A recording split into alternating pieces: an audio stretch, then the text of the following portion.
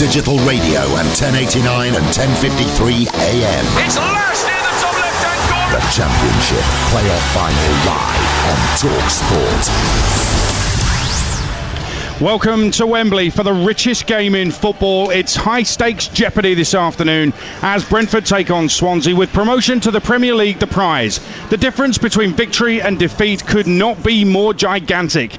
Let's put it into stark focus. Next season, the winner will be playing Pep, the loser will be playing Posh. That's how massive the Championship Playoff Final is, and it's live on Talksport.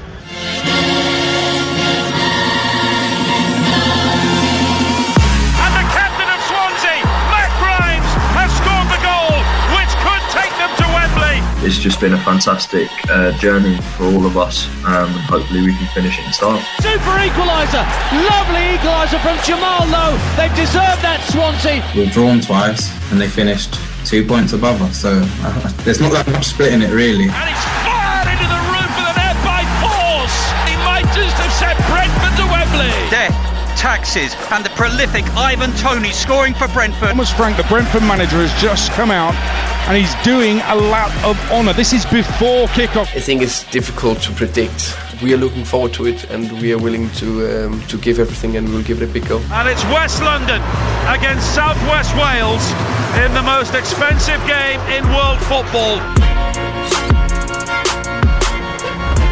Good afternoon, I'm Adrian Durham, live on Talksport from Wembley for one of my favourite dates in the football calendar, the Championship Playoff Final. 12,000 fans will be inside this stadium. No VAR to suck the life out of the occasion. Promotion on offer, and with Talksport's chief football commentator calling the action. And he's got the teams for us. Sam Matface. Indeed we have. Thank you very much, Adrian. Welcome to Wembley, and it's the same team for Brentford that played in the second leg, I think, of the semi-final. The teams have just dropped. They've got David Raya in goal, who had a bit of an aberration in this fixture last season in the game against Fulham, which Brentford lost. They've made a habit of losing playoff finals. Dalsgaard, Janssen and Pinnock, the back three. Roeslav keeping his place at right wing back. Jan Alton Jensen and Marcondes in the centre. Sergi Canos on the left-hand side, and Buemo supporting Ivan Toney in attack. 32 goals this season. Daniels, Good, Norgard, Fors, Godos, Reed, Tarek Fosu, Stevens and Bidstrup are the replacements. As far as Swansea are concerned, they've been forced into a change because Wayne Routledge has come up with quite a serious injury in the last week. He picked it up in the second leg, but it was diagnosed midweek that he'd got his anterior cruciate ligament injured. As a result of that, he's probably not going to play again till December. It is thought that he may end up retiring. Woodman is their goalkeeper. Carl Norton, Cabango, Gurhey and Bidwell. Fulton, Grimes the captain, Hourahan and Connor Roberts, and then Ayew and Lowe. They've played as two split strikers over the course of the season. They haven't a problem having an out-and-out forward so far this campaign, and again it looks as if Ayew and Lowe will be asked to do the job from the off. Hamer, Bennett, Latabodiere, Freeman, Manning, Smith, Dander, Whittaker and Liam Cullen on the bench for Swans. Thanks very much. Your referee, by the way, is Chris Kavanagh, ref for the second leg of the playoff semi-final between these two last season. He booked 6 players, including Swansea's Connor Roberts, who had a ding-dong with the Brentford manager Thomas Frank on the touchline at the end of what was the last ever game at Griffin Park. Brentford won that semi, but they lost this final last season. Now, the only team to ever lose successive playoff finals, Leicester, back in the 90s. They're up against Swansea, who won this final under Brendan Rodgers 10 years ago. Tomorrow, I was here for that, beating Reading in a 4-2 thriller. Scott Sinclair bagging a hat-trick. Scene set here inside Wembley Stadium. The sun has just gone in momentarily. It's been very warm, 20 plus degrees, and probably even warmer on the pitch in the glare of the sun when it comes back out. Ian Holloway won this Championship Playoff Final with Blackpool and with Crystal Palace. Ollie, how you doing? Brilliant, thanks Adrian. What a wonderful day, mate, to see the fans back in here at sunny Wembley. It's fantastic. David Connolly won the Championship title with Sunderland, lost the Championship Playoff Final with West Ham, and was a Wembley winner with Southampton. DC, how you doing? Good afternoon, very good, Aid. It's great to be here with you both. Ollie, what an occasion, what a day, what a game in store, and what a prize on offer. You've done it twice. What's the secret? It's learning from your mistakes, and I think Brentford, they might have a little bit more pressure this year, but by failing last year, will that help them? Obviously Swansea, any one of these can do it, but the joy that they will have being here, could end in terrible sorrow by not doing it, mate. You know, all that work that you've done this season could go to waste. So what a wonderful day out we've got, being neutral. Indeed, yeah. When you obviously there's a joy when you win it, and you won this Championship playoff final twice. Yeah. Did you spare a thought for the losers? Because the difference is it's obviously the difference between winning and losing, but with the prize on offer, I've just said there, the winner plays Pep, the loser plays Posh. It's a massive, massive difference between winning and losing today. So did you spare a thought for the loser? Yeah, the whole point is, I think you learn from that. I came here with QPR and we lost to Cardiff, down at Cardiff, you know, in the playoff final. So West Ham beat me here. You know, you experience both of that, so you do understand. But the fact is, you want to make sure that all your work, every single step that you've taken that season, is worth something. Otherwise, you have to totally and utterly start again. That's the severity of it. And obviously, with your fans, what a day it is when you win. You can't really remember it, can you? Let's be fair. Let's be fair. 10 years ago today, I was a Posh fan watching us beat Huddersfield in the League One playoff final. I know exactly what you're talking about. The joy is something else. David, when you weigh up the strengths and weaknesses of the two coaches and the two squads, who wins? It's very tough to call, Aid, because obviously both of them have had great seasons. You know, Brentford consistently operating at the top, you know, finished third again this season, despite obviously the player sales that we know about, replenish their side and they go again. Everyone knows how they play, change shape during the season. You know, normally I've been playing a 4, change to a 3, etc. And, you know, the results haven't really changed. And I think for Thomas, he obviously got promoted, didn't he, as an assistant, got the main job and has done it brilliantly. Very emotional. I listened to that semi-final. I thought it was a great show, driving up to Swansea. Very emotional game for him, because he really wanted obviously to get to Wembley. He knew this was key, getting his Brentford side there, because I think he feels it doesn't matter who he played there, Swansea or Barnsley. I think he feels that they're going to beat him. That's what I think. He's very confident in his players. He's spoken them, you know, bigged them up all season, and rightly so. You know, they played great football, but they're up against the Swansea side here. I've been really impressed with. They can go about it in two sort of different ways. Talking to Ollie off air, you know, they can play their football. They can mix it if they need to and go long. They've got lads at the back, Cabango and Gurhey, who cope with the physicality that Barnsley possessed, you know, which they might face with Tony here. They can play their football. They've got some really good ball players, you know, in the middle of the park. Grimes, Conor Hourihane, obviously. They've got quality up top, Ayew and Lowe. So, and I got a feeling he might have changed shape here. I got a feeling because he's gone to a back 3, hasn't he? Yeah, because even as soon as you read the teams out, and knowing Steve a little bit, and obviously he would have looked at this Brentford side, and he's probably got to match him up with Norton playing in there. Roberts can operate as that wing back, which he did really well for. Bidwell down the left hand side. So that unit, along with Woodman, is a really strong back 5. Match them up in the middle of the park, and Lowe and I up top as a 2. You know, they're going to be a handful for anybody. So what Steve Cooper's basically saying is that I'm matching you up because I think my players are better than yours. Well, I think he realises that if he maybe doesn't, then I think Brentford are going to boss the ball a little bit too much, and I think he's had to make a big call here. He has played a 3, not left, up to February, the whole season. Up to February, he'd only played a back 4 once, and obviously Bennett was key to that in terms of playing the 3. But he's made a big call in the final, and that's what you're a manager for, Tottenham Ollie. That's why, you know, it's one of those jobs you've got so much respect for, because you're the man in the middle with the pressure situations. And he's made a big call here because he's changed his shape, and, you know, maybe he felt this was the way to go and get a result against Brentford. And he'll be judged by that big call, won't he? He will be judged, and, you know, whatever happens, he's already done a brilliant job, Coops, because Swansea being up for so long, being an established Premier League side, for them to go down, which was totally unexpected by them at that time, he's had to change the pay structure. He's came in himself and had to look at where they're going. I think he's done a fantastic job. What I like about him, he wants to play football. He wants to pass it. He wants to move the ball. He wants a possession game.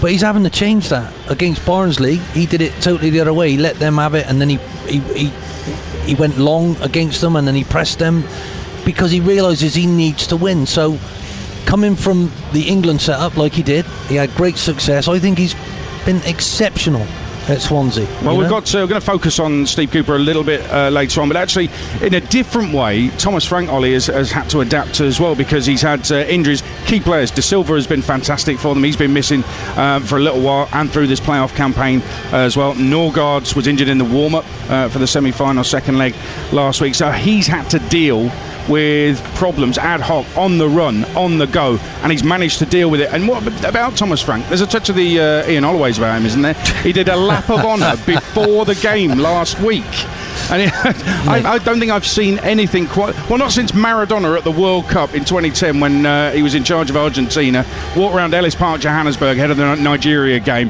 and the cheering was something like you've never heard before. But Thomas Frank got that crowd whipped up. Maybe they had a little bit of fortune with Chris Mefflam doing his ankle tap and Bournemouth going down to 10 men, but they took full advantage of it.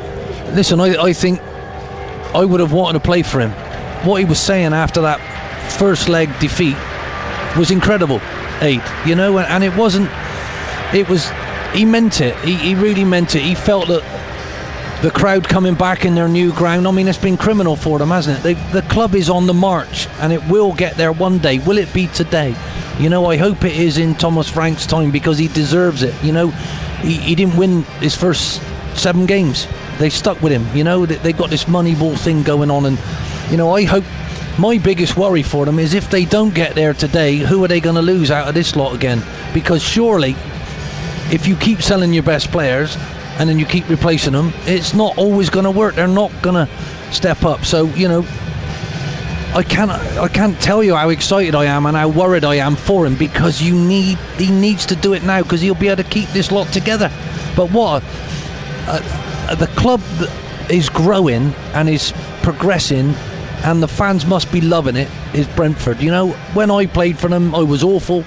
I was the second worst player they've ever had, and I was gutted I wasn't the worst. But you know, all I can say, the place was, we were with Frank McClintock, and he really wanted to win, and we wanted to try hard and try and win, but it just wasn't going for us. I'm delighted for them, and QPR fans are what kill me today, but I can't help it.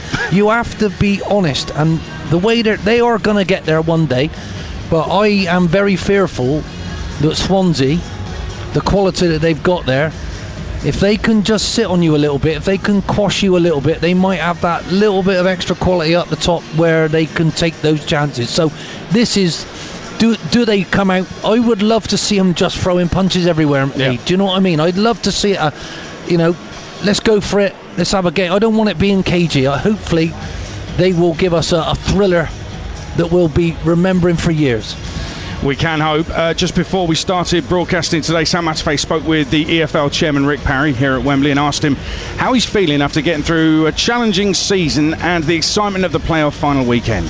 It encapsulates what the pyramid is all about. This actually shows that you bring together hope, despair, elation, dejection. It's all the emotions come together in one weekend. And post Super League, if anybody ever needed reminding that this is a meritocracy and it's about success and failure coming together, this weekend is it.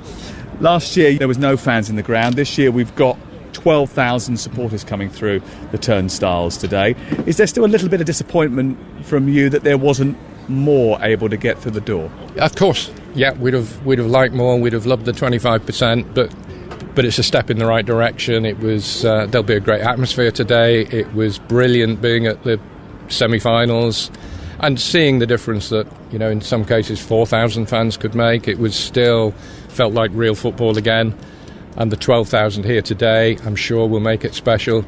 But sadly we are where we are, but looking forward optimistically to next season and business as usual.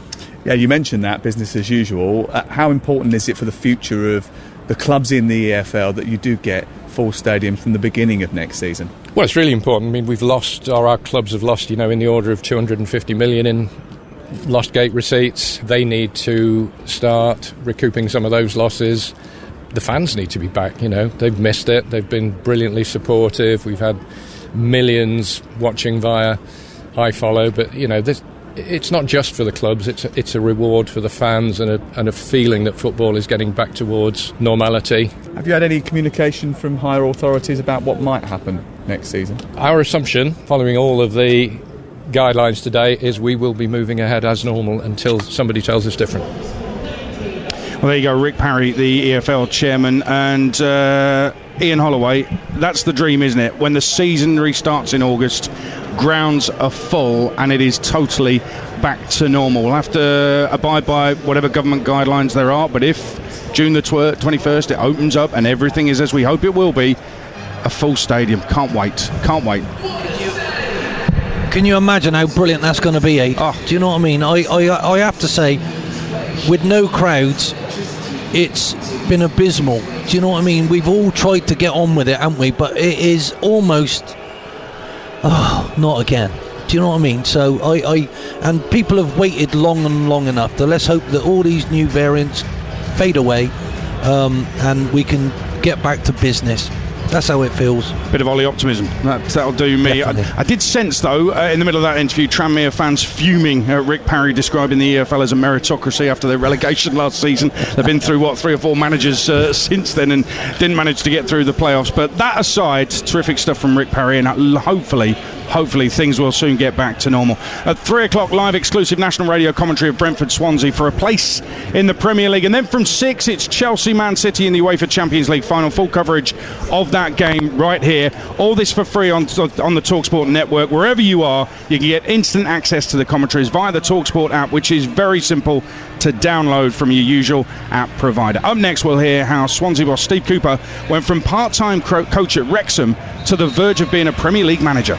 Did you know that playing the National Lottery raises £30 million for good causes every week? So we all get to enjoy more of this. And plenty of this. Not to mention this. Oh, get in. Ooh, some of this. And a generous helping of this.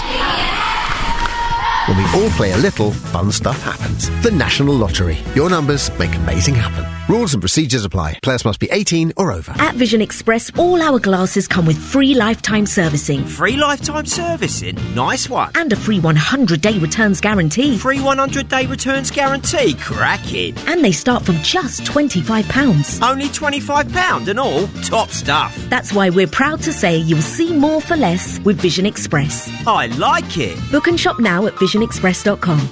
Applies to selected styles from the Scene range. Single vision lenses only. See more for less based on perception data January 2021. Terms and conditions apply. 650 people a minute. 39,000 people an hour. 460,000 people every day. Join the millions already vaccinated. The COVID-19 vaccine protects you and those around you. And remember, you need 2 doses for maximum protection. And the difference is you. Every vaccination gives us hope. The NHS will let you know when your vaccine is ready for you. There's something big going on at Tesco. Big brands at small prices. Not just hundreds of Tesco products price matched with Aldi, but lots of big brands too. So you can do a big shop and save yourself a trip. Tesco.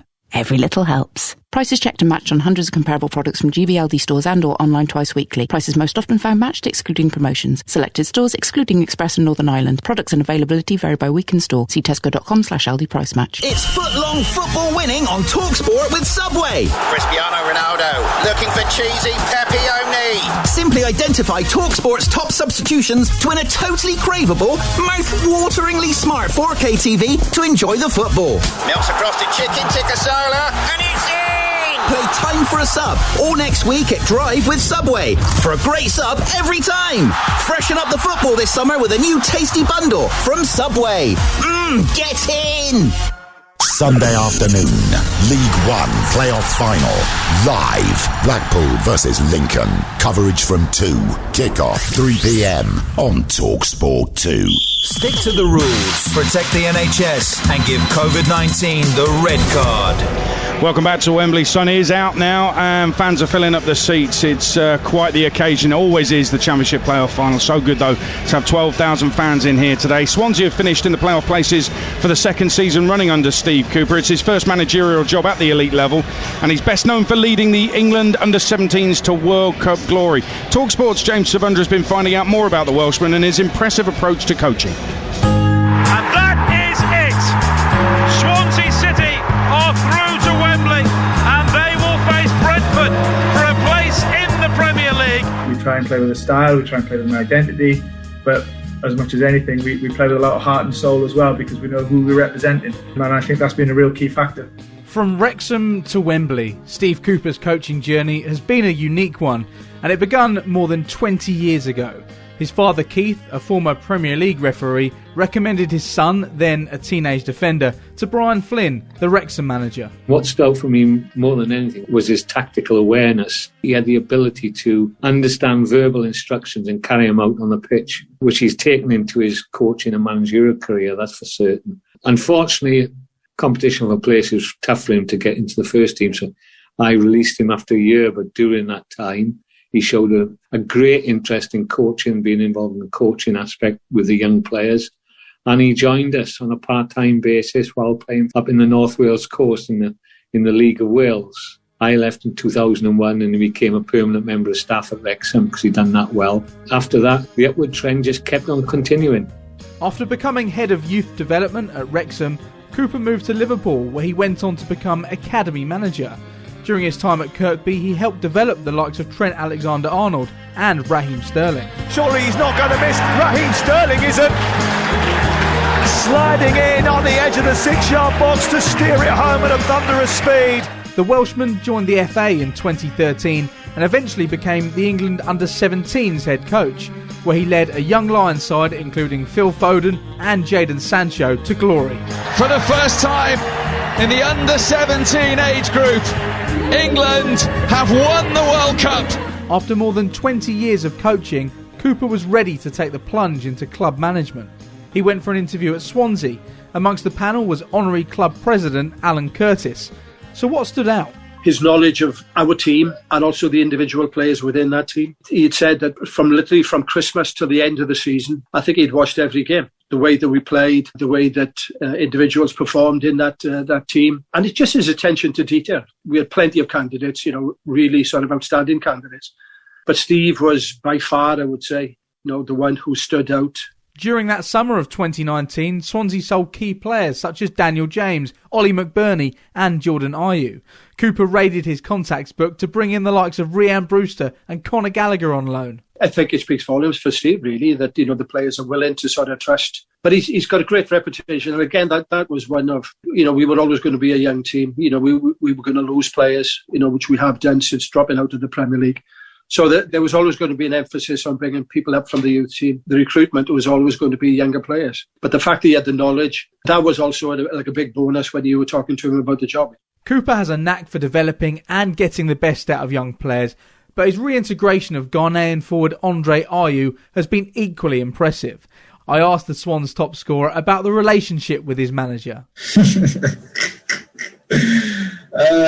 We have a very good relationship. I know that I need to give him also a lot on the pitch, That doesn't mean that he doesn't come on to me a few times on the video or half-time in a game, but we respect each other very much, and he's a very nice person. The Swans clinched a playoff spot in the dying seconds of last season, Cooper's first in charge. They lost to their opponents today, Brentford, in the semis. They are now potentially just 90 minutes away from the Premier League. Here's club legend and ambassador Lee Trundle. We haven't spent a lot of money, so what you've got to do is get the best players possible and then see how they fit into a style of play where you can be successful with them. That's what he's done. And to do that takes a lot of skill and, a lot of coaching. You look at where the club was from the relegation and the way we've built, over these past 2 seasons, what Steve has done. He's lost key players from last year and had to build again. That's another skill in itself where he hasn't kept the same squad and added quality and added again. He's lost them and had to build. So to come in at championship level and have all them obstacles in your way, I think he's done unbelievable. All about Steve Cooper, the Swansea manager. Both sets of players are out warming up, and what a noise when the players emerged from the tunnel. It was absolutely fantastic here at Wembley, where we've got 35 minutes to kick off the Championship Playoff Final coming up live on Talksport. And adaptability for me, Ian Holloway, is the key with Steve Cooper. I mean, we were talking there about the Under-17 World Cup win that he had 4 years ago with England.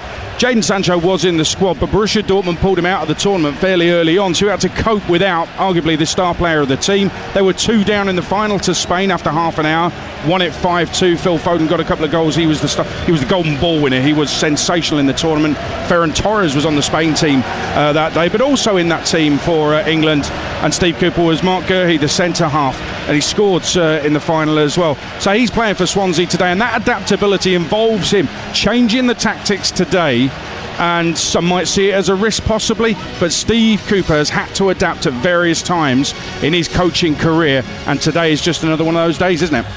Yeah, I think Steve's done a marvellous job, absolutely marvellous job, and the modern day coach needs to be able to look at it's his own team strengths, and you in an ideal world you'll be playing 95 to 98% about yourselves and then 2%, 5% about the opposition, and you warn your lads about that. But I think Steve looks to me like he's a deep thinker, and maybe he's anticipating that Brentford will have 2 up front, so we want a numerical advantage by having 3 at the back. And the great thing about them, he's swapped and he's changed, and it doesn't bother them. So, that is the sign of coaching. And, let's face it, Swansea have got a reputation for playing really beautiful football. They've done it for years and years. They have that identity. So he's kept that, and he's also, I believe, added to them. So I'm waxing lyrical about him, and unfortunately he's the one who got the job. I was in for it as well. What a great choice. Fantastic. David Connolly, if you're a player and you're being asked to change system for such a massive game, how are you feeling? I think they all believe and buy into what Steve Cooper is doing at Swansea. I think he carries himself really, really well. I think he talks very eloquently. He's got his feet on the ground, very level-headed.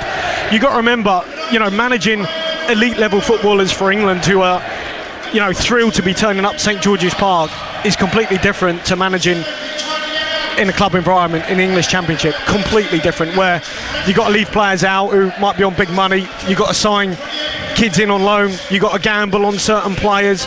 Imagine he's obviously going to his board and going, can I bring in Conor Hourihane? Well, what's he on? Well, I know, but look, I really believe he can help us get over the line. Or, various other, I'll get Conor Gallagher in. Imagine Charlton fans, that contributing factor, that him stealing Conor Gallagher, but that's in his contacts book. So I think what Swansea did is they obviously had a really thorough recruitment process, and I was on a coaching course with Steve, and his time at Liverpool, and obviously he's really well thought of. And when you're in charge of a club, whether you're a CEO or an owner, a chairman or whatever, you obviously do your due diligence, right? And you put the feelers out there. Who's up and coming? Who's going to be a good coach for us? Anyone on the radar? Who can we think about? We've just seen that with England under 16s coach getting the job. Joe Edwards, Rob Edwards. So it happens, right? And it's one thing then going to say that you can do it. It's another thing actually doing it. And I think he's done a great job. But I think his players believe in him. I think he's able to manage those experienced players, your Ayus of this world, but also your Guehis and your young Kabangos, and go and get an experience in terms of bid one, go, come on, you can go and do a job for us.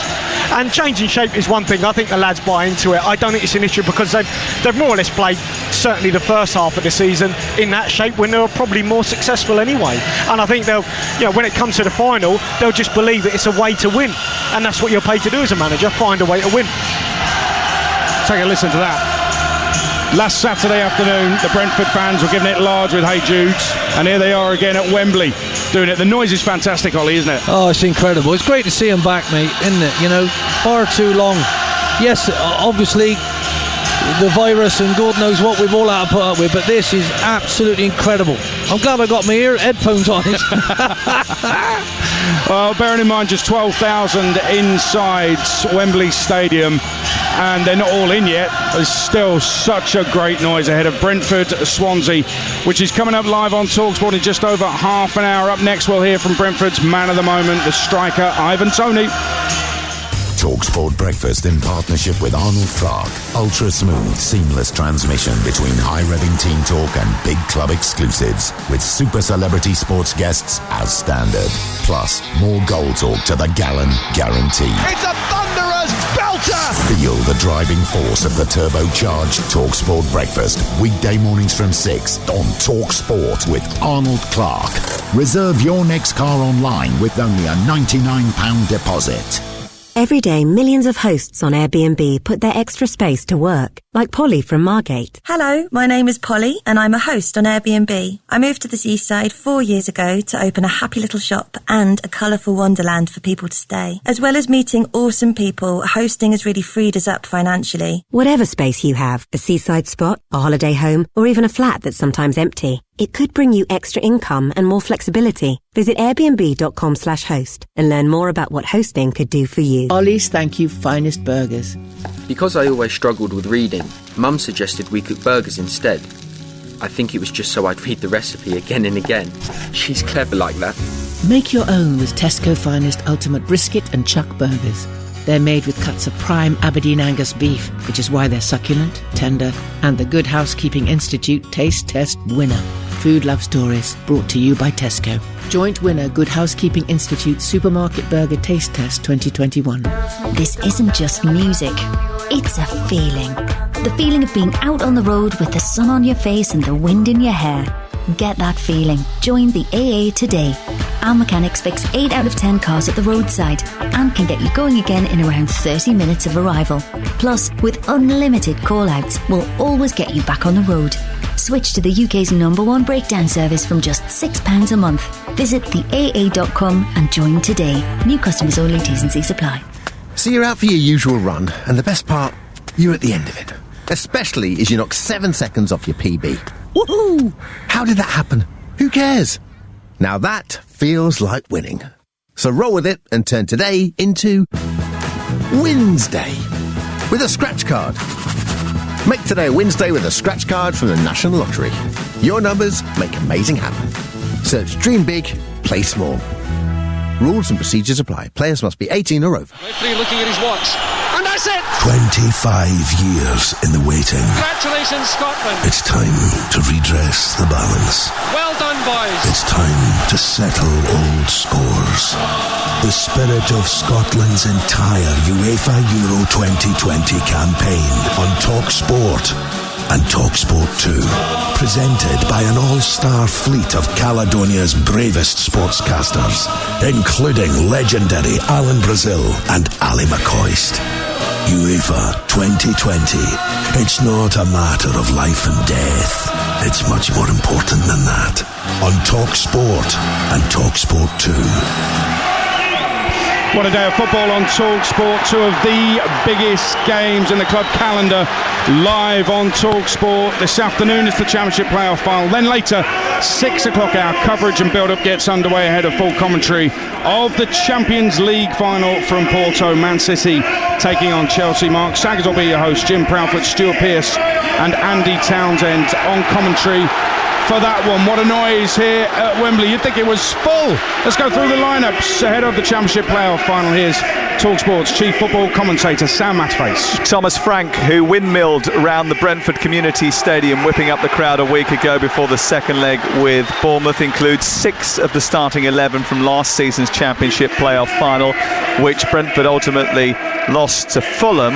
They start with David Raya in goal, a back 3 of Dalsgaard, Janssen and Pinnock. Norgard, by the way, who was injured in the warm-up in that second leg, is on the bench today. Roerslev plays at right wing-back, Canos at left wing-back, Jensen and Janel, who's been excellent all season in the heart of midfield.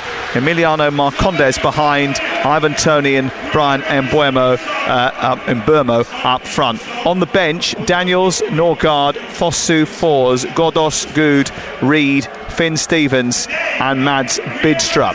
Swansea have spent a large part of the season without a conventional striker, so they've been either playing with 2 wider strikers or latterly with veteran winger Wayne Routledge as a false 9, but he's injured and unavailable, so 17-goal Andre Ayew and 14-goal Jamal Lowe start up front as Steve Cooper returns to a 3 at the back for the first time since the beginning of April. Freddie Woodman is in goal. It's Norton, Cabango and Gurhey as the back 3. Connor Roberts and Jake Bidwell as the wing backs. Grimes and Fulton in the centre of midfield, with Hourihane just a little bit further on, and then Ayew and Lowe up top. On the bench, It is Hamer, Bennett, Manning, Smith, Whittaker, Cullen, Yandanda, Latibaudiere and Kieran Freeman. So Ivan Toney up front for Brentford. He has the record for most goals scored in a Sky Bet Championship campaign and has been one of the major factors in getting the club to this playoff final. But who is the man behind the success? We asked Natalie Sawyer, Talksport broadcaster and lifelong Bees fan, to tell us more about the team's current centre forward.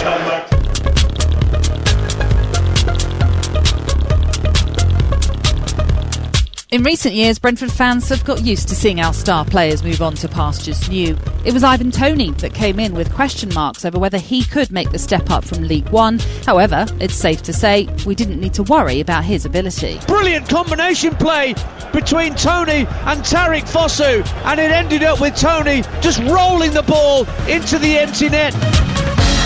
Born in Northampton in 1996, Toney would go on to play for his hometown club, becoming their youngest ever player at 16 years old. Here's Toney, 3-0.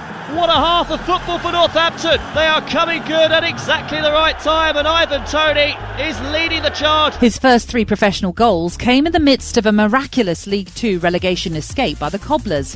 Former Northampton defender and now Cheltenham captain Ben Tozer was Toney's teammate at Sixfields. Always knew he had a mature head on his shoulders from the age of 16, 17. He wasn't arrogant, he wasn't cocky, he was none of them things, so that always held him in good stead.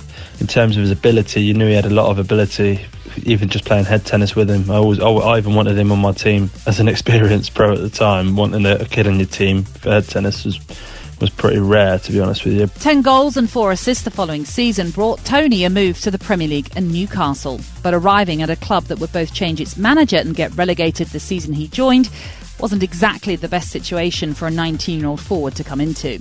The Chronicle's chief Newcastle writer Lee Ryder explained why it didn't work out for Toney on Tyneside. He come in, of course, under Steve McLaren, and he got his debut pretty early enough in both the Premier League and the League Cup. But then with Newcastle in the thick of a relegation battle, couldn't really get his chance. Then a change of management, Rafa Benitez coming in, and I think Rafa Benitez at the time was building a team just to stay in the league, really. And Toney, was deemed not quite ready. Disappointingly then, Toney made just 2 appearances in the North East and was sent out on 6 separate loan spells in the space of 3 years, a period which many would find disheartening, but the striker told Talksport that the loans made him the player he is today. When you're being sent out on loan, I think any player will tell you this, it's not the best feeling because you want to be playing for your parent club and you don't realise what you're going on loan for at the time. You just kind of think, I'm going on loan because they don't really want me here. But really, you're going on loan to gain experience, first team football and these kind of things. But I think I was just young and dumb at the time and didn't realise what it was for. But looking back now, you realise what it does to you. But as any successful sports person will tell you, it's not simply how you get knocked down, it's about how you get back up. And in 2018, Toney sealed a permanent move to Peterborough. Toney! Ivan Toney slides in, and Peterborough have come from behind to lead at Stamford Bridge, and it's their top scorer, Ivan Toney. 40 goals in 70 games then for the Posh, which undoubtedly was part of the reason why Thomas Frank was so set on getting his man. Of course, I knew that we need to work with him and he needs to work with us, and we need to go forward together. But we had that big belief that he could be the leading goal scorer for us, because that was the abilities we saw when we recruited him. It wasn't just the goals which made the striker so appealing. Ever since his departure from Newcastle, Toney's clearly had the right attitude, the right mindset and the best approach possible to bring him success. Just listen to what he says when asked if he had a point to prove to everyone for the way it ended at St James's Park. It might be a point to prove to myself rather than Newcastle, because they had a decision to make, and probably fair enough to them. They felt like I wasn't taking a chance that I'd been given, and I was just letting other things get in the way of it. But now it's just like I've got the ruthlessness in me to prove myself that I can do it, to know that I can fight back, do what I know I'm capable of doing. And yeah, I'm proud of how far I've got myself at the moment. To make sure he doesn't lose sight of what is important to him, he prints reminders on his body. Tattooed across his chest are the words, "Suffer the pain of discipline" or "Suffer the pain of regret." On his inner bicep is a timer and writing that says, "Direction is more important than speed. Some people are going nowhere fast." With these challenging times that we've been living in recently, it's meant that I've not had the pleasure of meeting Ivan in person, but I have held conversations with him, and he is a player hungry for success. He knows the capabilities of himself and of his squad, and he is 100% obsessed with doing whatever it takes to get back to the top flight. I just hope, and I have my fingers crossed, that it's with Brentford today. And it's headed back in, is it? It's gone in! It's 4-1! Ivan Toney sets the seal on the 3 points. Well, the tattoos sound fascinating. I'm sure they're not the only two as well, so I might have to go and read Ivan Toney's body at some point. How would that request go to Ivan? Can I have a read of your body, please? I'm not sure about that. Come on, Eve. Come on. I'm a Posh fan, and I saw him for 2 seasons, and we've had some really good strikers over the last few years. Marriott, Assombalonga, Clark Harris, Mikhail Smith, Gale. Ivan Toney, head and shoulders above all of them. He didn't score in his first 7 Posh games, but then he got an 87th minute winner for Posh at Southend on September the 8th, 2018. Since then, 81 goals in 121 games, all competitions. That's virtually identical to Harry Kane's record, the obvious difference being Harry Kane's played at the very top level. But if you compare it, say, to Jamie Vardy's record before he got to the Premier League, 2 seasons in the Championship with Leicester, a season in what is now the National League with Fleetwood, he got 54 in 110 games, so it's a huge difference. Toney hasn't just slipped into Ollie Watkins' boots at Brentford. He's had them resold, rehealed, painted gold with sparkly laces. If goals are your currency, he's the man who grew the money tree. But former goalscorer David Connolly, Toney's been accused of scoring penalties and tap-ins. Is that harsh? It's not harsh, but obviously that is pretty much true and accurate. I've seen him so many times and in real close proximity. Saw him in the first game of the season, and it looked like they didn't quite understand what they had in their team. He was making different runs to Ollie Watkins. He maybe doesn't quite have the blistering pace. He doesn't particularly get those goals like on the shoulder with the little through balls that Ollie would make. He's a completely different person in terms of his physicality. You can bang it up to him, he'll get hold of it. We saw that in the Bournemouth League game. They were down to 10, Brentford, and Thomas Frank left 2 up top, and he left Toney there because it was like having 10 and a half men. He got hold of it, he brought others into play. He was a colossus. He was brilliant. And defends in his own box as well. Both boxes, attacking, defensively. He can link the play. I saw him against Rotherham, play as a false 9. He put in Boomer as the central striker. Toney came off short, linked it superbly, great intelligence, awareness. He can assist. He put a wonderful ball in from Boomer against Luton from the right flank, going, there you go, that's the sort of service I want. Bang! What a ball, whipped it in with great pace. Look, he's got a little bit of everything. He scored a lot of his goals in the 6-yard box. He's won a lot of penalties, although he's taken them. He's won them too. So he's got a little bit of everything about his game, and it hasn't been easy for him to get to this level. But sometimes when you scrap so hard, you make sure you stay there. And he's got sort of everything about. He doesn't maybe have the sort of ball manipulation skills. He can create a goal like nothing like an RU, for example.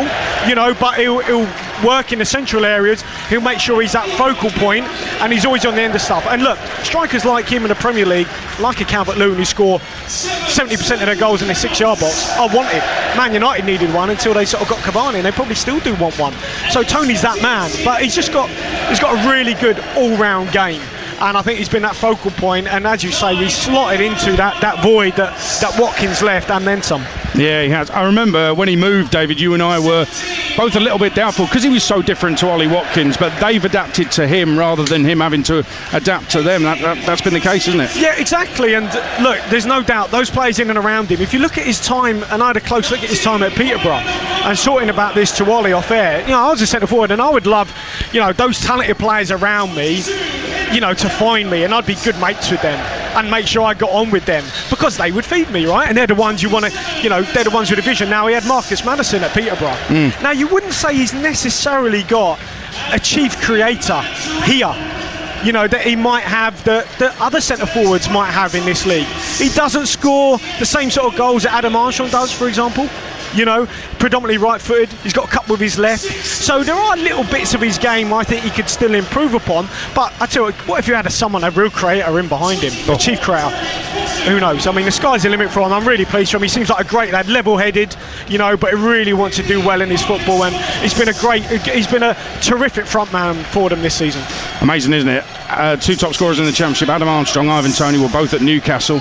They let them both go, but maybe they had to let them go for them to flourish. But Listen, very quickly, Ollie, when you've got a top goal scorer, that might be why Swansea have changed system. That might be part of the reason why Steve Cooper has seen to that, just to try and contain Ivan Toney. I think it is, and you know, every team needs to believe they can score a goal, and Brentford look confident. I've just watched both warm up. They look really, really confident, you know, and that's what you want. Get that chance, ball in the box. And what an art that is in that city. It looks easy to get in there, mate, I can tell you. To get in there at the right time, not being marked, and tap it in. The boy's got everything for me. I love his interviews. I think he talks brilliantly, and he's got a great handle on life. He knows where he is, and he knows what to do, and I think he's inspirational. Just looking at, I mean, Ollie mentioned the warm-ups there, and obviously when I played here for West Ham against Palace, it was a similar sort of day. And what you want to do is warm up, not wear out. You know, and these little details. So Swansea came out quite a bit later, warmed up in the shade predominantly, only did a little bit of a warm-up sort of drill, passing, possession, bang, they're in. And sometimes coming out late and going back in early sends a little bit of a message, you know, saying, you know what, we're pretty confident in what we're doing here. We're the ones that actually, we're that little step above. We don't need to warm up out here for half an hour, make sure we're on our game, because we're going to be bang on it. Doesn't matter if 5, 10 minutes, 15 minutes, whatever. They had a pretty short warm-up, you know, which sometimes sends it, when you're looking across in the other half, then the other team aren't even out yet, you go, oh, hang on a minute, this is a bit unusual. It's either going to work for them or they'll pull 2 hamstrings in the first 5 minutes. We shall see. Coming up at 3, it is 15 minutes away. Full commentary of the richest game in football, the Championship playoff final between Brentford and Swansea, in front of 12,000 here at Wembley, live on Talksport. It's foot-long football winning on Talksport with Subway. Cristiano Ronaldo looking for cheesy pepperoni. Simply identify Talksport's top substitutions to win a totally craveable, mouth-wateringly smart 4K TV to enjoy the football. Melts across the chicken tikka sola, and it's in! Play Time for a Sub all next week at Drive with Subway for a great sub every time. Freshen up the football this summer with a new tasty bundle from Subway. Get in!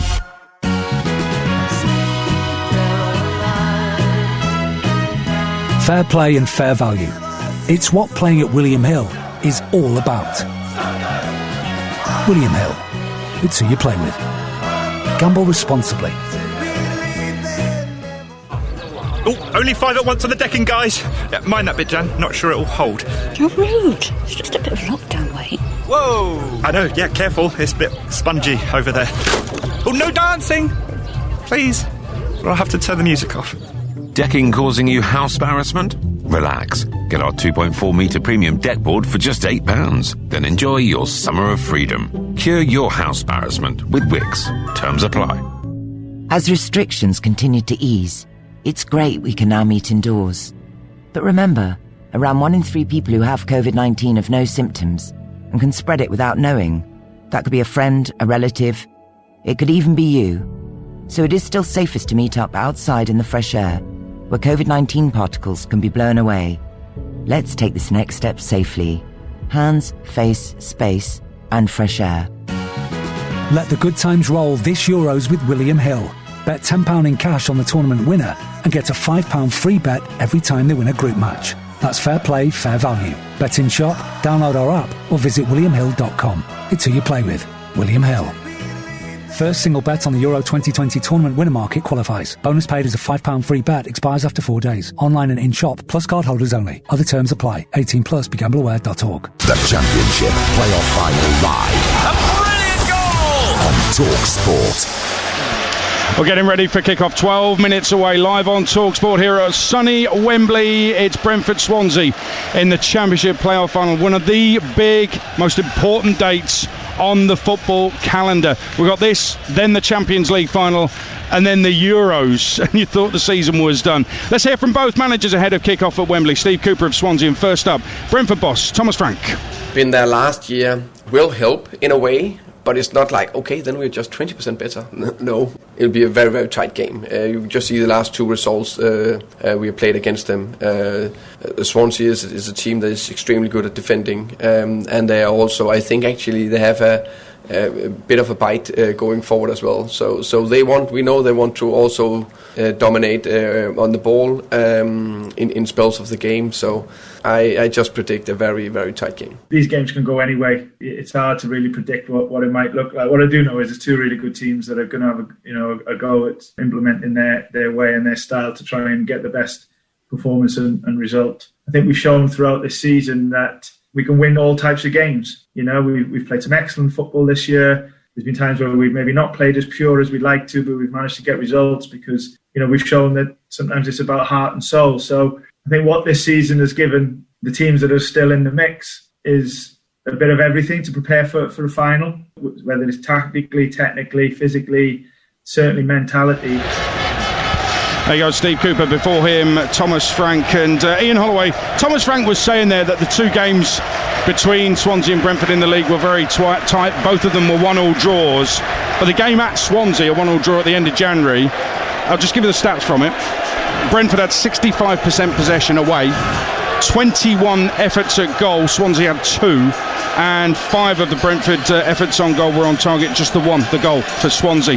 That wasn't a tight game. Brentford dominated, but somehow didn't win. That's football for you, mate. And it's about finding a way to win on a regular basis. And Swansea, a lot of clubs have done that. I went to Palace, and the very first game I took, we won 5-0. We only had 38% possession. Aid, it is the beautiful thing about this game is it's more about the will here today, not the skill. Who has got that will in that dressing room to come out on top when it matters? And do you know what? It's so close to call. It's very, very... The bookies are going to have a headache today. Are you going to reveal on air the score prediction you just gave me off air? Yeah, 4-3, but I don't know which way. We're all going to be happy with that, no question. And listen to this noise as well, Ollie. We're, 9 minutes away from kick-off. Teams on their way out very soon. How much of a difference will this noise make to these players? That's why I'm saying the game is going to be exhilarating, exciting, because we've all missed this. Don't kid yourself. You're going out there, it's been like a practice match. This is sensational, honestly. It really is. Upper tiers around the sides are empty, but behind either goal, the middle tiers are full of fans, and then the lower tiers, the lower ring, that's where the fans are housed, and obviously there's spacing between them as well. But 12,000 in here as the club crests are unfurled on the pitch. Brentford to the left with a B in the middle, and the Swan to the right. Who do you fancy in a fight, B or a Swan? It'll be close. I must mention, we've been talking about Ivan Toney. I've got to mention the Swansea keeper who Ivan Toney's got to beat today. Freddie Woodman. He's on loan, second season running from Newcastle. He's also a World Cup winner with England, the Under-20 World Cup 4 years ago. Dominic Calvert-Lewin scored the only goal of the game against Venezuela. Woodman, though, saved a penalty in the game. He also saved a penalty in a shootout when England won the Under-17 Euros final against Holland 2014. He saved 2 penalties in a shootout in an FA Youth Cup tie between Newcastle and Sunderland. Big rivalry there. He saved 3 penalties in a shootout in a cup tie while on loan at Aberdeen. In fact, his career so far, he's saved a stunning 8 of the 19 penalties he's faced, and that's not including the shootouts. He's the Championship Golden Glove winner with 20 clean sheets this season, Freddie Woodman. And if it goes to pens, I know who I'm backing. Have you seen Ivan Toney's penalty taking? He's not bad. Not bad. He is the coolest cucumber I've ever seen in my life. Boink. Beautiful, mate. Well, it's all here for us today, isn't it? Let's hope we're not disappointed. I'm sure we won't be. I don't think we can be. There's matchups, there's good players, and on the coaches who we've just heard from as well. One thing puzzles me, and from a coaching point of view, managerial point of view, Ollie, you may be able to explain it. Nobody's really talking about Thomas Frank getting a big move somewhere else. But they are talking about Steve Cooper, whether Swansea go up or not. Will he be here? Will he be going to the Premier League? He's being talked up. Why is that? What's the difference?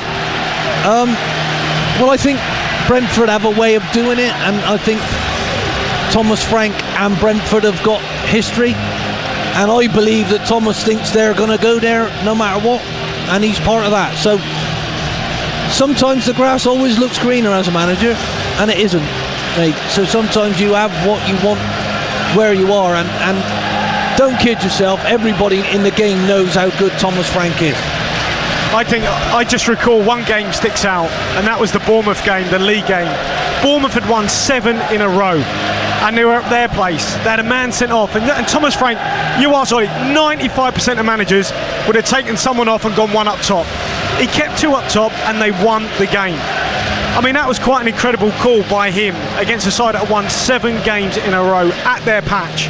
And I think Thomas Frank has proven himself. You know, it's so difficult to step up when you're an assistant, you know, and then get that time as the number 1 and really go and prove yourself that you can be a manager of men, you know, and he's done that.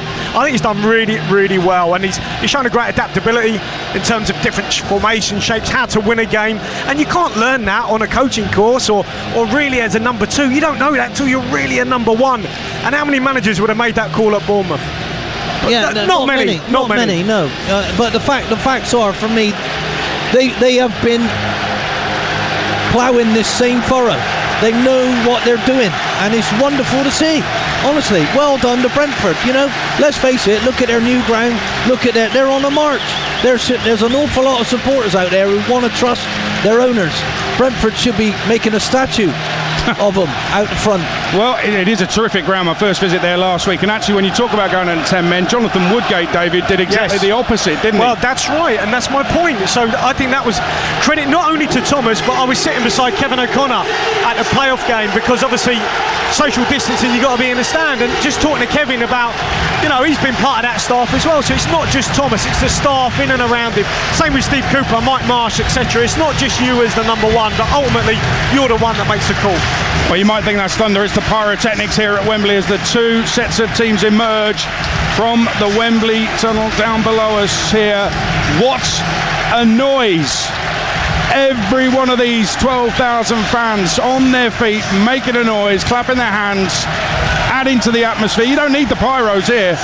What a noise, Ian Holloway. Brilliant. It's great to be back, isn't it? Surely health and safety with that aid. What's going on there? I mean, hey, they brought a Welsh dragon up, haven't they? Well, talking of health and safety, the singer of the national anthem is going to be Farrell Smith. Her dad's an health and safety officer. So there you go. I'm sure he would not have let her get so close to the flames if there was a problem. We are actually going to have the English national anthem and the Welsh, but here's Farrell Smith with the English national anthem.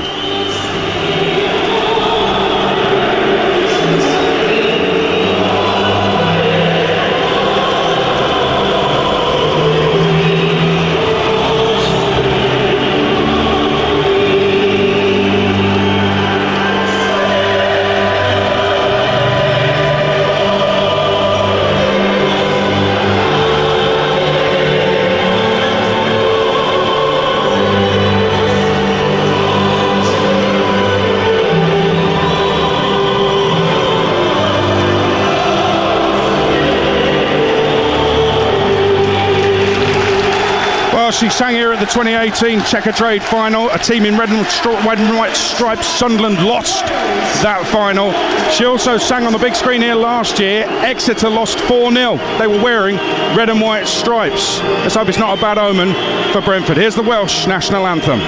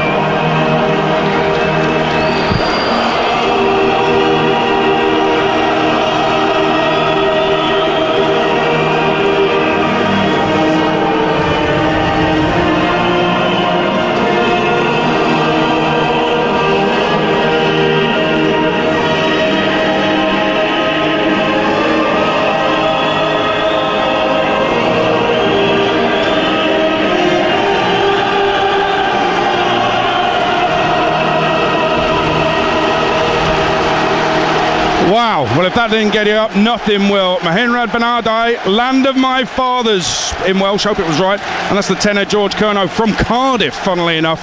singing it for the Swansea fans in a Swansea shirt as well. He sang at his sister's wedding yesterday. Slightly bigger crowd today. Farrell and George doing a duet of the English national anthem tomorrow at the League One final, Blackpool-Lincoln. They'll go back to splitting duties for another Anglo-Welsh clash on Monday. Newport against Morecambe. Both those playoff finals live on Talksport 2. Ask your smart speaker to play Talksport 2 or download the Talksport app for free and swipe left for Talksport 2. Time now for the big one, live from Wembley Stadium, where 12,000 should be 20,000. They sound like 80,000. Talksport's your home for the EFL. By the end of this bank holiday weekend, it'll be over 130 EFL commentaries for the season on the Talksport network. Throw in a brilliant EFL show every Friday evening with Dan Windle and Mark Webster on Talksport 2. And we've got it covered. Playoff spots during the season, or playoff spots at the end of the season, are what these two have got. They've been in the top two for a lot of the season, but they couldn't stay there. Brentford against Swansea. There's around 180 million reasons why victory's vital today. Here's your commentary team of playoff winner as a manager, Ian Holloway, Wembley winner as a player, David Connolly, and Talksport's main man, Sam Matterface. Afternoon, everyone. The burning heat of the playoffs on a scorching day at Wembley. Everybody loves the playoffs, don't they? Brentford don't.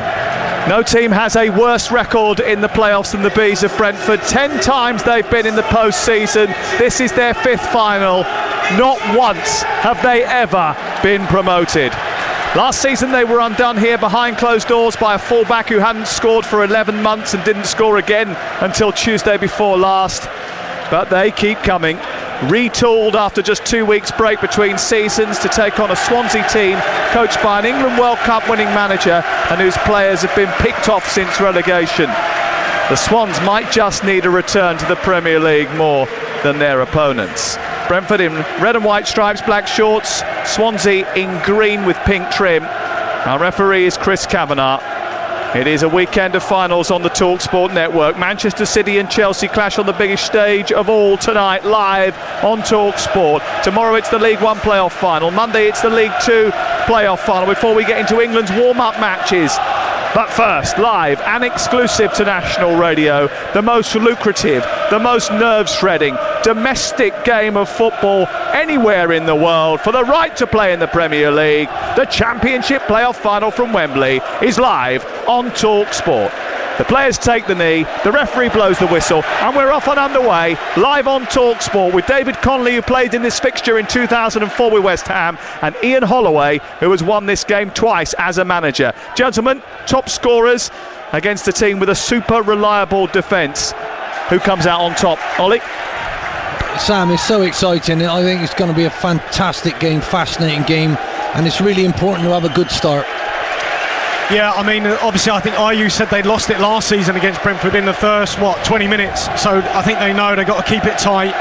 They'll have a game plan, obviously. We've seen that from the kick-off, I mean, on certain screens it's got a different shape for Swansea. I had them as a back four, but to me there's certainly a three with Bidwell raiding down the left and Roberts down the right. And Roberts has been, I think, one of their best players this season when he's played as a wing-back. It looks very much that they're lining up as a free at the moment. We'll go through those two lineups for you in just a second. The ball is on the right side of the Brentford defence, coming down the right touchline with Dalsgaard onto Jensen. Jensen plays the ball back towards the halfway line, and then it's into Pontus Jansson at the heart of the Brentford defence, clipping it forward, looking for Tony, who heads the ball down into the penalty area. Two red and white shirts chase it, and it's away by Bidwell, who spins inside his own box and thunders it out of play on this near side. Yeah, David Connolly. That was interesting because Tony, as soon as Janssen got it there, he just peeled onto the back of, it looked like Norton from there. Roslav down that right hand side, trying to run in from the right touchline after a throw in, almost caught Swansea out. A little bit sleepy Swansea at the back there for a second. The ball goes out of play and away for a goal kick away to our right, 0-0. Because if you're Tony, you're not going to go up against Gurhey. I think he's too good in the air, so when Janssen got it, you just saw Tony just peel out the back onto Norton. He probably's the one he fancies to win his headers, and he did there. Swansea start with Woodman in goal, Norton, Cabango and Gurhey is the back three, Robertson, Bidwell the wing backs, Fulton and Grimes in the centre of midfield with Howrahan, and then Ayew and Lowe up top. Brentford, they've got Raya in goal, Dalsgaard, Janssen and Pinnock, then Roslav, Jensen, Janel and Kanyos And then Emiliano Marcondes behind Tony and Mbermo. Ball into the box. There's a little push possibly on Mbermo, who goes down under a challenge. But although Gurhey is running away looking innocent, Chris Kavanagh is already wagging his finger and saying no penalty. Ball played through the middle, up towards Lowe, sweeps it round the corner, out to the far side. Roberts getting up to help the Swansea attack for the first time. 2.5 minutes gone at a sun-drenched Wembley. Ball infield, sent towards the left-hand side, where it's collected by Hourahan. And then further on to Gurhey, who's just got up halfway inside the Brentford half of the field.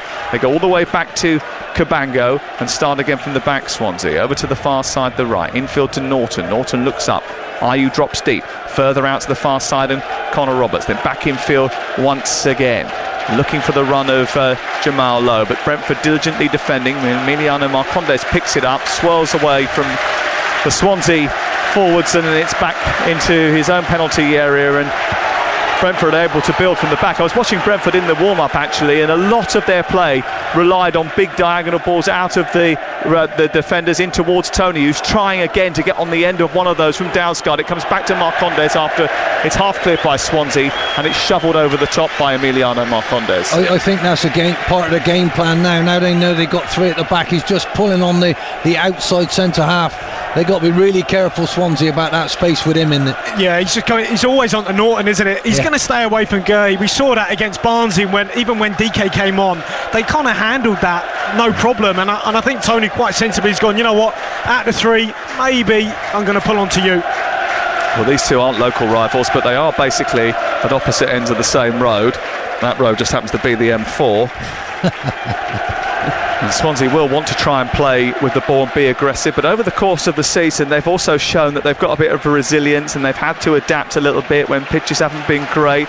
They've had to play 8 games in 31 days, like everybody, 10 games in 31. They've found ways to win, and they've got to find a way to win here against a side who love to play with the ball. Well, they're certainly not Sam and Ollie. They're not going to press high when it goes back to the goalkeeper. They're kind of just letting them have it and then going, right, we're just going to sit off and we're just not going to commit. You're not going to pick us off.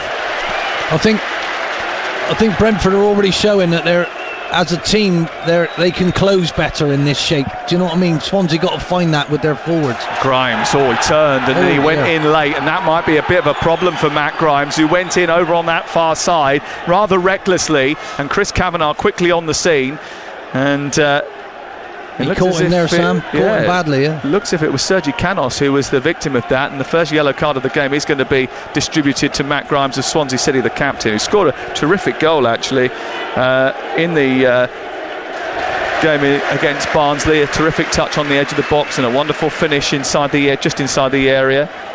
But that is a yellow card, and he just got hounded, didn't he, and then overran the ball, and he's the first name in the referee's notebook. I think he slipped a bit, Sam. Give him the benefit of the doubt. No benefit of the doubt from Chris Kavanagh, the referee. We have our first booking on the showpiece day here at Wembley. The sun is out high above our head on a cloudless sky. A beautiful sunny afternoon in North London. And there's only 12,000 people inside this stadium, but they're making one hell of a noise. It's up towards Tony, headed away by Norton. Grimes over the halfway line. Pinnock brings it down for Brentford, just in front of that halfway line. Canos tries to continue, blocked by Fulton, and then Grimes tucks it out wide right, and now Roberts looks to progress down the touchline. Just cuts back, decides not to go too far forward, and brings Fulton back into play, and Swansea will try to build from the back with young Ben Cabango at the heart of defence. Out towards the left-hand side, here's Gurhey striding forward, flicks it infield. There's no one in green waiting for that ball, and it's cut out by Janelt, who was picked up for £500,000 from the German second division, and he's been basically irreplaceable in that midfield ever since. Here is Jensen trying to steer it forward. Emiliano Marcondes dispossessed. It's Gurhey into Grimes, the captain. Then back to the heart of defence for Swansea once again. 0-0 the score on Talksport. Now, Swansea know that it's going to be a completely different game to the challenge that they were given by Barnsley with their up and at them direct style, right in your faces. But Steve Cooper, who led England under 17s to World Cup victory, likes to find solutions to problems, and obviously he's had to find one today. Yeah, and I just looked at that little bit of passage of play there from Swansea. When they got it, they just needed Roberts to be a little bit higher in terms of right on the last line, going up against Canos. You fancied Roberts in the air all day long, but it was too deep. So if they are going to play these wing backs, you've got to make sure you hit them. And just a couple of times, Brentford, when they do go from back to front, if Tony doesn't win the first one, they got to pick up the second balls. They haven't picked them up so far. Championship playoff finals aren't always the easiest on the eye. There have been some horrendous games over the last few years. Reading versus Huddersfield always springs to mind as probably the worst. But there's so much at stake for both these two teams. Maybe it might not be like that today because Brentford are involved, because of the way that they run, their assertive approach on the field. It's unlikely that they'll be as hindered as some are coming into this game. I just wonder, Sam, whether they expected Swansea to play a back three. It does change where people are, you know, and the players got to realise that. Look like they've sussed it. Janssen bringing the ball out from the heart of the Brentford defence. He rolls the ball down the left side onto Emiliano Marcondes. Then Sergi Canos with a reverse ball into the box. Mbeumo trying to beat the goalkeeper there. He did beat the goalkeeper there. Freddie Woodman brings him down. It's a penalty to Brentford. 8.5 minutes on the clock in the Championship playoff final. Freddie Woodman brings down Mbeumo, and it's a penalty to Brentford. David Connolly. Yeah, brilliant little bit of play here from Canos. I mean, I think Swansea, look, they got to know he's a right footer. This is Canos all day long, playing off the left. He always drifts in field, and this is why I think he selected Mbeumo, because he's more mobile than Force. Completely different sort of player, and he's always going to get on the end of those. Lovely little weighted through ball from Canos, and he just gets there just ahead of Woodman, does bring him down. It is a penalty, and I think what the Brentford players want, they probably want a red card here for the goalkeeper. Well, I don't necessarily think that is going to happen. I'm not even sure he's going to even be booked, but it's worth pointing out what Adrian Durham told you a little bit earlier on today. He saved a penalty in the Under-20 World Cup final against Venezuela 4 years ago. He saved a penalty in the shootout when England won the Under-17 Euros final against Holland in 2014. He saved 2 penalties in a shootout to win an FA Youth Cup tie for Newcastle against Sunderland, and he saved 3 penalties in a shootout in a cup tie while on loan at Aberdeen. What can he do against the most prolific striker in the Championship? Ivan Toney steps up, right-footed. He can't save this one. A 33-goal season for Ivan Toney, who slots it into the far corner with relative ease, casual and calm. He's shot Brentford into an early lead in the Championship playoff final from the penalty spot, and as a result, it's Brentford 1, Swansea 0. Yeah, really well taken. Nice and composed here, low finish. Took a couple of bobbles, I guess, going into the corner, but what a pressure penalty. That's no pressure for that boy. Dave, not pressure at all. He looks like he lives for it. Fantastic. Well, we all hunched around the screen about an hour and a half ago and watched all his goals from the whole season, and we were commenting then about his penalty-taking technique. He doesn't really have much of a run-up, does he? He's pretty confident about which way he's going to put it, and he can go either side. How can you tell which way he's going? I've never seen a style like it. It's fantastic. Well, he has mixed it up all season. He's gone to the keeper's left, to the keeper's right, and obviously great composure. Great composure there. I just question up.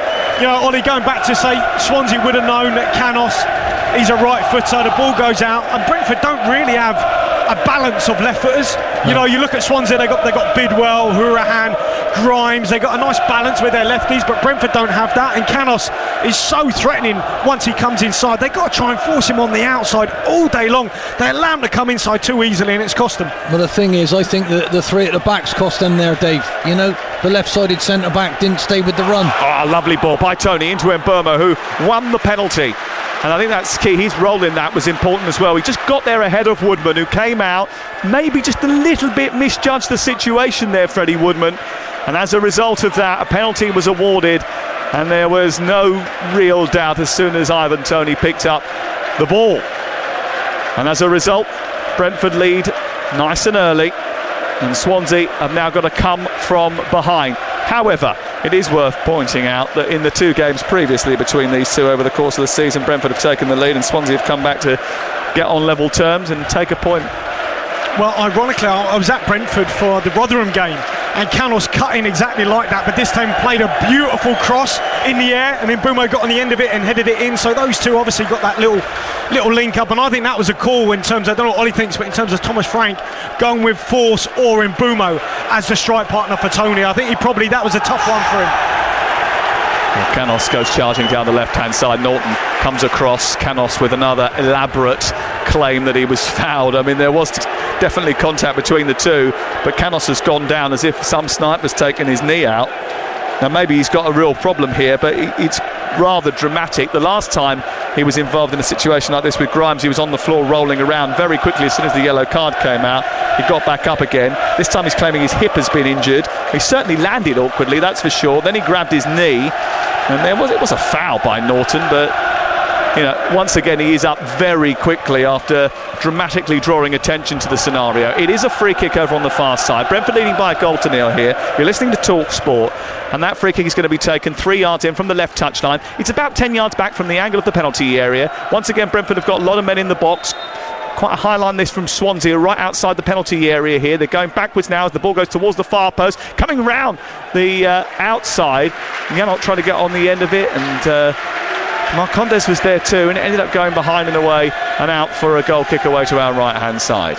Yeah, I guess by Brentford standards they'll be disappointed with that set piece. I mean, they've traditionally, I think for a number of seasons now, Ollie, employed a set piece sort of specialist, trawling around picking out set pieces from this country, that country, and they've had really good variation and success with those, but not the best one, that one. Swans relegated from the Premier League 3 years ago. Brentford haven't played top flight football since 1947. Down on the touchline, Thomas Frank, his long hair tucked behind his ears, is making notes on a bit of paper on top of one of the electronic scoreboards, not even really looking at the play, as another challenge goes in over on the far side on one of his defenders, and it goes out for I think it's going to be a free kick just in from the far touchline. And getting back to his feet rather slowly, Vitaly Janelt, who's got a weirdly wonderful goal in the semi-final, gets back to his feet. He was crushed by Jay Fulton over on that far side. I think Swansea got to calm down a little bit. They've made a couple of rash challenges lately. Just get back. I know you're one down, but it's not too big a problem, providing you're still confident in what you're doing. Thomas Frank, a picture of calm inside the technical area, goes back to take his seat in the stand. Swansea are not calm at all. They are rocking a little bit. Gurhey's just lost his footing under pressure from Mbeumo, but they don't look comfortable. And Steve Cooper standing on the edge of the technical area, hands on his hips, just trying to control his team, trying to get them through the next 5-10 minutes of this game, because this is a pivotal point, isn't it, David? It is, and they kind of, Brentford know this. They're going in for the kill here, because look, when Brentford have got the ball with their goalkeeper, Swansea aren't pressing them, certainly not from the first minute. They were just sat off going, okay, that's fine, you can have it there, but not with Brentford. Ball goes back to the goalkeeper Woodman, they're on the press, it goes out to Gurhey, and Mbeumo's on the press again, trying to win it back high up. Completely different styles here. By any measure, the Championship is an arduous season. The fact that these two teams have negotiated 46 games in their campaign, plus 2 semi-finals, plus a handful of cup games, all the more concertinaed into 8 months instead of 9, makes it all the more impressive. But Brentford went a long way in the EFL Cup as well, and still they look sharp, fit, and they have a swagger about them here at Wembley this afternoon. They send the ball down the right, the ball is headed out of play, goes out for a throw in which Mbeumo wanted to take quickly. Gurhey tried to stop them from doing that, and it's now going to be Dalsgaard who takes the throw in level with the edge of the penalty area. Recently called up into the Denmark squad, Henrik Dalsgaard, for the European Championships. Throws the ball forward down the right side, and it goes behind and away and out for a goal kick away to our right. Sam, I think the biggest issue, and Dave, I think it looks to me like Brentford strikers, their front two and the one behind, they know how to press in this. I'm not sure Swansea do it at the moment. Well, I think certainly Tony and Mbeumo have got a really good relationship. When they played together this season, they've done great, and one comes short, one goes in behind, and Mbeumo's always on the move, and they got bundles of energy, those two. Relentless pressing from them. Well, Mbeumo was the one who caused all the problems for Chris Mepham in the game against Bournemouth. Ended up being rugby tackled on a surface which is used by a rugby union side. Well, he should have scored, shouldn't he, in the first leg? I mean, he had that gilt-edged chance from a couple of yards out. Major miss. And despite the fact that he's got 4 goals in 9 games, I think that was thought of as a key moment.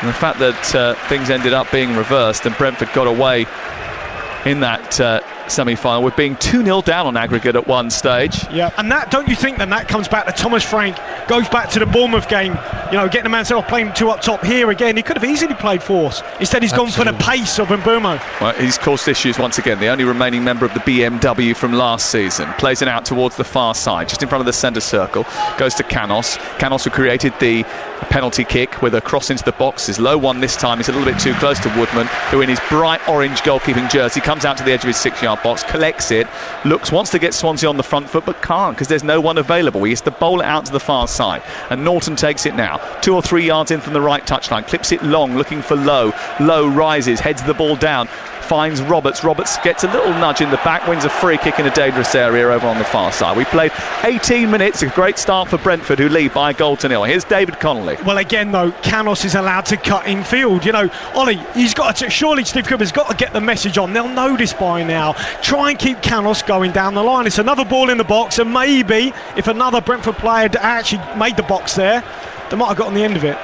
It's easy saying it, Dave, but to try and get them to do that, me and you would definitely be talking about that out there now. You know, Swansea, are they mature enough back there to deal with it? Free kick into the box. Ivan Toney, who scored the only goal of the game so far, heads it away. Fulton goes across and wins it from Canos, who looked a little bit hesitant there, and Jensen wasn't too happy about it. It goes out for a throw in level with the edge of the penalty area, and it's away for a throw to Swansea, attacking the goal away to our left, and a goal behind here in this playoff final, the Championship playoff final for the right to play in the Premier League. Ayew trying to escape from his marker, wins the ball inside the box, looks to try and turn, gets a bit of space, needs a bit of help. Was he found inside the box? He tried to draw a foul there, it didn't happen, and they've left Mbeumo up on the halfway line, and as the ball's cleared, he's got it, and he's running into the Swansea half. He's got 3 men back to try and beat, but he's got support on the overlap. Roeslev is one of them. Tony's at the back post. Roeslev has played the ball. He sends it back towards the edge of the area. Right foot is shot. 2-0. What a fantastic moment that is. Brilliant counter-attacking goal, finished off by Emiliano Marcondes, only his 3rd goal of the season, and Brentford are well on their way to the Premier League. 20 minutes gone, once again Mbeumo unsettling the Swansea defence. Composure from Roeslav on the left-hand side, picked out Marcondes, he smashed it home, and it's Brentford 2, Swansea 0. Well, what a brilliant break this is. I mean, they go from one end looking as if they've sort of switched off here on this throw-in, but they counter-attack, and it's the position that Mbeumo just takes up, completely unmarked. I mean, they're left 2v2 at the back, completely bare, and I think Mbeumo does really well here. He's just waiting for that overlapping run of Roeslev, and Roeslev could have given it back to Mbeumo. Instead, he's really calm, really composed. He knows he's got support coming, waits his time. There's Marcondes. He's got the pace to get up in support. It's gone with a first-time finish, low at the near post. Terrific goal. Absolutely magnificent counter-attacking goal on Brentford's part, but Swansea have been so rocked by that first goal. They had no shape on that. You can't leave Mbeumo out there without getting anyone anywhere near him. Deary me. Thomas Frank comes from the happiest nation on the globe in Denmark, and he is probably the happiest citizen from that country right now. Fist pumping, cheering, a big smile on his face. He rams his hands back into the pockets of his tight slate grey slack because he knows his team are on the way, and they're almost getting a third with a wonderful effort from Toney, a volley from the edge of the area which crashes the underside of the crossbar. Wow, what a game we got. Terrific strike there on the volley, Toney. I mean, that was millimetres away from going in, off the underside of the bar. Absolutely brilliant. Swansea all over the place here, and Steve Cooper's men starting to lose their composure. Marcondes just been booked actually for a foul, and coming back into midfield just to help defend. I think it was a foul on Fulton, and very quickly Kavanagh was across, but they look completely rattled now, don't they? Well, they do, and look, if you go back to the Bournemouth game, how did Bournemouth go 1-0 up? From Danjuma being completely left alone. I mean, Brentford were bare at the back, and it's almost as if, well, Brentford have learned from that. Right, let's do the same to Swansea. But surely Swansea have got to be thinking, we haven't got enough cover. If you've got two up top, you've got two, threatening in behind, you've got to have another one back there, at least 3v2. Yeah, but that's why we thought they made that change, Dave. And they left 2-on-2 back there. Incredible. Emiliano Marcondes doesn't score too many goals, but he could have scored a clinching goal here. 2-0 is a dangerous scoreline. Nothing is settled yet, but they are in a great position, Brentford, to go to the Premier League. 22 minutes gone. You're listening to Talksport. The ball is on the left and it's picked up by Bidwell. Used to play for Brentford many years ago. You can tell that. Plays the ball back into the centre of midfield and Grimes, and it's curled out to the far side. Now Gurhey. Surely not even Brentford with their playoff hoodoo can lose it from here, can they? Cross into the box from the right side by Roberts. It's over the top of the crossbar and it goes out for a goal kick away to our left. Ian Holloway. Next goal is vital, Sam. 2-0's a terrible score. It's all about like a tug of war with this, It's better than 0-0. It's better than 0-0, of course it is. I'm not saying that, but the first goal has really rocked Swansea. I'm quite surprised. They lost a little bit of composure. They're not really getting about. They're not making it hard for Brentford because this is too easy for them at the moment. They get more of a press on. Ollie, I mean, if Brentford got the next goal 3-0 up, look, there's Tony again winning that flick on up against Norton. If they get the next goal, 3-0, game will be over. And I think they know Swansea are on the ropes here. They get a third before half-time. This game is done and dusted. Absolutely. Next goal, if it goes to Brentford before half-time, it's a knockout blow, isn't it? Here is Ayew chesting the ball down, especially with Swansea's record. They don't usually concede that many goals, but they don't really score that many either. Ball is played out over on the far side with Norton. Swansea need to get back into this game before half-time. We've only played a quarter of the match and it's 2-0 to Brentford. Forward by Howrahan, out to Jamal Lowe. Lowe combines with Bidwell, tries to get into a wing position and twist away from Roeslav, but Roeslav manages to guide it to Dalsgaard, and the ball is cleared up to Mbeumo, who's been such a damaging presence for Swansea so far in this game, winning the penalty, leading the counter-attack, which led to the second goal scored by Emiliano Marcondes. I mean, if you're Swansea, you get the ball wide, and you haven't had it very often, Ollie, in terms of in the attacking half. I think you've got to put the ball in the box, but they look up. Ayew small, Lowe small. They got those, that big Brentford back three, and they check out. And before you know it, it's opportunity missed. By the way, I was in the hotel this morning when Brentford came out to go on their little pre-match walk. And they are massive. They are massive. There's some huge physical players in that back line, and even Tony as well. There's some huge players in that team. Well, that's why they just keep checking out Swansea rather than putting the ball in the box. Yeah, they got a real good shape about them though. Kabanga. They're used to this position. Look at their structure. Very, very impressive at the moment.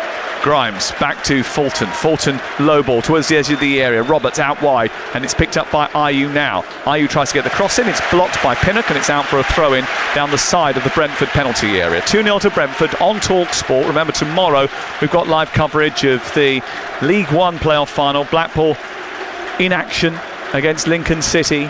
Tonight from 6 o'clock, it's live commentary of the game in Porto. Manchester City against Chelsea in the Champions League final. Two English teams doing battle for the biggest prize in club football. That's tonight, 6 o'clock, live on Talksport. And then Monday, we've got the League 2 playoff final on Talksport 2 for you as well. Well, just going back to Swansea there, I mean, if they're not going to put the ball in the box, they've got to really work on their possession game, and it keeps breaking down. But what Brentford did there, that was a carbon copy of their second goal. They had a throw-in against, but where was Mbeumo? He wasn't up top that time because they're 2-0 up. He dropped back in and gone, there you go. We're just going to put another player, another body behind the ball. And that's your game management, knowing you're 2-0 up. You don't need to play, you don't need to take the same chance now. Well, Brentford suffered great heartache last season. They should have gone up automatically, but crumbled towards the end of the season. They carried that into the playoffs, and despite beating Swansea, beating Swansea in the semi-finals, they really didn't turn up in the final against Fulham last year. They've turned up today, all right. They've played some excellent football so far, and they are in a great position in this Championship playoff final. An opportunity for them to not only get promotion to the Premier League, but shake off that playoff promotion hoodoo. This is their 10th playoff campaign. They have never, ever been promoted so much heartache, so many memories of hopes being dashed on the steps of Wembley, at the old Wembley, at the new Wembley, at the Millennium Stadium. And they've given the ball away, Swansea, once again, and they've given away a free kick as a result of trying to win it back after a mistake by Grimes in midfield. Norton this time the guilty party, and it is a Brentford free kick midway inside the Swansea half of the field over on the left-hand side, and they've yet to recover their faculties, David. No, I mean, Canos is just too quick. I mean, they've been so sharp. You've got to say Brentford on the ball. Really, I mean, their movement and obviously pressing high on the front foot, just getting any little nick on the ball. And at this moment in time, Swansea, they look a little bit slow, don't they, Ollie? It's everywhere. I got to be honest. When Brentford's centre halves have the ball, Swansea got a major problem. They've got a midfield player sitting off Yano, and they can't get to them. So, you know, for me, they lack that structure. This is not what their manager wants. And Burmo standing over the free kick. Pinnock inside the area, Tony inside the area. They've just dropped out to the edge of the box now. Swansea once again holding that rather high line as it's delivered towards the far post. Headed back across the face of goal by Pontus Jansson. Headed away again by Fulton. Whipped into the box looking for Tony. Oh, there was a collision inside the box there. And Pinnock ended up fouling Andre Ayew rather than the other way around, and a free kick is given to Swansea away to our right hand side. So we've played 28 minutes of the Championship playoff final. So far so good for Brentford. They come into this game in good form, didn't they, having switched to a back three in April. They've suffered only one defeat in 9 since then, conceded just 4 goals, and when you bear in mind that ratio, the fact that they've been keeping teams out as well, the idea of them inviting Swansea back into this game seems a far-fetched idea. It does at the moment. You know, if you're a betting man, you wouldn't bet against this right now at all, because Brentford look really, really comfortable, and Swansea they're not using that back three how they need to get out comfortably, you know. So I think this comes back to the playoff semi-final second leg. We said to Aid at the start, I think that's why Thomas Frank got into such a frenzy, because I think he knew, as I said at the start, whoever they played, Swansea or Barnsley, I think Thomas, he just fancied they were going to win it, and look, the job could be done. One more goal here and it's certainly over. Well, he was the one who was dismissing yesterday any idea of some sort of hoodoo. He was like, nah, it's nothing. That'd be ridiculous. It's a different game, different team, different players. Well, 6 who start today started last year's final. Fouled by Pinnock, gives away a free kick midway inside the Brentford half, just right of centre. Swansea very keen to get on with it quickly. Hourahan runs over, collects the ball, wants to restart things rather neatly and fast, but Chris Kavanagh's not having any of that. And Cabango's come up from the back. Gurhi's come up from the back. They'll need that height because there isn't much of it in terms of the forward line in Lowe and Andre Ayew, the veteran whose contract runs out at the end of the season. Jamal Lowe, who joined from Wigan in the summer, played every single game in the Championship this campaign. 6 years ago he was a PE teacher, and his team are getting a bit of a lesson so far. It's 2-0 to Brentford. Ball is out over on the far side, and it's a free kick that's just sent towards the edge of the box. Tony heads the ball away, and then Mbeumo looks to try and speed once again, but this time Hourahan manages to get it back to the halfway line. Norton sends it left and then forward by Bidwell, but it comes back towards Mbeumo, and then Mbeumo goes up with Norton. Norton thinks that he's got the ball there. Mbeumo was claiming for a foul, so were the Brentford fans, but referee Chris Kavanagh having none of it. You're listening to Talksport, half an hour played in the richest game in football, and it's Brentford at the moment who are eyeing up the £180 million bounty. They lead by 2-0. Ball round the corner, down the right by Grimes. Roberts is chasing, might get in behind here. Good covering that by Canos, and I think Pontus Jansson did really well just to keep his composure and be calm. Yeah, absolutely, but Canos is quick. He just made up the grounds there, used all his pace. But I mean, all the talk is obviously about the front unit, but Ollie, when that ball goes back, say Tony headed that clear there, look how quickly that Brentford backline got up the pitch. So suddenly Bidwell's playing a ball not into the box, he's playing it 20 yards outside the box, because that is how hard this Brentford defence works when they don't have the ball. It's a real unit. It's not just about one part of the team, it's the whole team. I think they look well drilled in exactly what they do, and they know what they're doing at the moment, you know, and the confidence they've got from the first goal is, Swansea are in trouble at the moment. Ball launched in towards the near post from the throw-in over on the far side by Roberts, headed straight out again and away for another throw. And again, They want to get on with it quickly, Swansea, because they know that it's important they get the next goal in this game. Otherwise, it's going to run away from them. In fact, it might have already done so. Ball is over on the far side by the corner flag. Canos gets it low, but higher up the field towards Mbeumo. Holds on to it. Canos goes over in a challenge. The ball spills out into midfield. It's a right wing cross, which bounces out of play, and Fulton's effort deflected behind and away from the corner. It's the first corner of the game for Swansea City, who trail here by 2-0. Yeah, they just got to make sure, unlike the free kick, they beat the first man. You know, there'll be Ivan Toney in there, near post zone. Brilliant in both boxes. They've got to get it at least up and over him. There's a bit of a coming together there between Fulton and Sergi Canos. Four heads kissing. I'm not entirely sure whether or not the referee spotted that. The ball is in towards the near post, punched away by David Raya.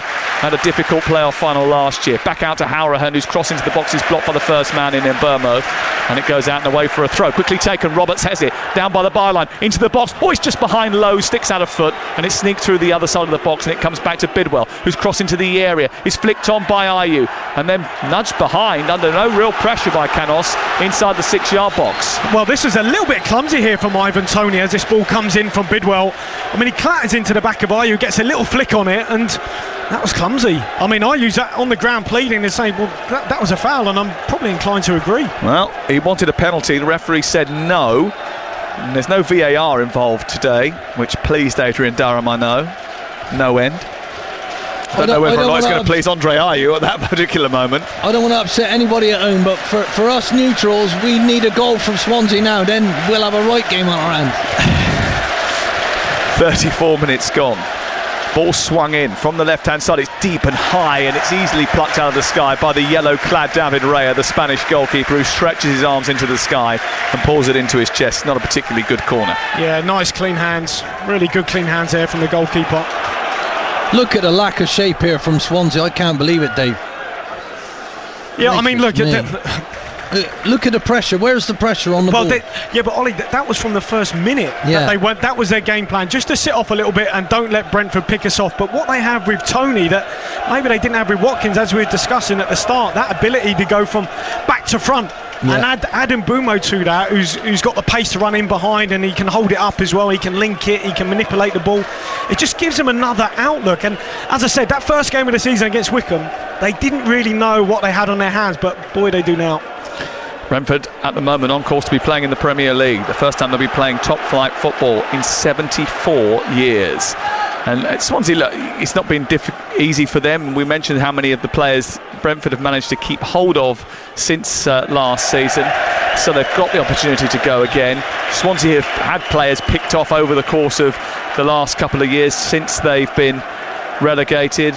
A lot of people, I think, on the outside think that, you know, they've got a bit of a bigger budget than they actually have. If you look at Steve Cooper's time in charge, you could argue that even getting to the playoff final itself is against the odds. They've lost Selina, Rodon, Dan James, Peterson, McBurney. It's probably £60 million worth of players over that period. And that's where you've got to obviously use your contact books like you did with Gurhey, you know, Conor Gallagher coming in and Conor Hourihane, etc. But you know, they've still got the legacy of some of those Premier League players. But what another flick on there from Toney.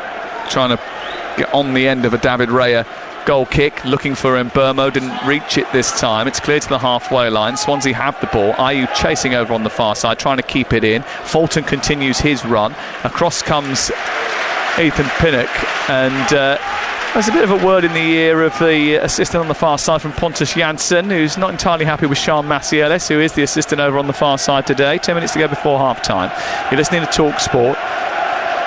Ball sent down the right once again. Pinnock rises, heads the ball out of play. You forget last year as well, they had help from Ryan Brewster and Conor Gallagher, who they had on loan, Swansea. They got 10 more points this year than they did last year. The more remarkable, bearing in mind that they only won 3 of their first 11 matches. They really did get off to a rotten start. And they got off to a rotten start in this game as well. They conceded a penalty inside the first 11 minutes of the game, and then Emiliano Marcondes compounded their misery with a second goal for Brentford after the 20-minute mark. And as a result, it's 2-0 to the Bees.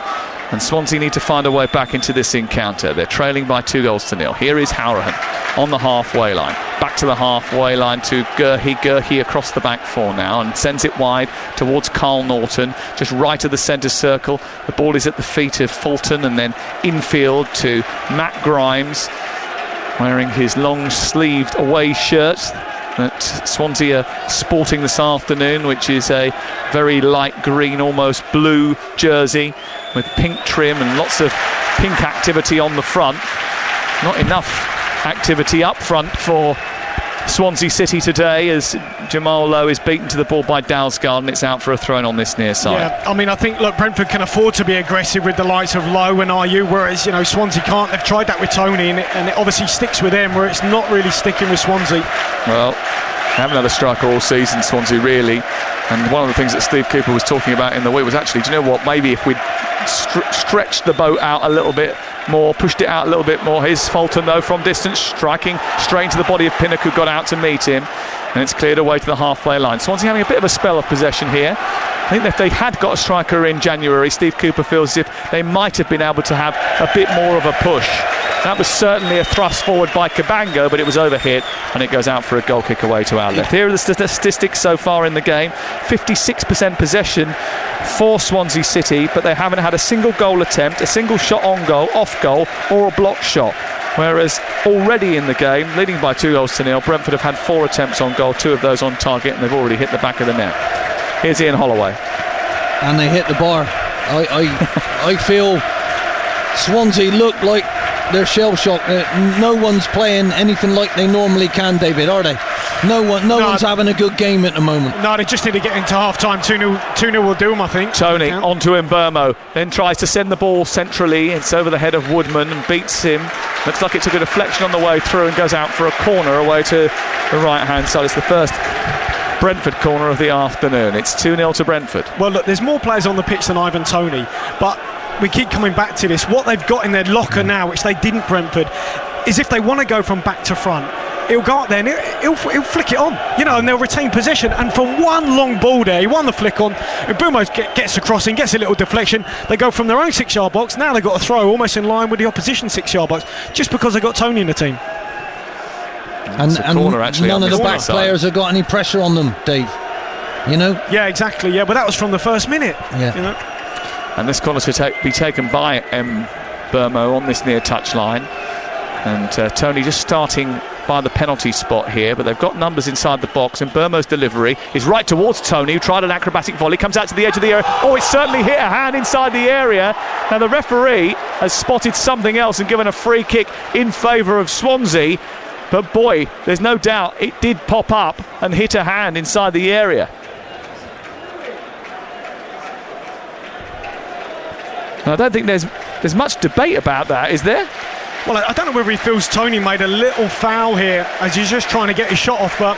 Oh, dearie me, that's a blatant handball, isn't it? Yeah, but he's obviously giving it for a foul. Maybe, is it from I think Tony? It's a foul. A high boot, maybe? I don't know. High boot earlier on in the move on Norton by Tony, and then the handball subsequently, which I think was from Hourahan, who was inside the area. Didn't count, yeah. Didn't count as a result, as it was part of what happened in the aftermath, but it was a blatant handball. Well, flicked on, and then Mbeumo's in behind here. He's turning, he's shooting, but with no power, and it's straight into the ground and up into the arms of Freddie Woodman away to our right. But Swansea once again look a little bit all over the place, and with 5 minutes before half-time, I think Steve Cooper, quite frankly, has got the biggest team talk of his life, Ian Holloway. Without a shadow of doubt, he's got to look at this formation. It's not suiting his team right now. They're not doing what he wanted them to do at all.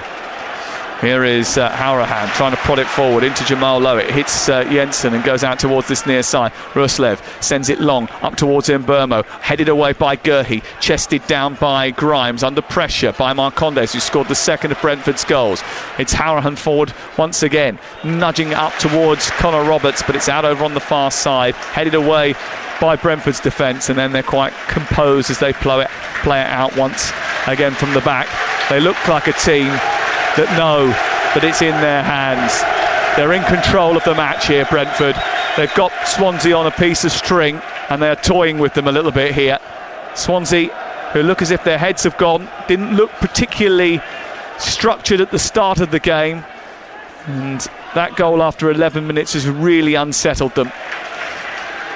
Ball sent long up towards the halfway line. Gurhey tries to glance it out to the near side. Bidwell into Howrahan. Back to Bidwell again.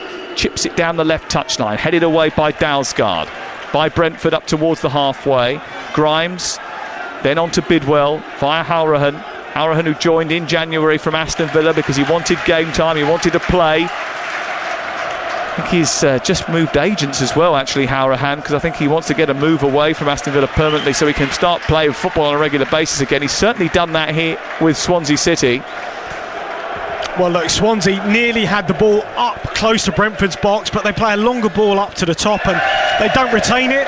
You know why? Because it's got to be really precise. They don't have the players up there maybe to make something of physicality to cope with what that Brentford backline is, so they check out, go back to their defence, 2 passes later, back with their goalkeeper. He's got nothing else on, kicks it out of play.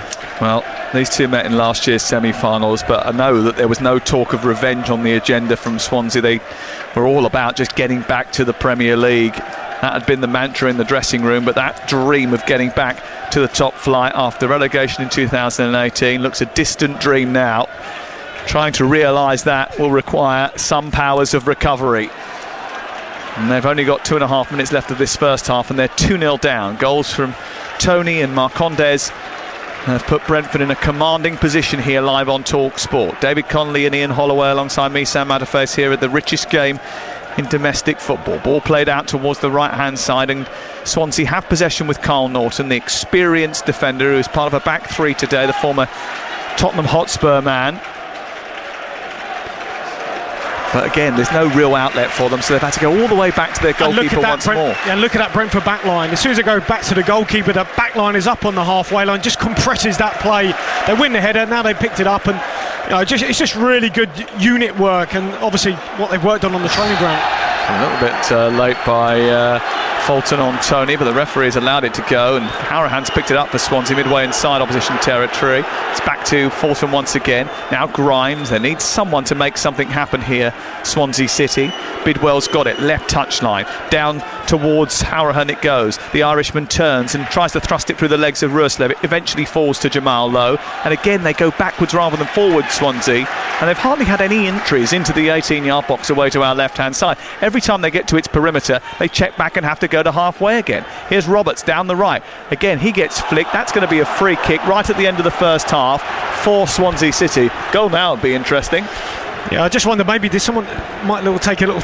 I think Canos might have stood on his foot, maybe. Yeah, but I think that's what happened. I think at times they've just got to try and put the ball in there, but they look up and obviously landed the Giants with that Brentford back line. They just don't feel they're going to come out with the ball.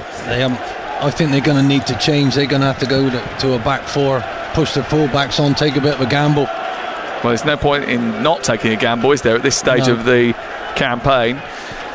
They just haven't looked comfortable in this structure against, to be fair, the better team on the day. You have to say that. Brentford have turned up. They look good in every department. Everybody's having a good game, and they look like they know what they're doing. Not over yet. Swansea need something right now. Howrahan taking this free kick, turns it in towards the goalkeeper. Ayew gets up there, hits the top of the crossbar, goes behind, might have taken a deflection.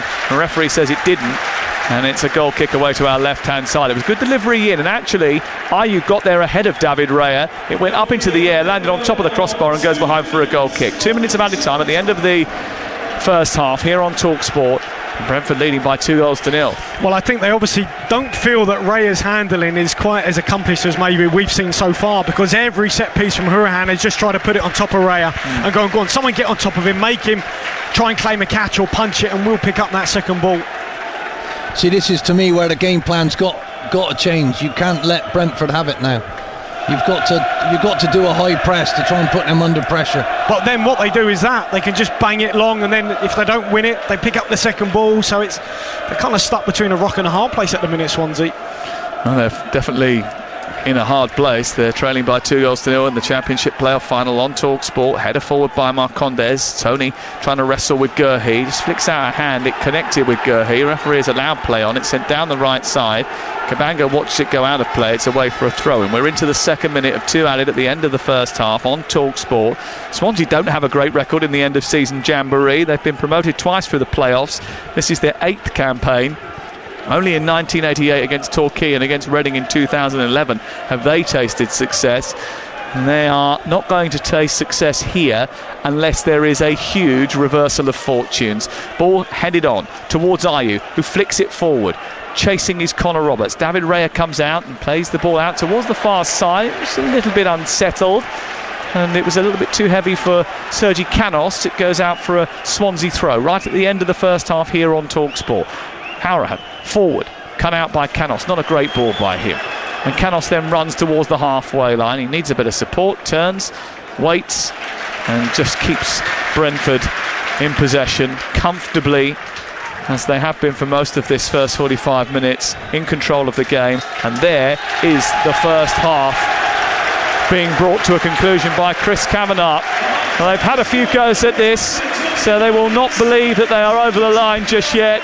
But Thomas Frank is 45 minutes away from mending a few broken Brentford hearts. Last year's beaten finalists have the lead at the break thanks to an Ivan Toney 11th minute penalty and an Emiliano Marcondes goal after just 20 minutes at half-time. Swansea have got some work to do. They trail Brentford by 2-0. Well, there's EFL banners, messages to the fans. Welcome back to football. We've missed you around Wembley Stadium.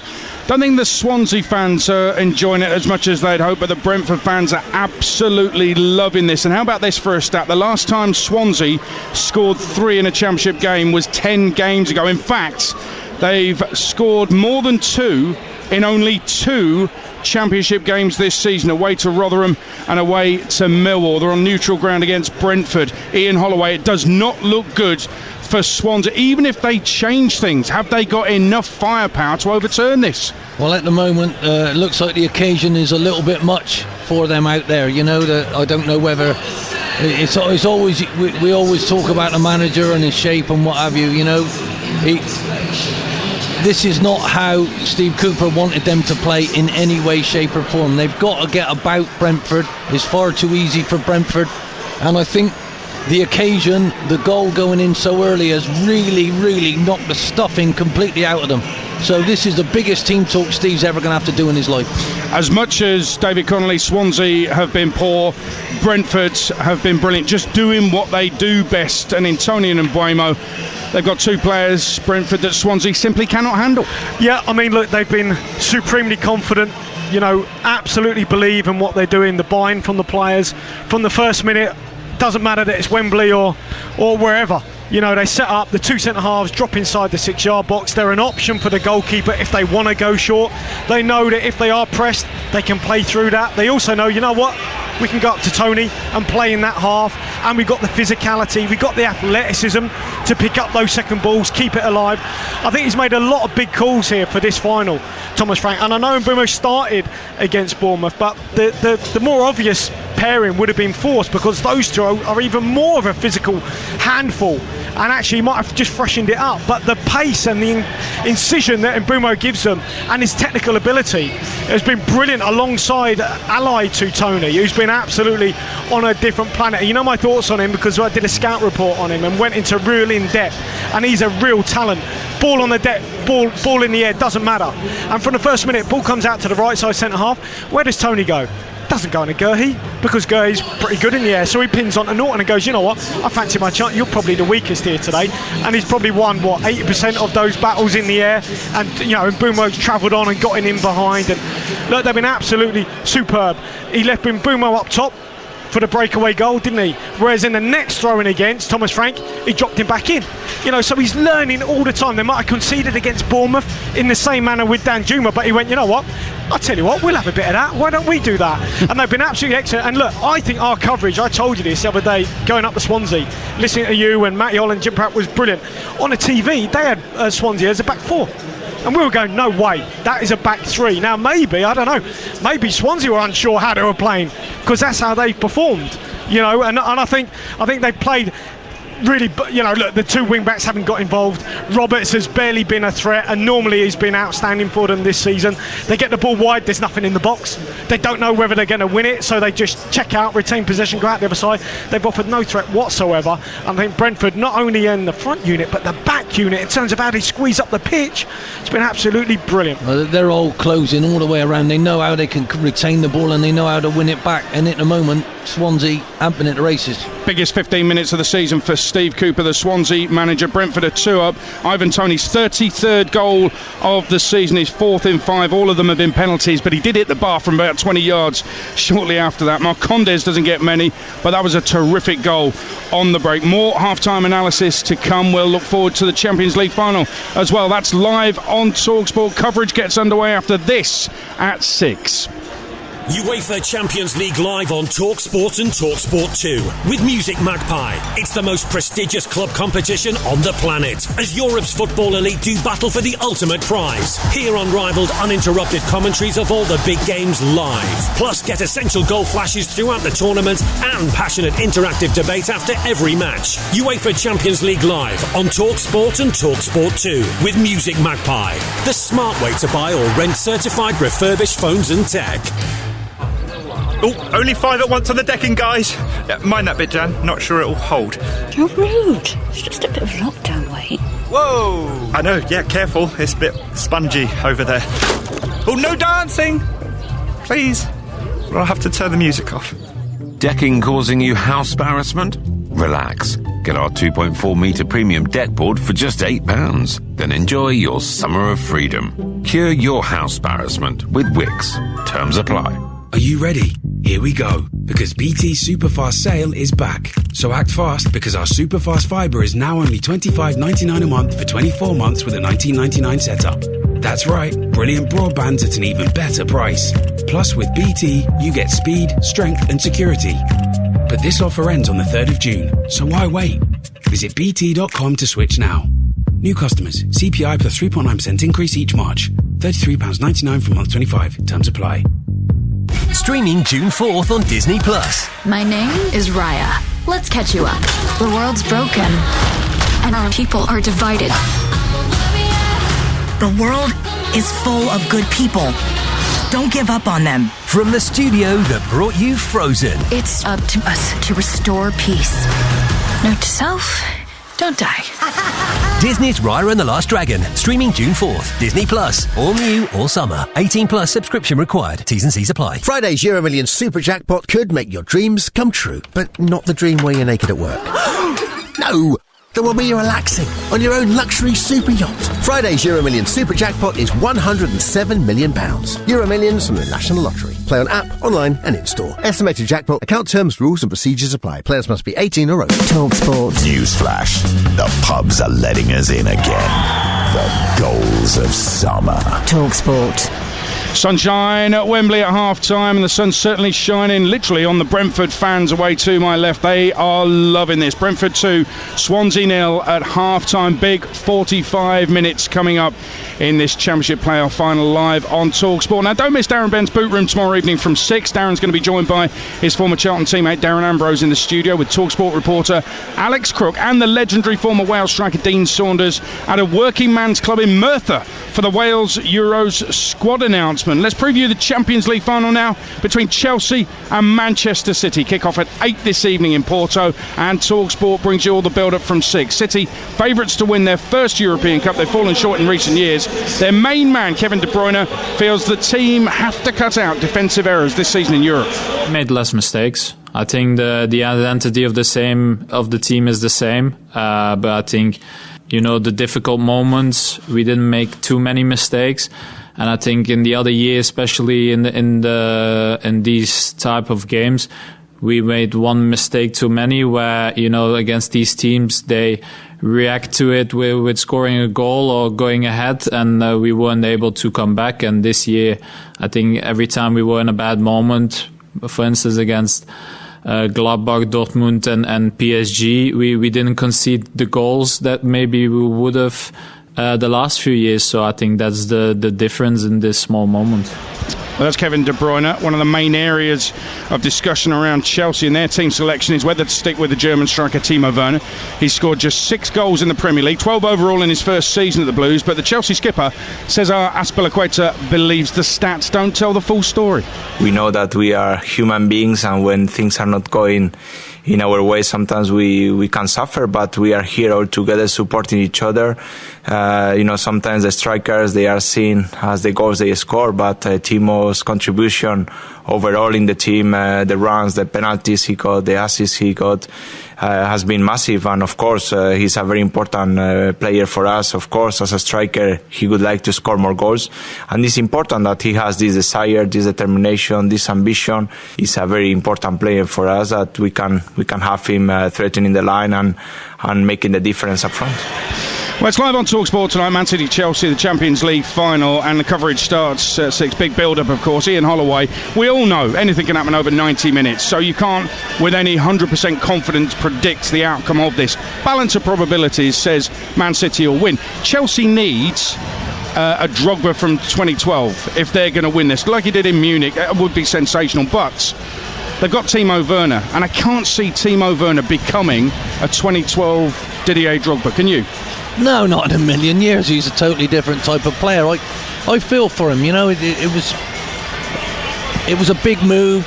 He's got some exceptional talent. He makes brilliant runs in behind Adrian, but he's nowhere near that sort of talisman number 9 that Chelsea probably need at the moment. I'm a little bit confused because I thought Tammy Abraham might be that. Do you know what I mean? And I find it a little bit frustrating for Tammy. He hasn't really had a look in. But when you buy a player of that magnitude, of that amount of money, he's got to be instant success. I feel for him. I think he's a really good player, but I don't believe he believes he's a Drogba. I don't believe he believes he's anything like as good as he should do for that sort of price tag that he carried. Needs to be talismanic. David Connolly, can you make a case for Chelsea tonight at all? Yes, of course you can, Aid. Absolutely. Make me believe it then. Well, look, it's going to be a challenge for them, but of course they can. I mean, I think he's got a few sort of selection dilemmas. Who plays up top?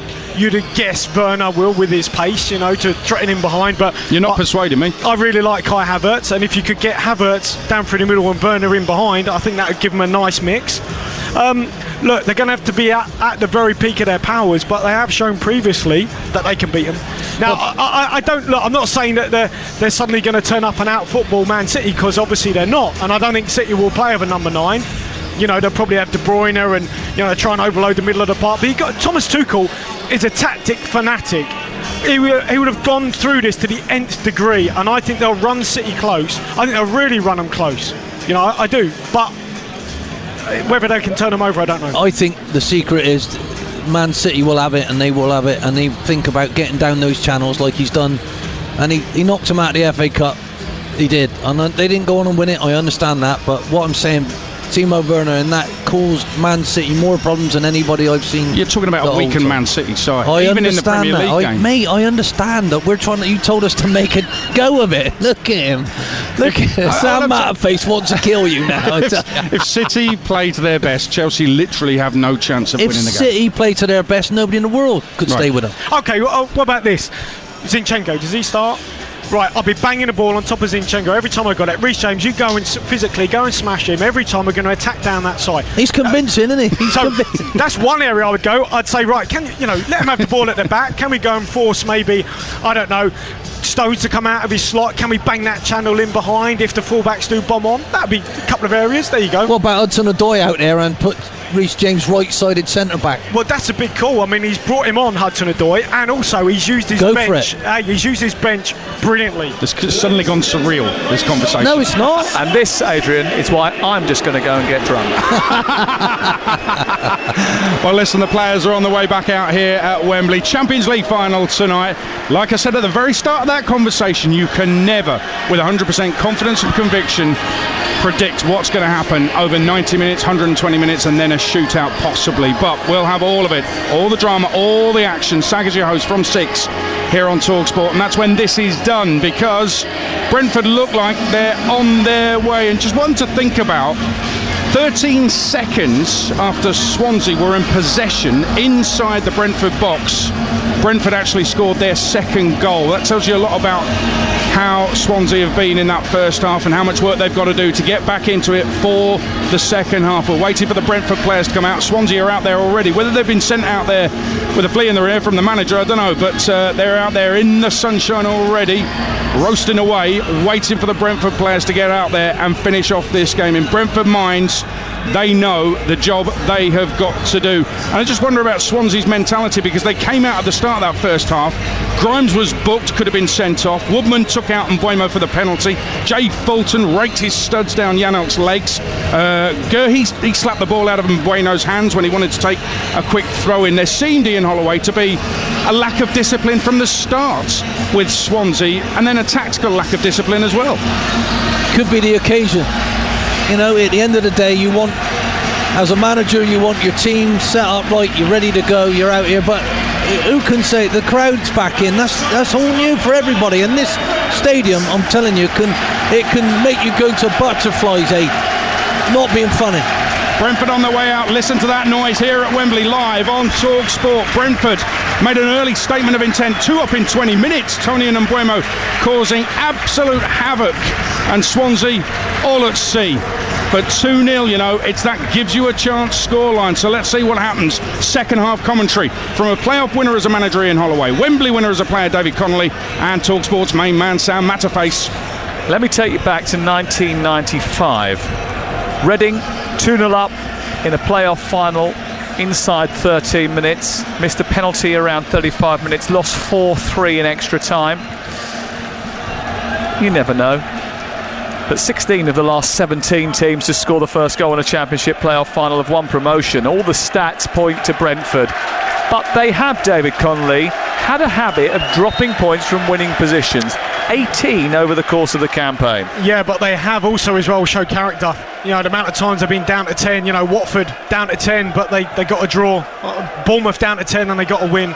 Swansea had changed shape, gone with a back four, and it looks like obviously Lowe out on the left hand side. I think Roberts out on the right and Ayew down through the middle, so you know, maybe that change of shape might just help them get a foothold. Roberts has taken the ball on the halfway line and sent it down the right rather blindly, doesn't find Jamal Lowe. It's cleared by Brentford. Marcondes plays it infield. Tony goes in with Norton. It goes out for a throw on this near side, so it's Woodman in goal. A back four now for Swansea of Norton, Kabanga, Gurhi and Bidwell. Grimes, Fulton and Hourahan in midfield, with Roberts, Ayew and Lowe up top. For Brentford, who lead by 2-0. David Raya is their goalkeeper. Dalsgaard, Janssen and Pinnock the back three. Ruslev, Jensen, Janol and Canos. Marcondes, who scored, Tony, who scored, and then Burmo going forward. Marcondes already in the book, Grimes already in the book, and Swansea behind the 8 ball. And the last playoff final was orchestrated by Brendan Rodgers, and they won that.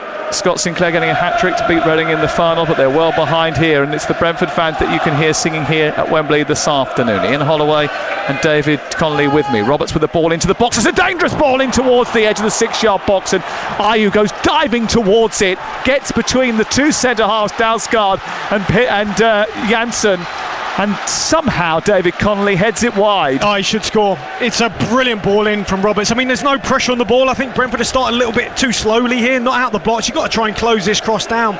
They don't. Wonderful delivery right along the 6-yard line. There's Ayew flying in, diving header.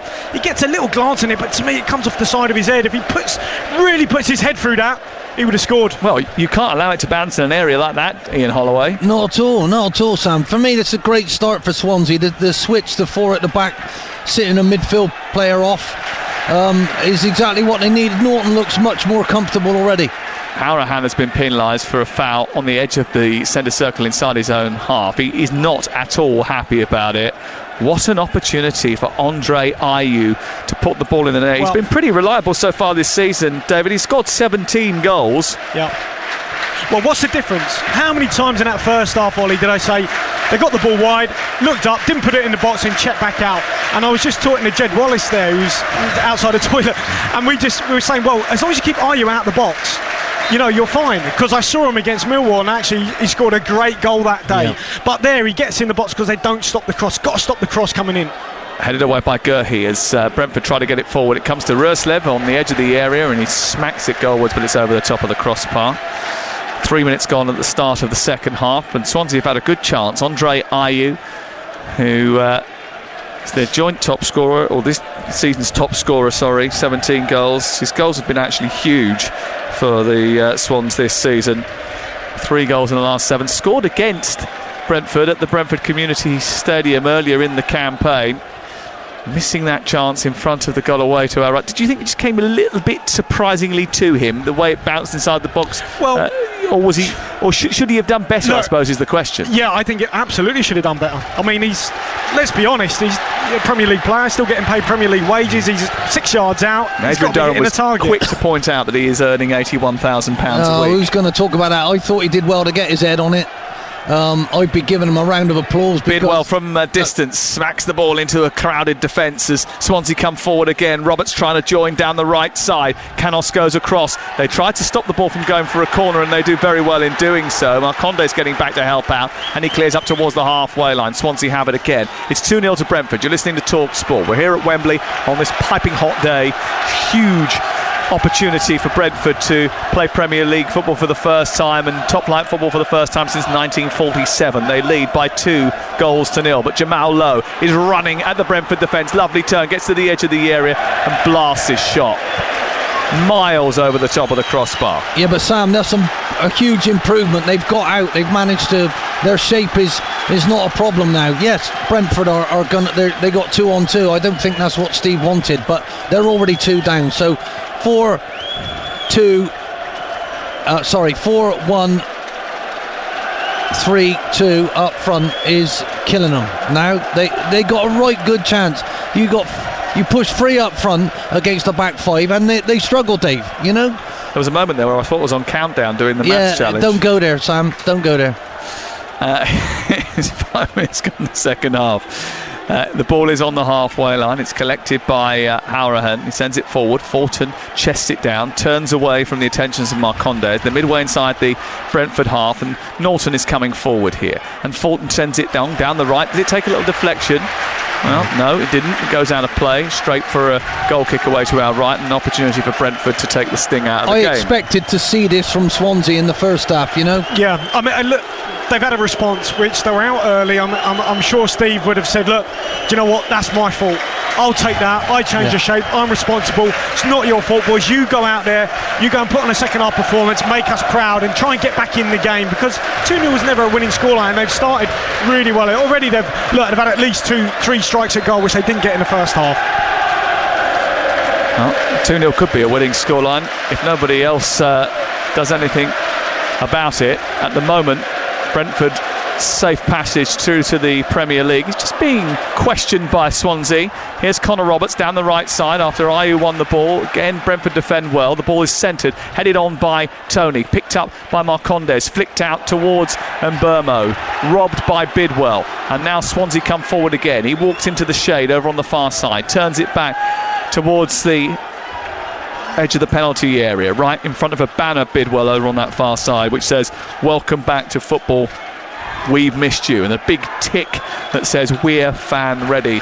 And that is something that, you know, the EFL want to be able to continue into next season and ensure that they can get this wonderful authentic noise back inside football stadiums up and down the country, the lifeblood of football itself.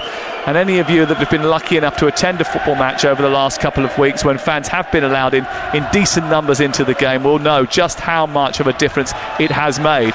Ayew trying to scoot away from 2 challenges, actually did manage to get away from Janol and then was pulled back by Chris Kavanagh, and he's frustrated by that.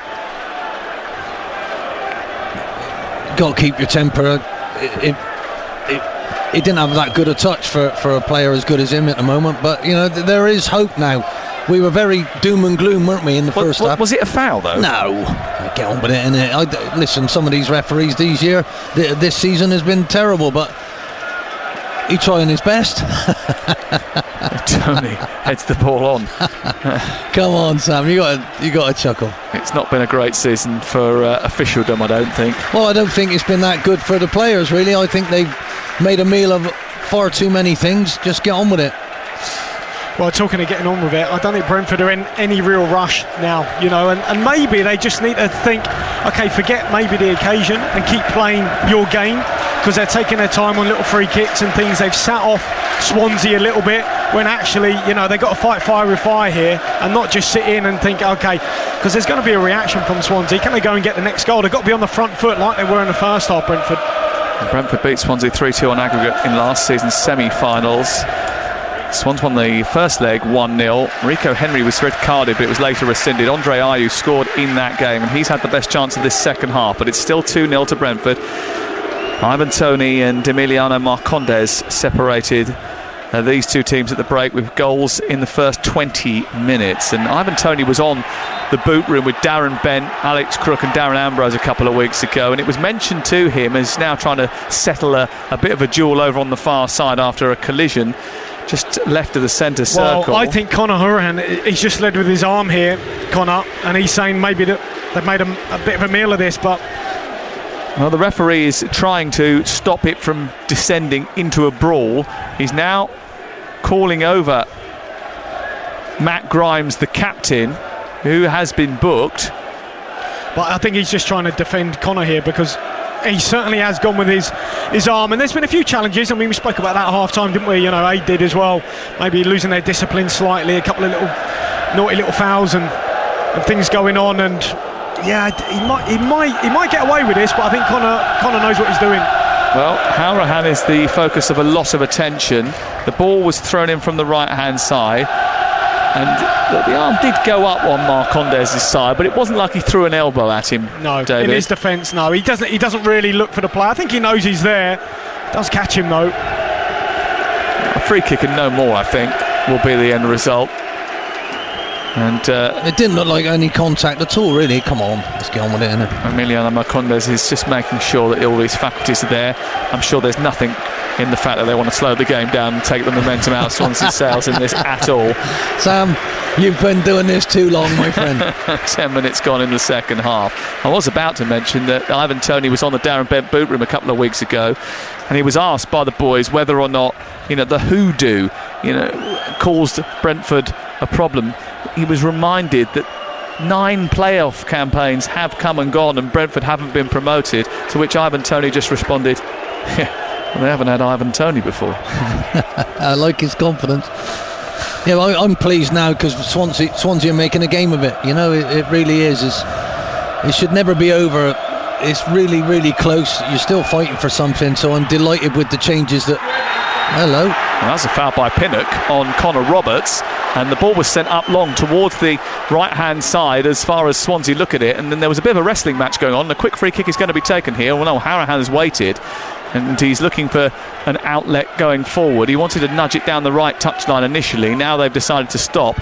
But an opportunity for Swansea to get on the front foot again. 11 minutes gone in the second half. It's Brentford who lead by 2-0. Swansea have just found their bit of rhythm at the start of this second half after changing shape from a 3 to a 4. And Hourihane is standing over this free kick on the right side of the Swansea attack. Left-footed, he drives the ball into the box, and it wasn't a bad ball, but it just was just a little bit off the mark. And Bidwell, who was coming in from the left side, actually just got under the ball. A little bit too heavy in the end from the Irishman, and it goes behind and away for a goal kick away to our right. Oh, that's the ones, as managers, you go crazy because you know where he's going to try and put it. You've got to give everything to get on the end of it. They didn't work hard enough to get on the end. I know Hourihane's better than that, but just get your noggin on it. Grimes from David Reyes, kick out from the goal kick up to the halfway line, back through the Swansea midfield to Jamal Lowe, who dabs it down into Hourihane once again. Hourihane under pressure, got caught there by Jensen, and then gives the ball away, and the referee has allowed play on, and Roerslev has taken it forward for Brentford into Mbeumo, back to Roerslev once again. Jensen comes across, but it's Toney who picks it up now with his back to goal, brings Marcondes into play, and Mbeumo wanted it played straight down the middle. It doesn't go his way, goes out wide towards Canos instead. Canos getting to the edge of the area, pulls it back to Mbeumo, who's leaning back and hits it over the top of the crossbar. Another good opportunity for Brentford, well worked, and that sort of dovetailing between Toney and Mbeumo still there to cause problems. Fantastic hold-up play by Ivan Toney there. Nearly got his strike partner a goal. Brilliant hold up. It looks so simple, Dave, but he just got hold of it, kept the ball for his team. They played it wide, and before you know it, another chance goes begging. I just think, certainly for Swansea, at least Norton there trying to force Canos down the line on his left peg, and it weren't the best ball, a little scuffed cross in. But might probably be disappointed with it. But just going back to Brentford, they have gone long a little bit too much, I think, from the goalkeeper. And I know the state of the game, but at times I'd risk playing out here just to relieve a little bit of the pressure. Try and suck Swansea out. 2-0, Brentford lead. Talksport, Championship playoff final, live and exclusive to National Radio. David Connolly, the former Republic of Ireland international, and Ian Holloway, promoted here twice in the playoffs as a manager, alongside me, Sam Matterface, on Talksport. The ball is out towards the right, chested down by Roberts. Lovely little flick pass into Norton, as on the underlap. He gets towards the byline. He's stopped from getting across in first time. His low one into the near post is met and turned by Lowe and flashed across the face of goal, out on the far side and away for a goal kick. A real opportunity for Swansea City, and they've had two big chances in this game, David Connolly, and haven't taken them. Yeah, I mean, Norton on the underlap there, nice little movement. The space wasn't on the outside, it was on the inside. And I just wonder, was Lowe going for goal here? I think he might have been just trying to get his shot off, but actually maybe a little cutback cross might have been better. In the end, I think he's trying to whip it into that far corner. Really acute angle. That's really promising for Swansea. You know, they've got 2-on-1 on these outside areas now because of the switch of formation, and that's twice they've got in, particularly down this left-hand side. So, game on. Grew up only 15 minutes from Wembley, Jamal Lowe scored here for Pompey in one of the most wonderful Football League trophy finals that I think I've ever seen 2 years ago, and then took a penalty in the shootout. But his return to the arch has not been as fruitful this time around. We've hit the hour mark. It's 2-0 to Brentford. Ball headed away by Cabango at the heart of the Swansea defence as Brentford come on the attack once again. Bidwell manages to get it up to Lowe. It looks as if he was fouled. The referee says play on. Dalsgaard with a legal challenge into Jensen. Now towards Marcondes again. Too heavy from Jensen, that. And with his Alice band tying his hair back from his eyes, he raises his head to the sky, knowing that actually that was a little bit of a waste from Matthias Jensen. Yeah, certainly a player of his quality. He's got to do better in possession, but they're going to make a change here, Swansea. And it's Norton who comes off. And he'll go to... means Conor Roberts will go to right back. And coming on, Liam Cullen, who scored 3 goals this season, his last goal in April. He is at least a striker, David Connolly. Yeah, so he'll just drift over to this right-hand side, and as we saw, against Barnsley, I saw it at the Den, he's so dangerous in the box when he's on this right-hand side. He gets it, shifts it onto his left peg, so obviously this is his favourite position, out wide on this right. And Steve Cooper's just giving a little pat on the bum, saying, come on then, son, here you are, you're out on this right-hand side, go and deliver for us. Yep. We've paid you 81 big ones a week for the last little while. Now it's your time to pay us back. Here's Howrahan. Interception comes from Roeslav, and it's on by Jensen towards the far side. Roeslav now bounding down the right side. He gets towards the edge of the area, takes on the defender, goes past Bidwell, who just gets a little bit back at him and manages to nudge it behind and away for a corner to Brentford, away to our left-hand side. And those Brentford fans, all 5,000 of them that are here inside the stadium. There was an extra 1,000 tickets made available this week, and they were snapped up immediately. They're all on their feet screaming, trying to suck the ball in for a third time, knowing that if the Bees were to sting once again, this game certainly would be over. Well, I'm delighted we have got a game on our hands, because it looked like it was petering out, but well done to Swansea. They're coming back. This is a huge... Whoever gets the next goal now, Sam, it's going to be a huge moment. It's going to be a huge moment. And Burmo is trying to get this cross in. There's a bit of jostling inside the box in towards the near post. It's missed. It almost comes through to Janssen. Does come through to Pinnock. He strikes it. Hits the defender. Goes behind and away for another corner. Is it his own man, Sam? I swear. I think he's blasted it. Is it Janssen here? Is it Janssen? Yeah. This was goal bound here, but he's only a couple of yards in front of him, and it's smashed him straight in the face. Those natural instincts of a defender, eh?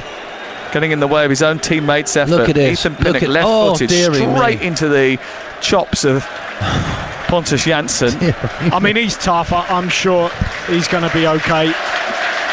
I mean, we did see in the semis as well, in terms of the changes coming off the bench, that in both games had a real impact on it. Obviously, Swansea made theirs. I think Force is probably going to come on. Yeah, looks like it, doesn't it? And he had an impact as well against Bournemouth. So I think, like Ollie knows, it's not just the starting players that can have an impact. Obviously, maybe Mbumo has given an awful lot. It might be a little change up top, Force going up there, and that's another challenge. Especially in this situation when you can make so many changes. Yeah, you got to as well.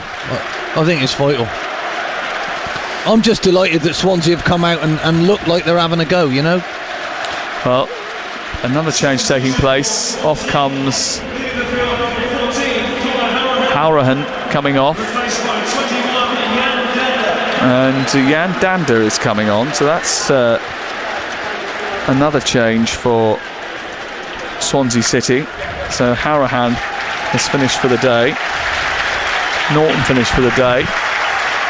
And Fors about to receive his final instructions down in front of us. Well, I think if Dander's on, I mean, he loves to play in that sort of number 10 role just off the front, so it might be to have two holders now, Swansea, and it's more like a 4-2-3-1. You know, Cullen down through the middle, and Dander just as that number 10. He's a creative spark maybe that they want to get on the ball now, and I think Connor, he'll be disappointed. I think he didn't have a great game. I think he started really well at Swansea, but his form has kind of faded a little bit just when they needed it most. Ball clipped down the right. Cullen is chasing for Swansea, away by Pinnock, and out of play and away for a throw. Jan Dander, who they picked up from the Liverpool youth system, another one who has been brought in because of the contacts that Steve Cooper has. He also brought in Morgan Gibbs-White at the beginning of the season, lost him in January. He's got a long throw, Roberts, as well, so this is coming into the box. Just changed the ball as well, and he's stepped up and thrown the ball, launched it, torpedoed it towards the edge of the 6-yard box, away by Pinnock, but comes back to Roberts, who chests it down, tries to take on the fullback, plays it against the defender Canos, and it goes straight out of play and away for a corner kick to Swansea, just upping their game in this second half. 20 minutes gone in the second half, and it's Swansea 0, Brentford 2, but they need a goal and they need one quickly, and they've got a corner on this near side, the right, to be taken by Connor Roberts. Bidwell at the back post, Cabango up from the back, Gurhey in there as well, under the goalkeeper, it comes in towards the near post, it's flicked by Cullen, and it's not the greatest contact, and it squeezes out on the far side. Lowe chases it, wins it, again, now Fulton has it, back to Lowe, down the left side, shouts for offside, referee says no, plays it to the edge of the area instead. Gurhey trying to turn, comes back to the edge of the box, is shot by Roberts, takes a deflection, and cannons out into the right full-back position. That was a terrible challenge by Fulton over on the far side. Free kick and a red card. Card, Swansea down to 10 men, and the Swans' day is getting worse and worse by the moment. Deary me, son, what have you done? That's a rash challenge. I mean, what an unnecessary area to do it in. Clueless, needless. I mean, we spoke about that ill discipline. We've seen little moments in the game, and ultimately Steve Cooper, I mean, he's killed his side here because they were in the ascendancy. There was absolutely no need to make a challenge like that. Almost in the corner flag. I mean, Brentford were going nowhere. Jensen was going nowhere. It's a total red card. Yeah, 2-footed from behind. I mean, awful challenge. What has he done? He's put his studs on the Achilles of Jensen. Oh no, he's then slipped through. But that's a dangerous. You're endangering the safety of an opponent by doing that. By putting your foot on the Achilles of the defender. And he's lost his foot, and he's apologised for it straight away. David Connolly, red card for you? Absolutely. It's just a follow-through. I mean, look, he has made contact with his foot, and he has slipped, but he's just raised his other leg and just jumped into Jensen. And I mean, just when they were kind of offering a little glimmer of hope here that they could get back into the game. Ian Holloway, what do you think? Wow. Listen, I thought he accidentally stood on his Achilles. I don't think he meant that, but you know what? It looked a lot worse than it was. I feel for the young lad. But that's it, curtains now. If things have gone totally wrong for Swansea the whole match so far, that's another wow. I mean, I must admit, having looked at the replay, it is more accidental than I think I first thought. However, it seemed a very strange thing to do, to follow through after catching the Achilles. I can understand the first part if you stand on a player's boot by accident, but wouldn't it naturally lead you to then lunge with the other leg and then basically follow through 2-footed from behind? I mean, it's clumsy and absolutely reckless, and especially, look, it's not an isolated incident, is it? Because we've had lots of spicy challenges over the course of the day. And there's been this in terms of last season, so there's been that added spice to this game, even from last season playoffs. So I wouldn't... Well, here's a question for you. If we had VAR here today, would they have overturned it? No. In my opinion, no. No. But I don't think he did it deliberately, do you know what I mean? Well, we don't have VAR here today, even though Thomas Frank actually wanted those in the playoffs. And Well, what they got is a Premier League referee, because Jonathan Woodgate wanted one in the semi-final. They didn't get one, but they've got one here. Chris Kavanagh today, and he's made some people might suggest it's a Premier League decision. He's sent off Jay Fulton, but I think it was a real bad mistake, and he could have caused a serious injury to Matthias Jensen. I do actually think he accidentally stood on his Achilles and then he slipped, but there was a strange movement with his other leg. Did he need to raise it like that? Did he mean anything by it? But and all the preparations and plans that Steve Cooper had managed, and Andre Ayew is complaining now about that red card, and Chris Kavanagh has just said he stepped on the back of his Achilles and tried to explain it, given the circumstances surrounding that red card. But it certainly meant that Swansea now, who have changed from a back three to a back four, or on substitutes in Cullen and in Jan Danda, are going to have to alter their formation again, and it's going to be even harder work to get back into a fixture in which it was always going to be difficult for them to get back into. 69 minutes on the clock, Swansea down to 10 men and trailing by 2-0. Here is Janelt at the heart of the midfield for Brentford. Brentford, who drew both games with Swansea earlier in the season. Swansea had a player sent off actually in one of the games. Wasn't Carl Norton sent off in one of the games earlier in the season? Yeah, early doors as well. Here is Roberts down the right side, conspiring with Danda. Looks to try and take on the defender. Oh, and that was a pull back by Janelt. And Janelt himself is going to get a yellow card now, because he skipped away from Janelt, did Connor Roberts, and he just pulled his arm out just to make sure that he wasn't going any further. David? Yeah, I mean, look, he took one for the team here, Janelt. I think he just knew one thing's going to happen. The ball isn't going to come into the box, so he just sucked him in here. Roberts faked to put the ball into the box and then chopped back in on the inside, and it looked like Janelt just threw his body into him. Yeah, it's a silly thing to do. The last thing you want is a free kick in that area. He might not have tripped over it. Why do that? Grimes to take the free kick. There's a two-man wall down the side of the penalty area. It's wide on the right, and Swansea look at it. They look as if they've got all the toddlers in the centre, don't they? I mean, they're so physically overpowered by Brentford. The way they're matched up.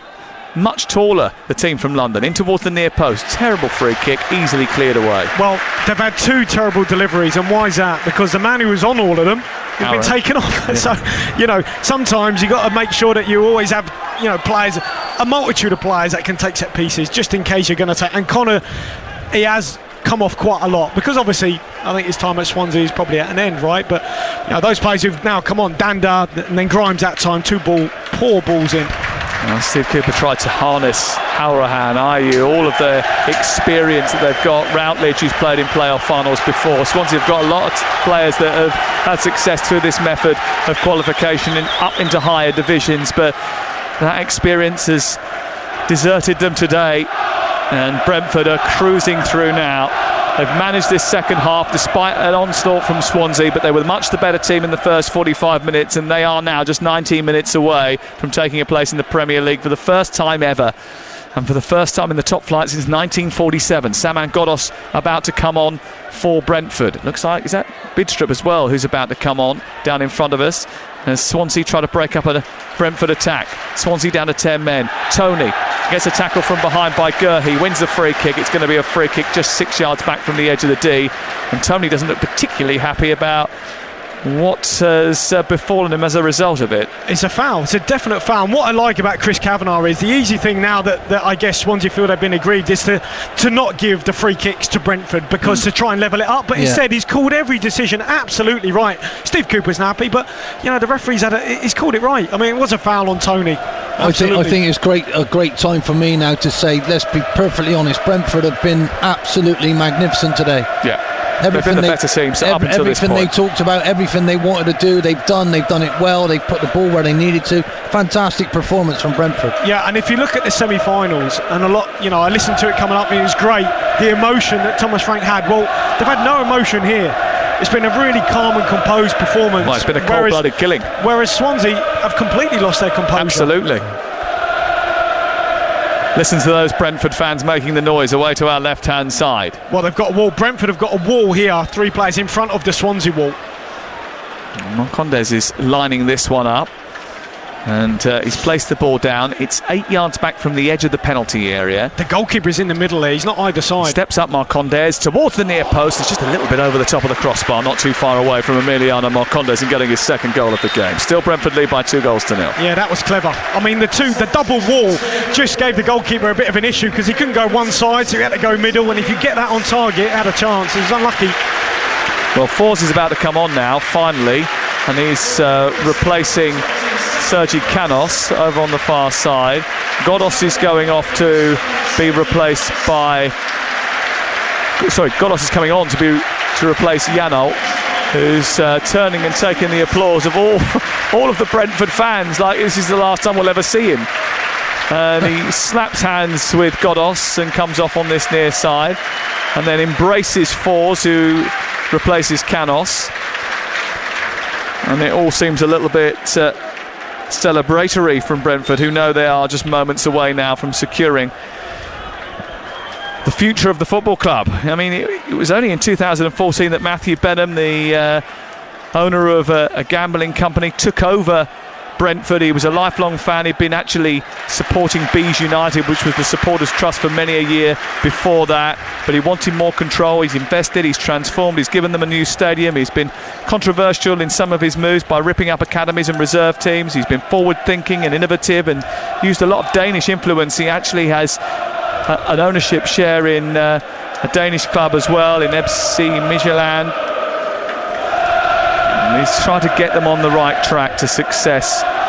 And you think about all of the issues that they've had. I mean, they lost to Yeovil here in 2013. Uwe Rosler, who started the charge from League Two, ended up losing. Warburton being sacked despite what seemed at the time to be producing a team that was winning football matches. But they've risen steadily and slowly from League Two in 2007 to the Championship in 2014, and now possibly to the Premier League in 2021. And after all those heartbreaks, after all those matches at the old Wembley, at the new Wembley, and in between at the Millennium Stadium in semi-finals that have cost them dear, they're going to banish that hoodoo. Well, these players have done them proud today. Absolutely.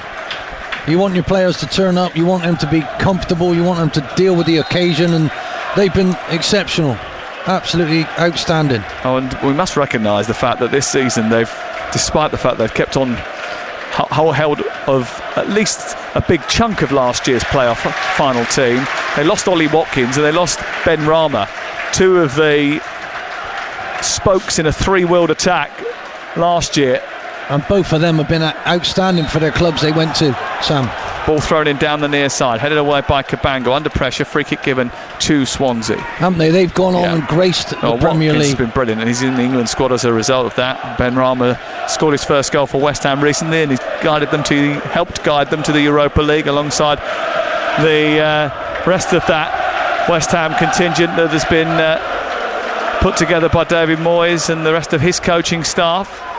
Here, Swansea trying to get the ball forward. Grimes finds Danda, who's deep inside his own territory, needs to get it forward. Brentford not finishing their work yet. 77 on the clock. Talksport live at Wembley, and Swansea being beaten here by Brentford by 2-0. Jamal Lowe takes it down, moves towards the corner flag, skips back infield, plays it back towards the left-hand side, across by Bidwell, headed away by Dalsgaard towards the halfway line. And then it's picked up by Grimes and then turned forward into the path of Bidwell. Brentford's back three have been outstanding. Yeah. Absolutely dealt with every single thing. They've made it look easy. I think Dalsgaard's actually had a bit of an injury towards the end of the campaign. Stepped in at centre-back for Norgard when he came across from right-back in the game against Bournemouth. Well, talking of injuries, I mean, Janssen's gone down here, whether he's got a touch of cramp or something's just gone in him. We don't know, but yeah, that bet 3, and I think Dalsgaard's been really important to that. I mean, he's an excellent. Normally he flies forward as well, but he just gives them that something else. Norgard would sometimes play as that central one in the back 3. He'll build up play, but what they've got there in those 3, Pinnock, Janssen, Dalsgaard, 3 just plays. Look, they love to head the ball, don't they? Love to defend, and anytime you're putting a ball in the box today from Swansea, it's got to be bang on the money, otherwise they head it clear. Another pause in play here, as David said. Pontus Jansson's down, getting treatment away to our right hand side. I can tell you that the Champions League final is coming up here on Talksport. Our coverage starts in 1 hour and 24 minutes time. Manchester City take on Chelsea to lift the Big Eared Trophy. Chelsea won it in 2012, their last Champions League final. It's the first ever Champions League final for Manchester City. Pep Guardiola looking to try and win it once again, this time without Lionel Messi in his ranks, but he's got 1 or 2 superstars in that team. Just I think slightly. they're all right, aren't they, Manchester Just City? Slightly. But waiting for another change, and I think it's going to be Winston Reid who's about to come on loan from West Ham United. Winston Reid, New Zealand international, joined in February. Not a bad sub, is it? Bring on a player like Winston Reid. I played against him a couple of times. He's a brilliant defender. You know. When he's fit, he's fantastic, isn't he? And I've seen him after games, not being selected, doing his running, on his own. He's got his own little programme, whatever. And obviously, I think West Ham fans are hoping that little link up with Ben Rama, Reid coming, that if there was a chance of Tony ever going anywhere, then it might be West Ham, because they've got that little relationship. Look at you. Yeah, you never know. You never know. They're up now, mate. They ain't going anywhere. Yeah, just about to win the £180 million lottery. The ball is cleared up by David Raya towards Ivan Toney, who got the goal scoring started with a penalty after just 11 minutes here at Wembley on what is going to be an historic day for Brentford Football Club. Fours picks it up, runs down the left. He's got Toney in attack with him. He's being blocked by Gurhey. Holds it up really well though, uses his body and edges back into Gurhey. Then lays it off with the right sort of amount of pressure and weight of pass and nous. And although the attack in the end is foiled, his presence, his security when the ball goes up to him has been really important today for Brentford. I think that's a great word you use there, Sam. His presence. He has got a sort of an old Drogba presence, hasn't he? But do you know what? I don't know who said this, and they said he's maybe not easy on the eye, and I thought, okay, what's not easy on the eye about him? To me, he's got a terrific touch. He holds the ball up really well, brings others into play. Yeah, there he's he is. quick. He's causing problems here for Cabango. Just about gets there ahead of Toney and nudges it back to his goalkeeper, David. He's got that obvious physicality, which you can't get away from, but he's got so much else to his game, which is why he's such a terrific centre forward. He sniffs out chances as well. I mean, a lot of his finishes have come inside the 6-yard box, 8 yards, sort of in that middle of the goal, between the width of the post. He always seems to know where to pop up. He's been found more often than not by the Brentford support, and as a result of that, he has helped himself to 33 goals this season. His penalty taking technique is to be seen, I think, to be believed. He's so casual. Here's Jensen, casually going past Danda, finding Toney on the edge of the area, could finish it here, right-footed towards the far stick, stopped by Bidwell, who turns and knocks it out and away for a corner. Should have scored. I mean, lovely little ball here from Jensen, but he's gone with his instep here, Toney. I think he's a little bit tired. Well, a little bit, he's on his haunches, but if that was Toney, maybe in the 30th minute, one touch to set himself up, I think he would have laced this. Instead, he sort of controlled it really well and tried to sort of side foot it in, and I think that was the wrong decision there. Go with his laces. I think the cake's cooked. That would just have been the icing. I think he'll be on a beach in around about 36 hours time.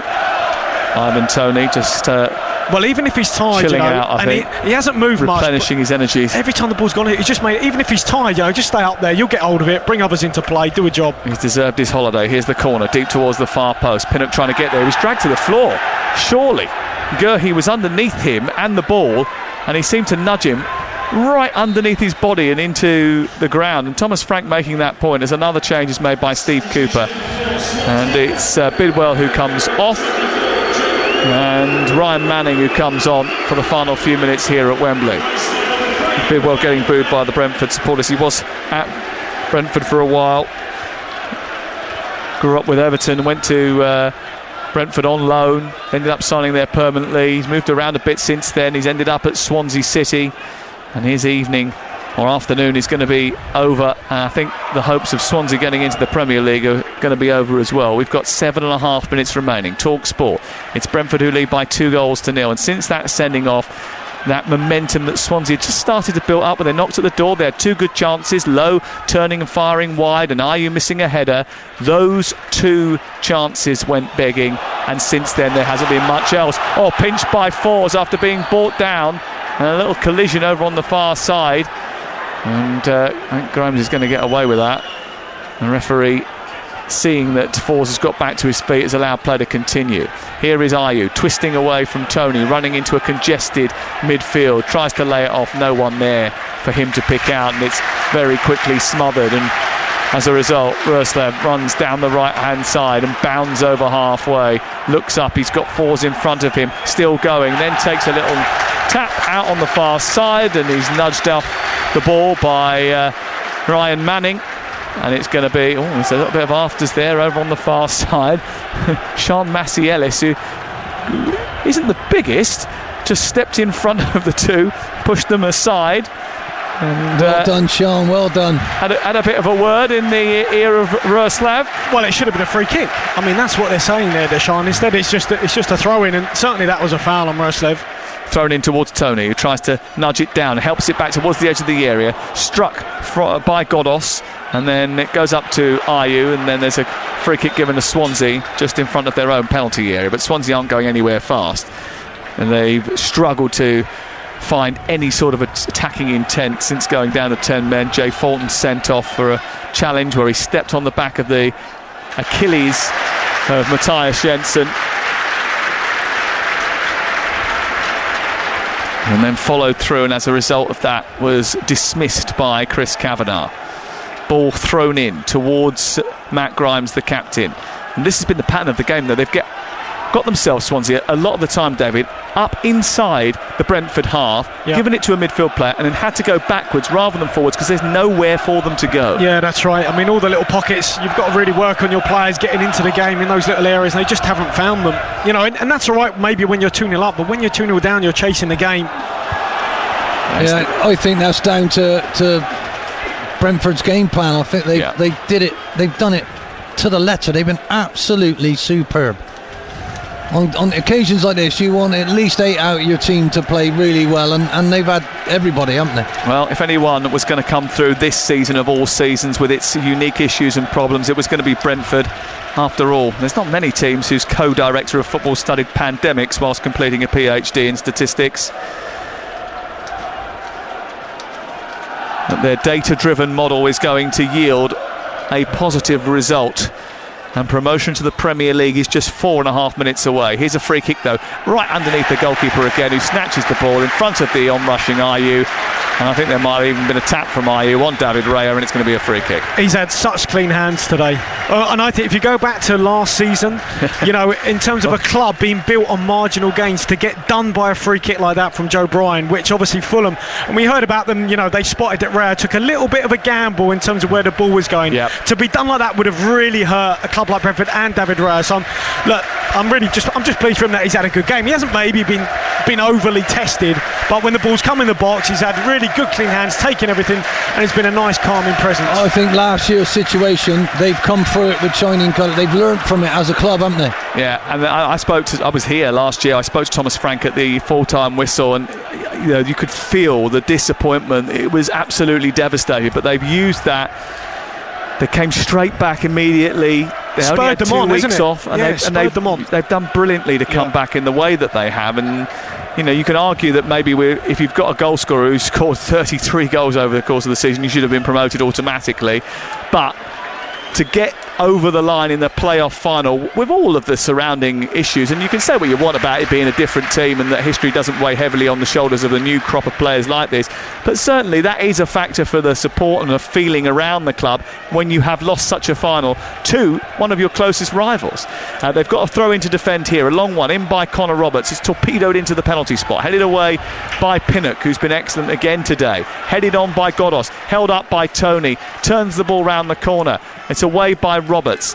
Cabango looking for it, but it's half cleared in the end by Brentford before Jensen takes it towards his own corner flag, gets a little tap from Cabango, free kick given to Brentford. It's not going to be Swansea's day. 3 minutes to go. It's going to change their fortunes, isn't it? I remember meeting Matthew Benham in the back of a West End coffee shop many years ago, and he was talking to me about the reason he took over the club was because he had put so much money into the supporters trust. He wanted some control about how it was being spent because he wasn't sure that they had the expertise. He's brought in so much expertise since that day, and he's transformed the fortunes of this football club.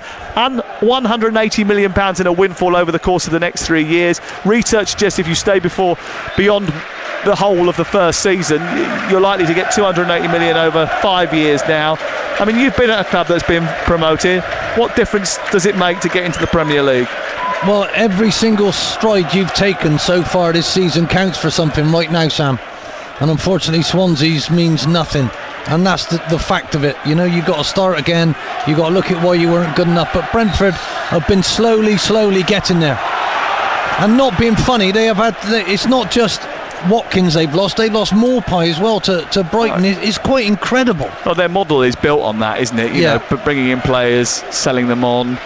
The way they recruit. If you don't get there eventually, they're saying we're going to get there eventually, and I'm delighted for them today. They're going to get there eventually, unless in the next 90 seconds Swansea can find 2 goals. They have a free kick in the centre circle, which Woodman was going to take, and then was sent back by Matt Grimes, the captain, who takes over.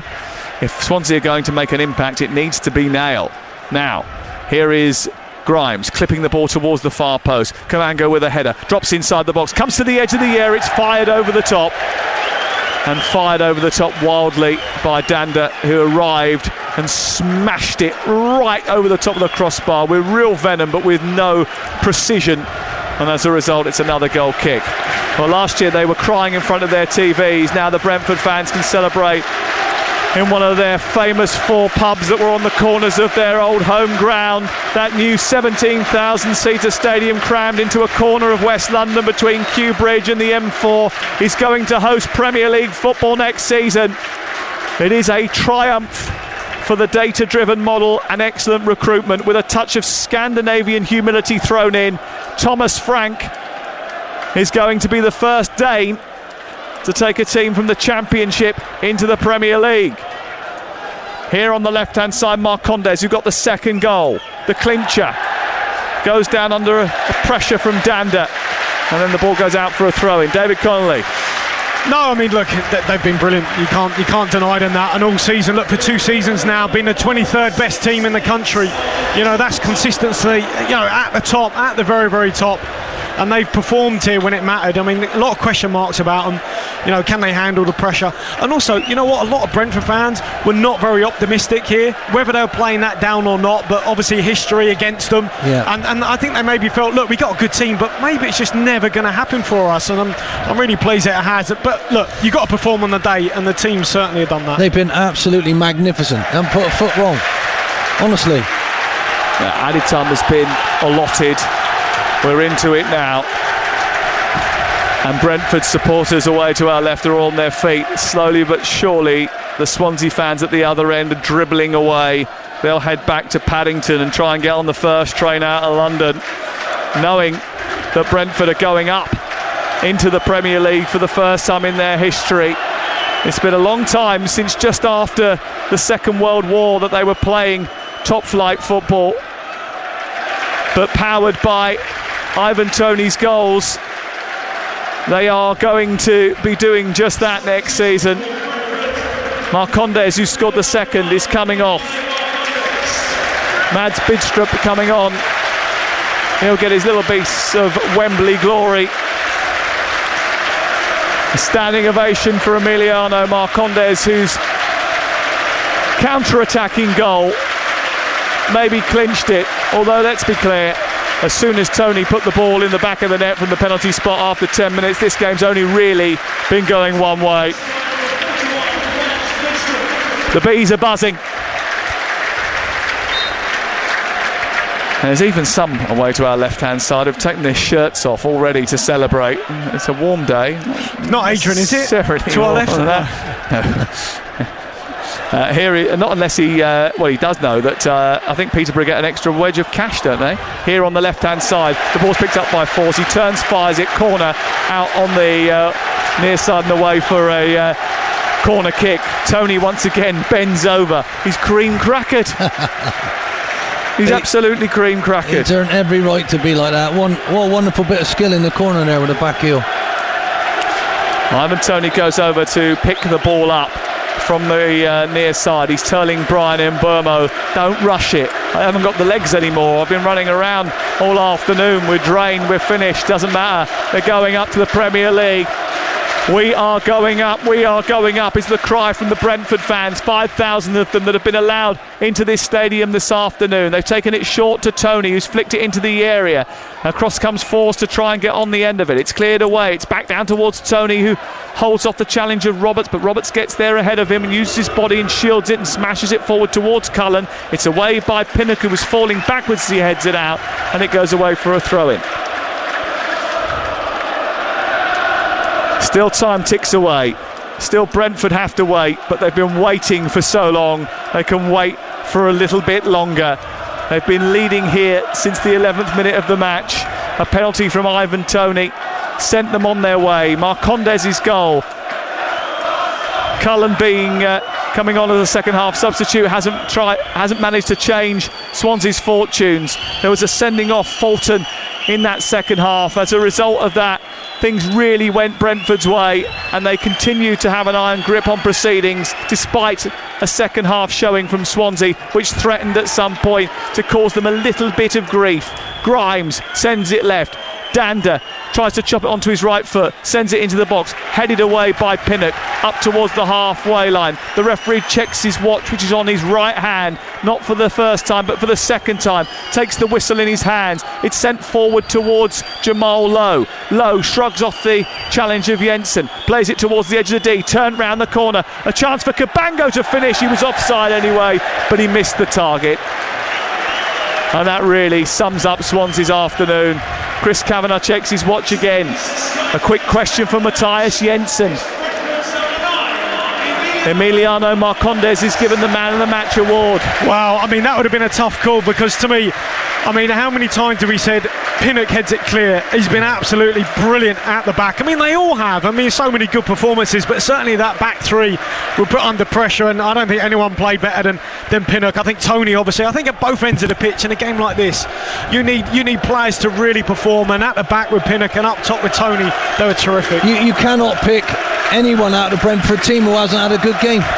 It's incredible. Thomas Frank stands grimacing on the touchline in a tight knitted jumper, grey slacks and Chelsea boots, flanked by his assistants, knowing that he is just a few seconds away from taking Brentford into the Premier League. The one-time assistant to Dean Smith, who got off to a terrible start, but is going to take them to the promised land.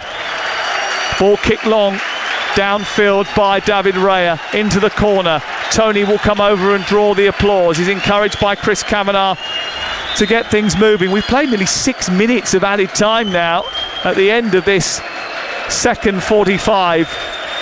Brentford about to join Norwich and Watford in the Premier League next season, and Burmo wants to take the throw with one ball, Tony with another. Tony tosses his behind, and Burmo, is this the last action of the Championship playoff final, which Brentford are going to win by 2-0? They hold the ball up down by the corner flag. Godos, who holds onto it for longer. Then the full-time whistle blows, and all good things come to those who wait. Brentford embrace, scream wildly. Joyous scenes for the bees of Brentford. Brentford are in the big time for the first time in 74 years. The Great Dane, Thomas Frank, punches the air in delight. After 9 playoff failures, finally the bees from West London have banished their end-of-season hoodoo. All that heartbreak was worth it for this moment. Beaten finalists last year, Brentford are heading to the Premier League as playoff final winners thanks to 33-goal Ivan Toney and Emiliano Marcondes. They've beaten Swansea City here with relative ease. Much the better team from minute one. Brentford are going to the Premier League. Brentford 2, Swansea 0. Congratulations to Brentford. Their players are dancing around in a very lively huddle on the pitch, and why not? The Swansea players away to our right in the shade applaud their fans.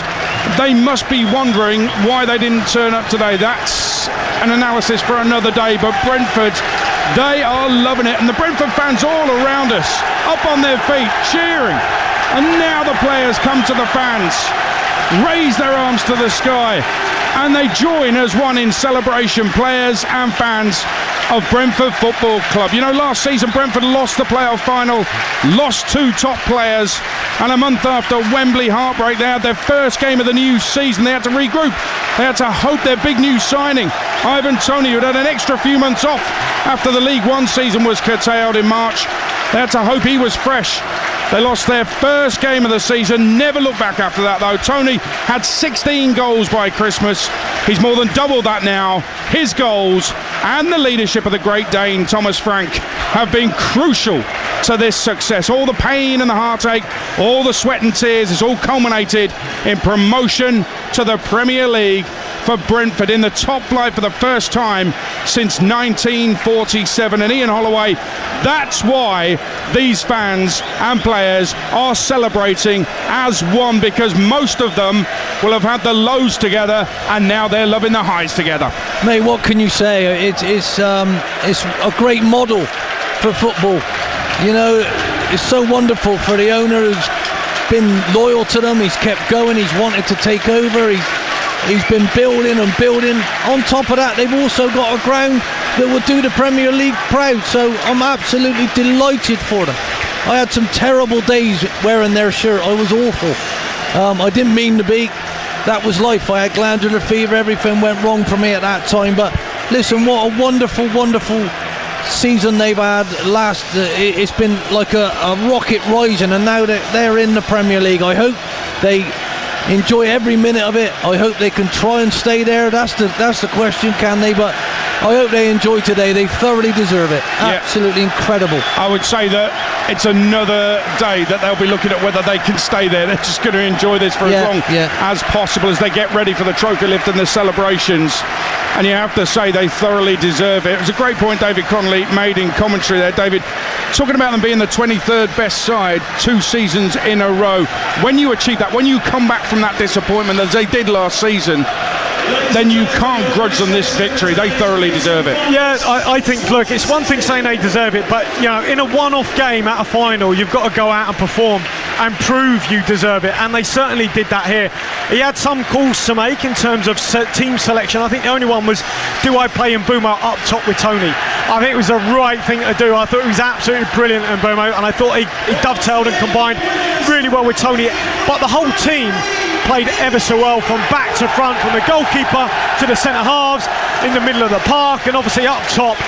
I thought it was an excellent performance, and you've got to say Thomas Frank, all through the season, I think he's shown what a terrific manager he is, whether it's at Bournemouth down to 10 men, you know, because Swansea went down to 10 here, yeah, and Thomas Frank all through the season, whether it's players been out injured, Rico Henry, Dalsgaard are out injured, they're his 2 best, you know, wing-backs, full-backs. Josh De Silva is probably their best midfielder. He hasn't been playing for God knows how long, so to do all that and integrate new players, a different formation, a different way of playing, brilliant. Just seen Rico Henry down there on crutches. You know, they've missed him this season as well. You know, he's been out for a long time. De Silva, you mentioned, was terrific last campaign. Hey, look, and in they the found cups, a way. Yeah, you got to remember, in the cups, right? They played Premier League opposition nearly every game and beat all of them until it came to Tottenham in the semi-finals. And you know what? They didn't even play Toney in that. They rested him. Yeah. You know, so well, they beat Newcastle without him. Exactly, because they didn't need him. So that shows you what a top team they are. And I think I'm really just, I don't have an affiliation with Brentford, but I'm just pleased that a side that have consistently performed at that level, and I think they've earned the right to play in the Premier League, have got it. And on the day, you've got to perform, and they certainly did. Yeah, that. But look at the vision they've got to move into that ground as well. Let's be fair, their other one was about the size of a biscuit tin, and now look at them. It's only just up the road. It's incredible leadership. They have shown unbelievable leadership. Well, it's a club as well that's been built like in the right way from the ground up. You know, they haven't got above themselves in terms of a 30,000 seater stadium before they're ready to fill it. You know, even the ground they've got now, you know, but they've got the training ground, they've got the players, they've got the team, and incrementally they've built this football club. You know, Matthew Benham and everyone else that's played a part in it, and it's wonderful for them. Fantastic. And I think that ground, by the way, I was there last week for the first time. It is superb. They can add to it, but it will be a very special atmosphere in there. Get away fans in there as well. That's going to be a cauldron in there. Could be key if they are going to survive next season. But you're right, off the field with Matthew Benham running the club in his own special way. Thomas Frank with what I think is an immeasurable factor, Ollie. The emotion, the motivation, the passion. That's what he brings, as well as, of course, the tactics and the coaching. But you saw him do the lap of honour last week. He is an emotional, passionate man who cares so much, and you need a bit of that. You can't just all be data and adding up numbers and saying, yeah, he's good and he's not. There's got to be that immeasurable emotion in it, hasn't there? They must have known about him when they brought him over. Do you know what I mean? Let's not forget there's other managers who've been involved in this as well. They've had a brilliant identity over the last few years. Well, Thomas Frank is down there just he's addressing some of the fans, just talking to some of the fans down there. He's come away from the players on the pitch. He has gone pitch side, and I think Pontus Jansson's joining him as well. So he's trying to get someone out of the crowd, I think, and onto the pitch. I think that's what he's trying to convince the stewards that it's okay, isn't he? I'm sure he'll get his way. And the players as well. I mean, we talk about Thomas Frank and the emotion, and Matthew Benham, the way he runs the club, but on the field, David Connolly, with players giving their all, good players as well, giving their all, responding superbly to any setbacks. If you remember, I think it was the middle of February, they lost 3 games in a row, and there was a few questions being asked, and they were still in the top 2, but a lot of questions were being asked. That's a difficult moment to come back from, David, but they did it. Yeah, they did. And, you know, you mentioned those players. I thought, you know, we can talk about some of them today. You know, the signing of Pontus Jansson, big money for them, big money, a bit like Tony, but he's got a personality. He's played at a big club, handled pressure. You know, Pinnock was another one, maybe a little bit under the radar, but did brilliantly at Barnsley. He's come in and part of that back three. And you mentioned Thomas Frank, and you're absolutely right, because look, I've played for numerous managers. You can have someone who's warm-hearted, who's cold-hearted, who you know, someone who's very much about tactics, but maybe doesn't have the emotional side to put an arm around players. And look, he's managed the likes of Tony really well, a goal scorer, and he's got that human touch. You know, I don't think there's anything wrong, like in that semi-final.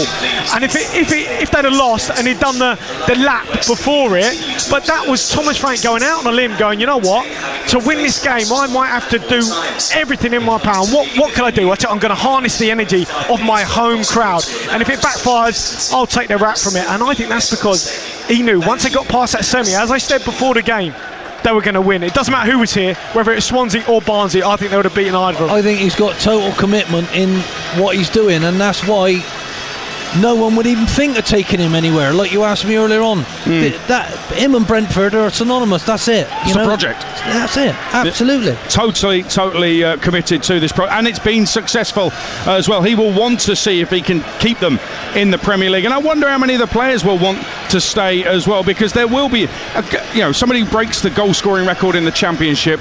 If there's a Premier League side needs a striker, they're going to be interested, aren't they?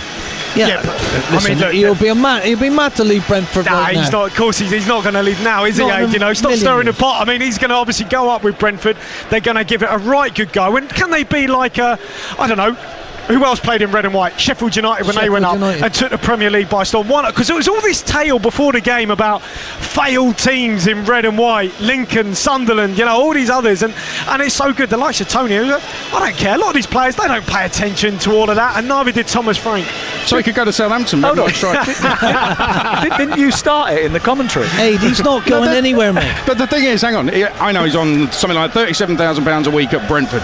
If West Ham with European football say we'll give you £50,000 a week, he's going to be interested, isn't he? I tell you what they did as well, Age. You mentioned, and look, we can talk about money and all that, but you know, Celtic wanted Tony, right? And Brentford blew Celtic apparently out the water, and that was because you go, you know what, we'll sell Watkins, but you know, if we sell Watkins and don't buy someone who can replace those goals, we're goosed. We're not going to compete at the top of the league. So they had to do that. It was a gamble, but he's a gambler, Benham, right? It was a gamble that paid off. If someone should be getting a statue of Matthew right now out the front, because what he's done for that football club is completely off the planet. Well, look, we were talking as well, Ollie. in terms of at Brentford you have the different models, right? You could have the league table where you are, but the stats and the data say, well, you know what, you're getting lucky, because really the metrics say you probably should be 10th. You're just about winning games. So it's a hard club to be a manager at. So take nothing away from Thomas Frank, because he's able to balance that, work under those conditions that others haven't. Some other managers have tried and failed, haven't been able to do it, and he has, so credit for him. Supporters are singing there's only one Matthew Benham. How many owners get that? Do the Glazers get that? At United, I can't remember hearing that. Sure, that's... I think there's a different song for them at Old Trafford. What I would say is the Brentford model is what it is, but it actually probably changes now they're getting Premier League money. So we'll have to wait and see. Listen, the Brentford players are getting their medals and preparing for the trophy lift here at Wembley. They'll be in the Premier League next season for that trophy lift on Talksport. Here's Sam Matterface. Well, they've been waiting for this, and what a wait it has been. Not just this afternoon, it's taken them about 15 minutes to construct a stage. They built it once and then realised it was in the wrong place and had to move it along and do it again. But as David Raya picks up a huge flag which says "We are going up," and picks up his medal down in front of us, they start their dancing on the stage, which has been erected inside the half they were attacking in the second half, with Promoted 2021 and #StepUp and two big structures behind them in red and blue, the colours of the EFL and the Sky Bet playoffs. Flags now being draped on the back of all the players, including those who have been on the bench and been part of the squad over the course of the campaign. And Pontus Jansson just hanging out the back, waiting for his moment. They've lost at the old Wembley, they've lost at the Millennium Stadium, they've lost twice here in playoff finals, but after a catalogue of failures, they have won the most important playoff of all. It's nice to see actually people being given medals rather than being asked to pick them up off a table. And Mbuemo, who played a massive part, has just picked his up. So has Tony, who's streaming all of this live into his mobile phone and enjoying every moment of it. It is a club that do things differently, a club that doesn't operate with convention, but with a dedication to innovate and to change and invent new ways. Thomas Frank allows himself to touch the playoff trophy for the first time. He walks past it and then just gives it a little tap. The champagne goes off down in front of us. They haven't picked the trophy up yet. Now Pontus Jansson walks up the steps and moves towards the front of a thronging Brentford crowd. The players all spray him with champagne and he pushes the Championship playoff trophy into the sky. They dance and jig and scream and howl with delight. The firecrackers go off behind them. The pictures are taken. The photographers snap away at a scene of pure joy. Brentford bounced back from defeat in last year's Championship final to triumph this time. From despair to delight, the Bees are Premier League. Magical scenes at Wembley, called by Sam Matterface live on Talksport. Ian Holloway, you've been there, done that, got the t-shirt twice. How good is this feeling? That's absolutely incredible. Honestly, it's absolutely incredible to watch Brentford, who have gone through all sorts of adversity in their time, and it's wonderful for their fans. Was it 1947, the last time they were in the top flight? Many congratulations, and I hope you're all buzzing. Spot on, I'm sure the Bees will be. And again they go over to the fans. Ivan Toney, went back into the dressing room to get his phone so he could stream the lot of it. He then realised there was champagne flying everywhere and he had to protect his phone from the champagne. So I'm sure he can afford a new one now. He had to leave the celebration. All good fun, they'll be absolutely loving it. How long do the celebrations go on for, Ollie? Oh, about a week. Is that right? Yeah, about a week. I just saw Mark Warburton's over there as well. He started this. Oh, yeah. Well done to him. But this is incredible. Absolutely incredible. This is what football's about. It's not where you start, Aid. It's where you believe you can get to. Look at him.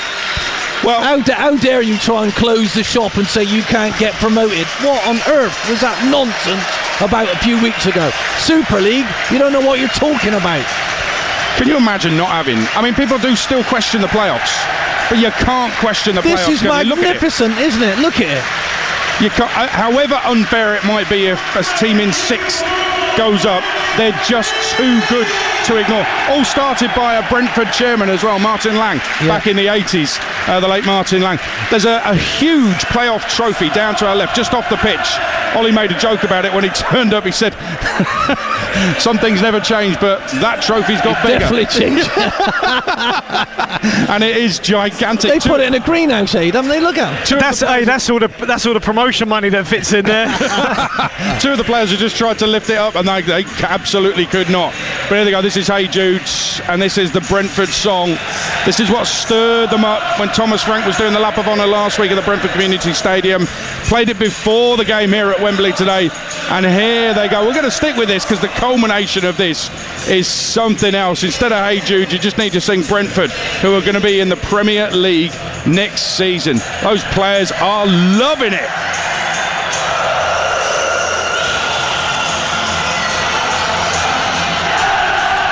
That's incredible. Absolutely incredible. What a noise they're making. Brilliant. They're going up. And don't they know it? It's like it's 80,000 full. It helps that it's a really good song as well. Can't argue with that, mate. Can't argue with that. David, shivers down the spine. Yeah, look, it's look, when you lose, and when we haven't touched on Swansea, have we, here, you know, who I've been in this position where you play the final, you lose, and it's the worst feeling. Brilliant for Brentford, but I think obviously with Swansea came up short. Got to be honest, did come up short in this final, and I think the damage was done certainly in the semis, because I think the one they had to beat to prevent, I guess, the three relegated teams going straight back up. And that's the next challenge, I think, for Brentford, to be one of those sides that obviously can remain there. And if they get relegated, can they bounce straight back up? Because I thought that actually Bournemouth might be able to do it, a bit like Norwich and Watford, because they retained the bulk of their team, and they still had a quality side, but they overcame them in the semis. And the second leg was really important, obviously the red card, etc. And I think Swansea a little bit short. I think Steve Cooper will go away. I know he gave it a really good go with the side they got, but I just think they came up against, you know, a superior team on the day. And it's so hard on a coach on the sidelines going, he no matter what was on the bench, he had everything out on that starting team, Steve, and there was nothing really that came on to change it that could improve it, and they just fell short. We will analyse Swansea very shortly as the celebrations continue, as Hey Jude continues, and the players are out there with the fans holding the trophy aloft. Swans, well, they're meant to be regal and graceful. This lot were more ugly duckling today, but Brentford near perfect in every department and thoroughly deserve the win and thoroughly deserve promotion to the Premier League. It's congratulations to Brentford. More from Wembley in just a moment on Talksport. Bonus Drop from William Hill Vegas is back. It's free to play, with thousands of instant prizes and a chance to win cash, free spins and bonuses. And now win up to £1,000 in cash daily. I've won cash! Get that Vegas feeling. Play Bonus Drop today, only at William Hill Vegas. Promotion runs daily, online only, individual terms apply, one per customer per day. Eligibility rules, location, currency restrictions and T's and C's apply. 18 plus, begambleaware.org. If your car gets written off, we'll help you stress less. Churchill Insurance will pay you up to £100 for immediate travel expenses, like a taxi home, while we take care of your claim. Oh yes. Chill. Churchill. Car must be undrivable. Comprehensive cover only. Onward travel to one UK destination. Excludes glass-only claims. Payment excludes weekends and bank holidays. Underwritten by UK Insurance Limited. Ah, the joys of the open road. And the closed road. And the partly flooded road. And the unmade road. And the slippery surface road. And the 45-degree mountain road. Land Rover Defender. Life is so much better without restrictions. To take one on an extended test drive throughout June, search Meet Defender and book your place now. Land Rover, above and beyond. Terms and conditions apply. Jim White and Simon Jordan, mid-mornings on Talksport. It's a total disrespect. An essential aggregate of action, reaction, and a volley of outrageous opinion. And I need to have clarity. Otherwise, I'm going to cut rough with you guys. Crucial radio for a hungry sports nation. He's out there buying players for people that they don't want. But the fans look at it differently. I don't see that view. Jim White and Simon Jordan. Delivered weekday mornings from 10 on Talksport with Selco. It's where the trade go. 100% Jose Mourinho. Join me for my thoughts, views and reactions throughout UEFA 2020 exclusively on Talksport and Talksport 2.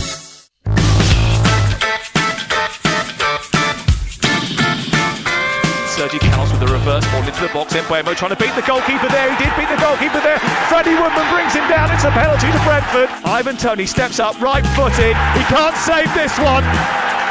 A 33-goal season for Ivan Toney. Back towards the edge of the air. Right-footed shot. 2-0. What a fantastic moment that is. Brilliant counter-attacking goal, finished off by Emiliano Marcondes. Then the full-time whistle blows, and all good things come to those who wait. Brentford are going to the Premier League. Brentford 2, Swansea 0.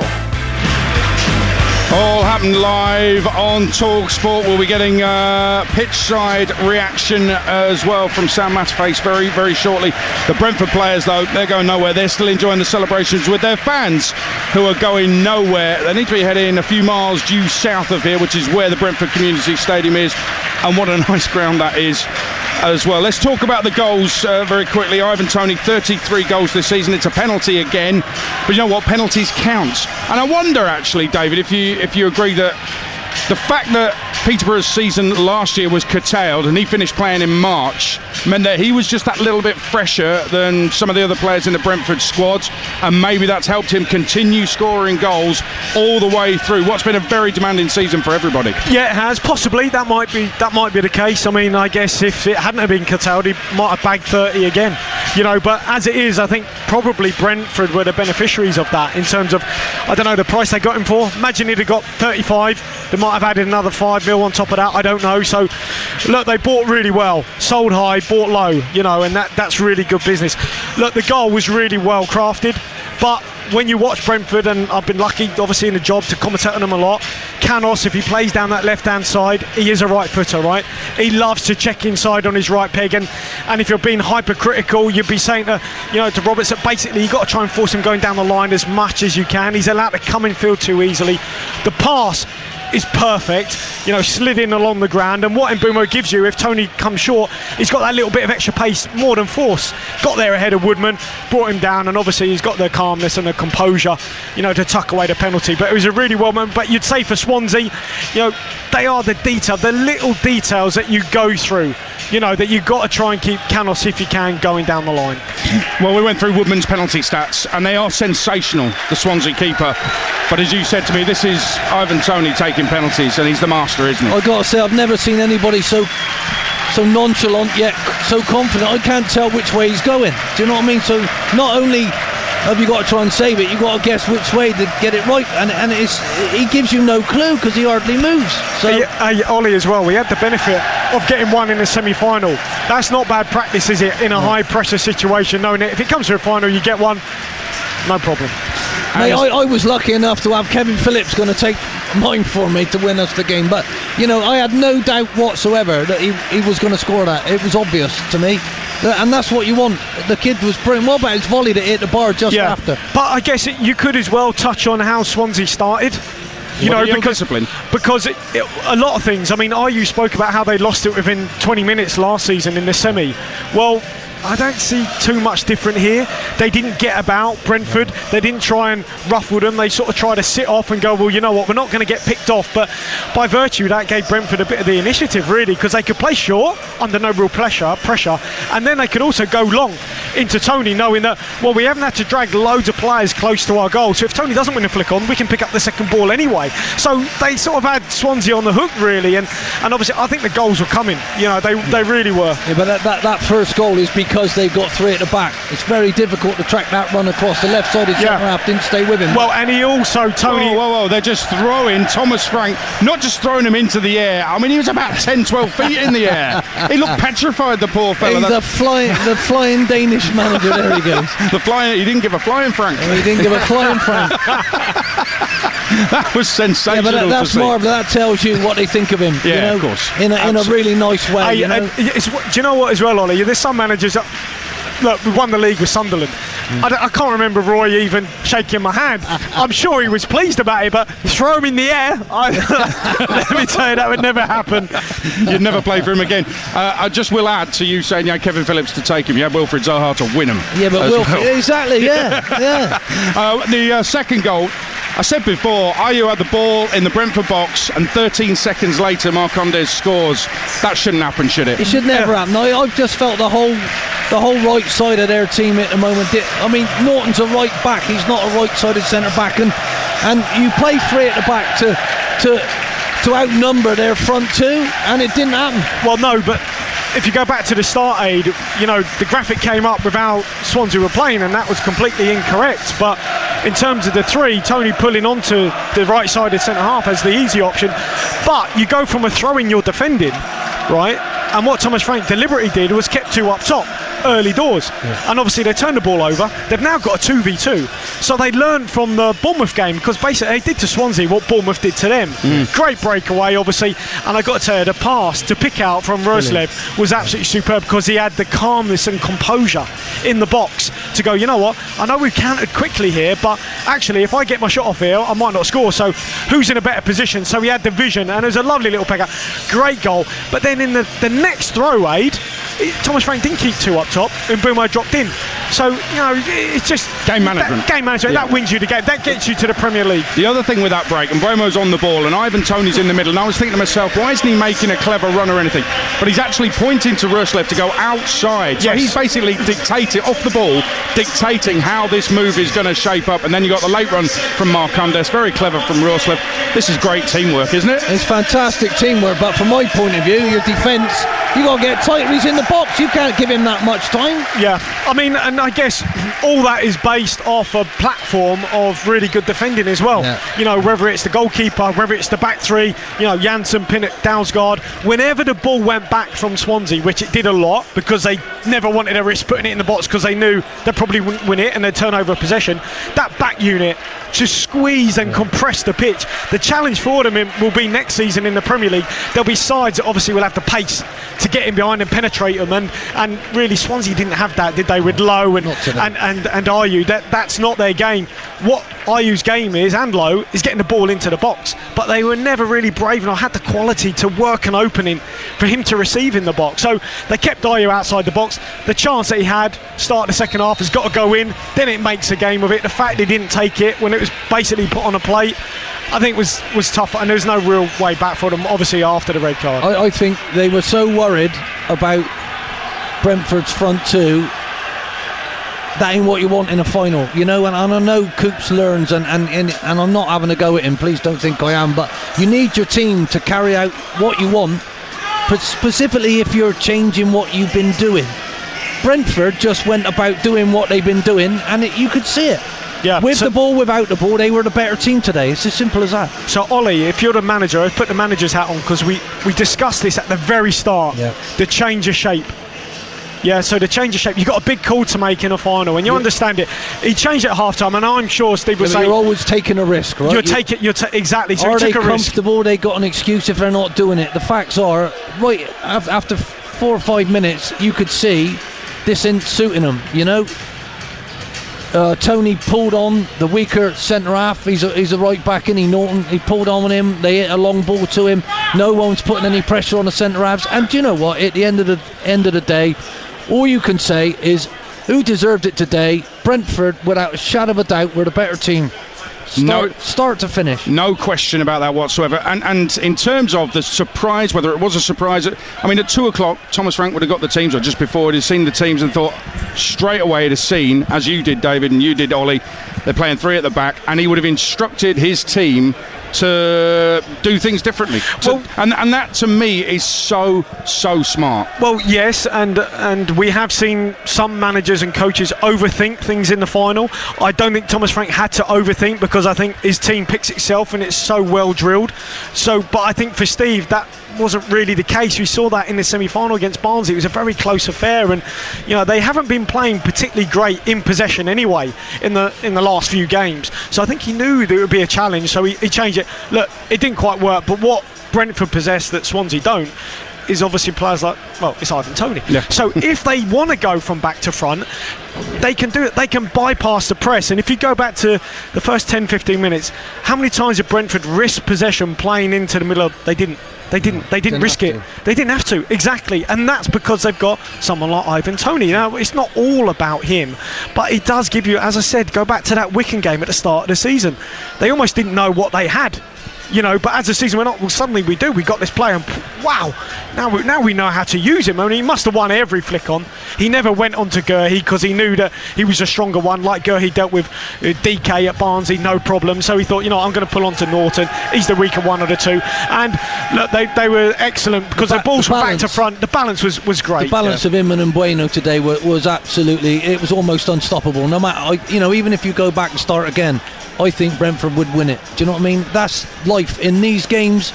This is it. The will that they had to keep doing what they've been doing was absolutely all over that game. You could see it a mile off that they're comfortable without the ball. They had a great shape about them. They counter-attacked really well, and it just went for them today. So well done to them. They've been building for it. They've lost players. I would have hated them to lose today, because what would have happened? They'd have not had to replace another 2 or 3 players. You can't keep doing it all the time. But what perfect timing for them. They're going to be starting in their new ground, hopefully from the start, that the COVID doesn't stop this now. They're going to go and have a full crowd at home every week in Premier League. That is going to be something else for those Brentford fans who none of them will have seen anything like it in their lifetimes. But they can't wait. It's all about today in the celebrations. Brentford have won 2-0. There are more reflections and reaction to come on Talksport. Talksport Breakfast in partnership with Arnold Clark. We guarantee the best used car deals in the UK. Move up through the gears every morning with top-of-the-range Sports Edition ABS story-breaking news and more goal talk to the gallon. Plus, a stellar lineup of super celebrity sports guests as standard. Talksport Breakfast, every weekday morning from 6 on Talksport with Arnold Clark. We guarantee the best used car deals in the UK.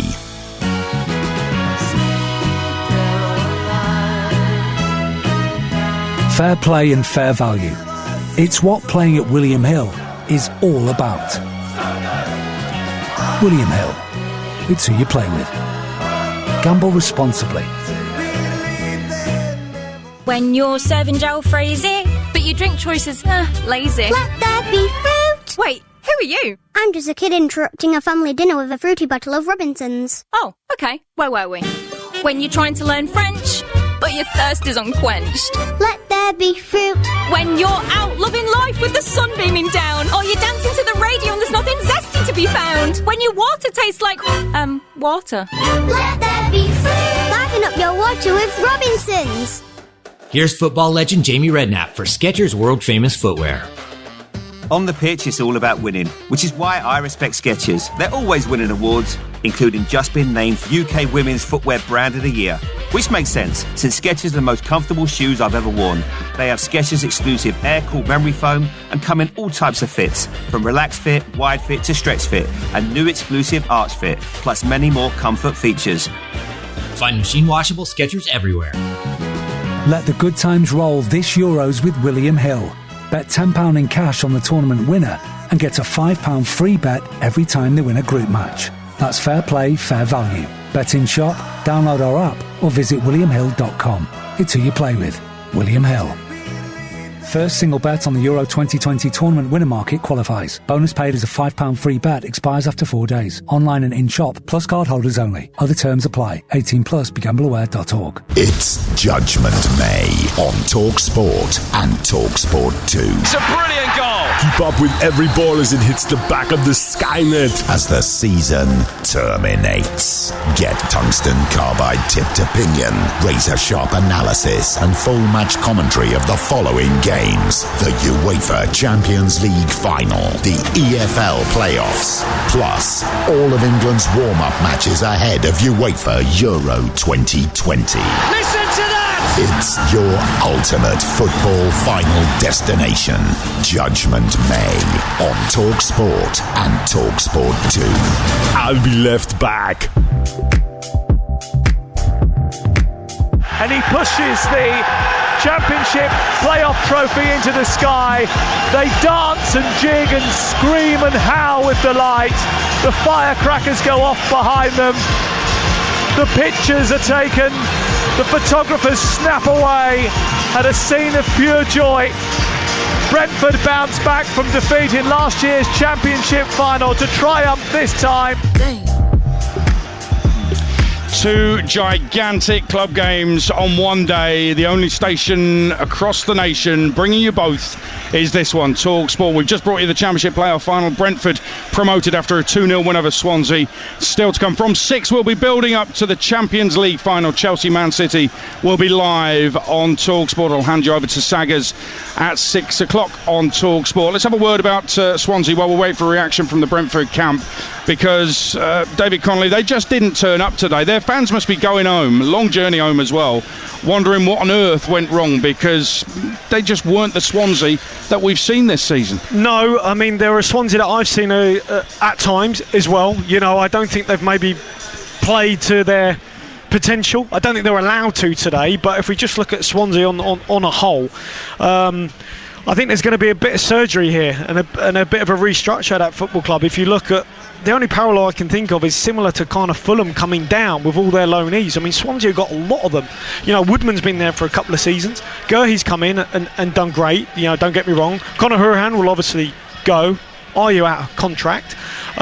So they've used the kind of loan market quite well, but I think they'll have a little bit of work to do in the summer. Well, let's go down to the touchline, get some reaction from Talksport. Sam Matterface. I'm standing here with Ivan Toney. 33 goals across the Championship season and a winner's medal from the Championship playoffs around your neck. You're going to be in the Premier League next year. What's your initial reaction?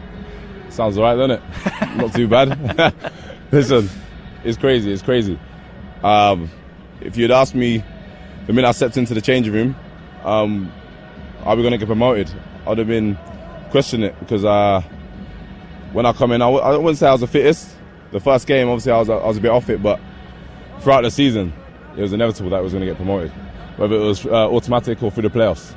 I just the belief in this team and the strong mentality the boys have is crazy, and it's a winner's mentality. Yeah, we deserve this. Where do you think that winner's mentality comes from? From the manager. The manager, he makes it, puts it through us. I mean, like, he's on to us 24/7, and that's good. You need that as a player. Even when you fall off it, he's always said, don't get too low when things aren't going right, and don't get too high when things are going right. So there's that balance, you know. But yeah, it's crazy to be in a winning team like this, and we're now a Premier League team. This, I'm sure, was your aim when you moved from Peterborough to Brentford. Your hope was that you were going to end up in the Premier League with this club eventually. Did you think you would have such a pivotal contribution? I believed that I could score goals. Whether it was enough to take the team up, I don't know, but it turned out that it was. And I feel like with the boys around me and how they play, it was inevitable I was going to score goals. It was just about putting it back in the net and getting yourself in the right position at the right time. And yeah, you can say majority of my goals are tap-ins or penalties, but you've got to be in the right place at the right time, and you still have to put the penalty in the back of the net. And I've been doing that throughout the season. But it's just a shame that my shot outside the box didn't go in. I'm sure that would have shut a lot of people up. Well, it was some effort that when it kissed the underside of the bar. But you'd previously shown nerves of steel to stand up in front of the Swansea supporters, by the way, and take that penalty. I didn't hear him. What was going through your mind? To be fair, I didn't hear the Swansea fans when I was stepping up to the penalty. It was just me and Freddie Woodman. Obviously, I know him from Newcastle days, but yeah, he tried getting in my head, but it's no getting in his head. Just got to pass it into the net like I've been doing throughout the season. Yeah, you always seem to be the coolest man whenever you step up to take a penalty. Yeah, it's just composing yourself, have a little walk, just think about something else, think about what you're going to do tonight, and pass it into the bottom left. What are you going to do tonight? Probably just have a little ice bath, just recover, right, and we'll go again tomorrow. When you say the ice bath, is that going to be an ice bath with a couple of bottles of champagne instead of drink? You mentioned about scoring goals, and you had belief that you were going to be able to score some goals in the Championship. Are you going to be able to score goals in the Premier League? Of course. I feel like you're going to get a chance in the Premier League. It's up to you whether you take it or not. And I'll back myself to take a chance a game.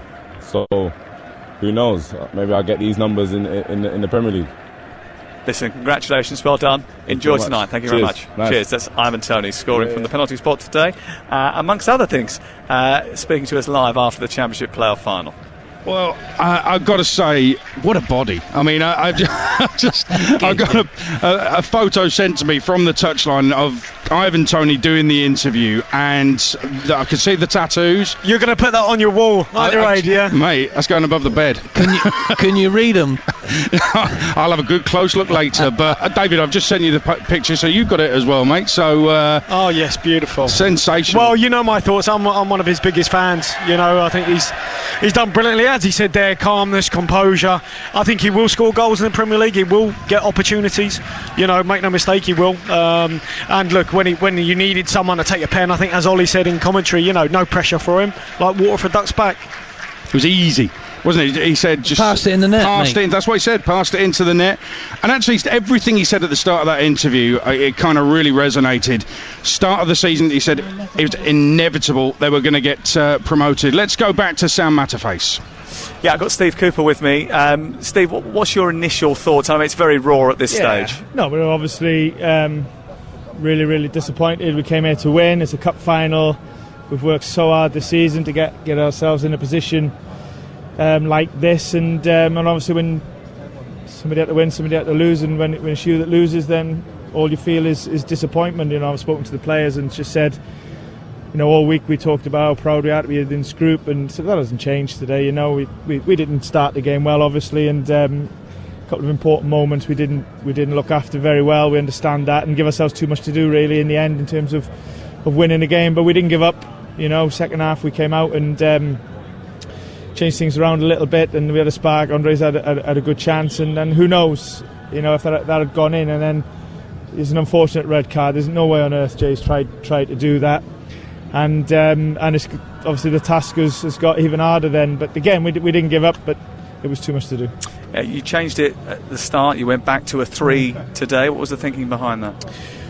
Well, obviously Wayne picked up an injury in the semi-final. You know, for everyone who's followed us, they've known we haven't had a striker all season. We've had to find a way to win. We'd had a lot of success this season with that formation, and I think it was about getting Connor back in the team, or it would have been Liam Cullen, and we just felt that Liam's a young player, and maybe this was a big stage, but yeah, so it's just some decisions that you make, but I don't think that had too much impact on the result. It was just how we managed you know, the moments that ended up costing the goals.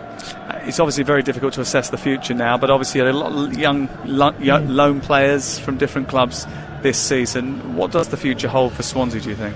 Well, it's hard to really talk about that in great thought now because of you know, we're still here at Wembley, but now we know which league we're going to be in next year. Then obviously I'm sure the club have put some plans in place to deal with either, and you know, they can commence if you like. So. But yeah, you know, we've been a mixture of loan players and some younger players, and you know, we'll have to reassess that accordingly now. But whatever league we were going to be in, wherever the season finished, we still would have had to go through that process. Because you've led Swansea to 2 playoff campaigns now in your first 2 seasons as a senior manager, and the reputation that you've built up previously. There's a lot of talk about your future as well. What can you say about that? Not much. I just, you know, I'm just with the players at the moment, and that's the most important thing. Is It's been for them on what is a difficult day. I've had a great 2 years. I've really enjoyed it, and I look back on them 2 years with a lot of fondness, and it certainly made me a better manager. And but like I said, now is just the time to talk about the players in the dressing room that I've been really proud to work with over the last couple of years. Steve, good luck. Thank you very much. Cheers, Thank appreciate you. it. Thanks, Speak to you soon. Cheers. That's Steve Cooper. Has sounded, David Connolly, like he's on his way. I look back on the 2 years with fondness. Yes. That's the end, isn't it? Sounds a little bit like that. I mean, I think as Sam said there, and Ollie will know, when your stock is high, sometimes it might be the moment to move, and he will be coveted. Make no mistake, he will be, because he's done a really good job. And I think in terms of what he has at his disposal, I'm not too sure many others could have got Swansea so far. But a few things he spoke about. They didn't start well. Which they didn't, they really didn't. We saw that, didn't we, Ollie, from the first couple of minutes. I don't necessarily think they approached the game on the front foot enough for a final. I think they were a bit too passive, and that handed the initiative to a very, very confident Brentford team. Didn't manage some moments well. They did show character second half. But didn't really take the chances. But yes, it does sound like obviously, look. He'll have an agent. I'm sure there's so many Premier League teams. Certainly if you look at Palace, Roy Hodgson's moved on, one of the oldest managers. I'm sure, Palace will be looking for a younger manager that's been mooted. Although he's not proven in the Premier League, at some point, you got to take a chance on a manager. In that top level, it could be them, it could be someone else, or it could stay at Swansea. But the thing he said there, which I spoke out of Ollie before the game as well, is about budgets. I'm sure the club will have. Well, I would have thought by now those discussions would have been taking place. You'd have this is who we're looking at in this division, and this is who we're looking at, because make no mistake, there's 8 players here that are probably going to go. Certainly 6 will go. 6 will go, and there'll be a lot of money off the wage bill in terms of the loans, like Ayew, obviously he's under contract, but Conor Hourihane on loan, Woodman going back, Gurhey going back. What will he be left with? So for Steve Cooper, he might be saying, well, you know what? Can't give me rubber bullets. How am I going to fire us out of this league? Also, I think that's a real difficult question to answer right now as well. Do you know what I mean? But if just say, and a lot of the talk is he's going to be the Crystal Palace manager. If Crystal Palace do want him and they make noises towards him, he's not going to say no, is he? Let's be frank. Listen, not in a million years, but that's a little bit of a difficult interview. Having done so well for 2 years, and you wanted your team, you set them up to play a lot better than that. Let's be honest. We can't. The managers take all sorts of flack, but where was his team today? They didn't turn up. Everything we're talking about, the ball in the box wasn't there. The pressing wasn't there. We didn't get behind them in any way, shape or form. We didn't see anything of what Swansea are good at today. So that is a very, very tough interview. Well, he said the tactics were nothing to do with it, really. It was just about managing the moments. But he also did point out the red card was a bit harsh. He felt Jay Fulton's red was a little bit harsh. Well, I did personally, but when you accidentally step on someone and you're sliding away from you. It was more careless than. But I think as well, Ollie and Aid, I think that was a culmination of things. There was a little bit of ill discipline all through the game from them. So I think the shape did have something to do with it, because they were so much more improved in that second half. And look, when you gamble, for this game, because you would have had a long build-up, unlike last season, even to the first semi-final, they had 9 days, and it was actually a challenge for Steve Cooper to go, how am I going to fill 9 days? Because previously, last season, 3 or 4 days they had prep, 9 days, and obviously they had a good 6 days before this one, to go and change your shape, and then to obviously abandon it at half-time. The 3 didn't work. Make no mistake, they were much better when they went back to their 4-3-3. To lose one of your players as influential as Routledge, it's a nightmare. Honestly, it's an absolute nightmare. Yeah, but Ollie, Routledge has barely figured. The only challenge for him was he's had no central striker all season. Ayew wants to play off the right. Jamal Lowe wants to play off the left. Who have they got down through the middle? And he'll probably say, I'm competing with a striker that's, whatever, 10 million quid worth, and obviously they've sold someone for 30 odd million. What have I got down through the middle for me? The whole problem that he's had to face in his time at Swansea is they are moving backwards. They have had to be moving. They've had to put the reins on. They never expected to go down. They had some big hitters. I used the one that's left. So there's some major rejigging to go on. And that is, he'll have to ask himself, have I got the energy to do it? Do I want to do it? Difficult interview from Steve Cooper, but maybe a very telling interview. We've heard from Ivan Toney, super confident Ivan Toney, one of the goal scorers, of course, today as Brentford won the playoff final and achieved promotion to the Premier League. Well, the Champions League final coming up in around about 15 minutes' time. We'll start the build-up to a big night for Chelsea and Manchester City live on Talksport. Final reflections on this Championship playoff final victory for Brentford next on Talksport. Grassroots club stories on Talksport with Santander. The COVID pandemic has had a particular impact on grassroots football clubs. Chairman Dennis Grace tells us about the challenges that Lewisham Tigers have faced in the last 12 months. During the pandemic, many parents who are very regular payees actually found it quite difficult to keep going paying regularly, and we're finding that there are some gaps in our subs. So what we're doing is allowing that, and we're letting it slide because we want to make sure that all the children keep coming to training. Another thing, because the pandemic meant that a lot of children didn't play sport, it meant that some of the children have got boots and trainers that they've grown out of, so we have a swap system, and so that saves quite a lot of money for our parents and their children. It's not just sport that's faced a tough time recently. You may have too. If you're facing financial difficulties, you're not alone. Santander can help you get back on track. Find out more at santander.co.uk.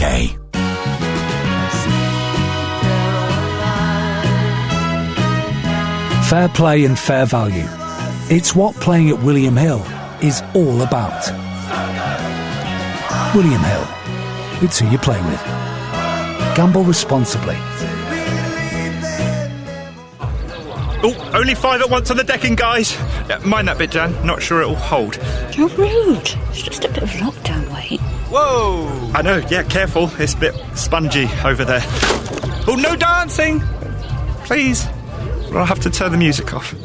Decking causing you house harassment? Relax. Get our 2.4 metre premium deck board for just £8. Then enjoy your summer of freedom. Cure your house harassment with Wix. Terms apply.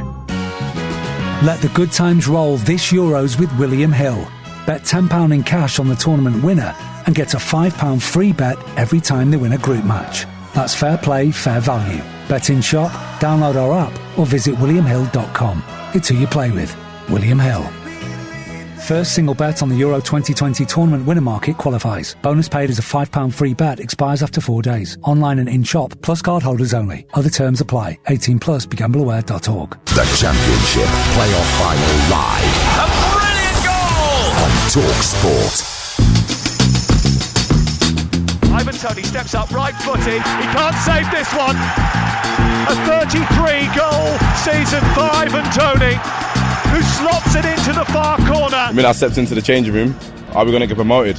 I'd have been questioning it because when I come in, I wouldn't say I was the fittest. The first game, obviously, I was a bit off it, but throughout the season, it was inevitable that we were going to get promoted.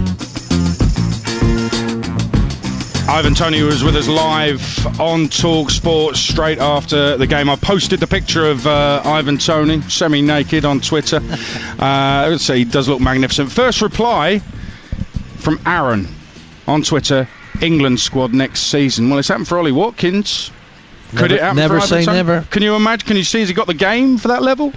Well, you why not? You can't say, for example, if he gets that opportunity, a bit like Ollie, a bit like Patrick Bamford, that he won't take it, he won't get in there and score goals. He doesn't have the blistering pace of he's not a Watkins type of player. He's more like a Bamford or a Calvert-Lewin sort of type. He's not got an electric pace, but there's not too many centre forwards in the Premier League you can bang the ball up to. Antonio springs to mind. Obviously, I don't know. I'm trying to think who else. Maybe Calvert-Lewin. I don't know. I think he's got a totally individual style that's a bit old-fashioned. Let's be perfectly honest. You can go from back to front to him. He holds it really well. He's got a really decent brain, and to me, he looks like a natural finisher. And he's got the touch as well. He's got the hold-up play. I've seen him, as I said, for Brentford play as a sort of false nine. With Mbeumo through the middle and him dropping deep, linking it, so he's got the touch. And at times, as coveted as, say, Ayew is with the ball in the box, his touch got away from him a few times, say. But did it get away from Toney? Nah, never. He made the ball stick. I got to give Barry Fry some credit, mate. On my life, I got to. I bought Dwight Gale from him when I was at Palace, and I believed Dwight was going to be really special. And he went to Newcastle and scored lots of goals to get them up. And that's not an easy shirt to wear. So I listened to an interview with Barry, and he's bang on. He's absolutely right. If you look at Brett Assombalonga, you look at Dwight Gale, they've manufactured these. So well done to your posh. Well, you fantastic, Aid. Well done to anybody who's managed him, and I know Darren did really well with him.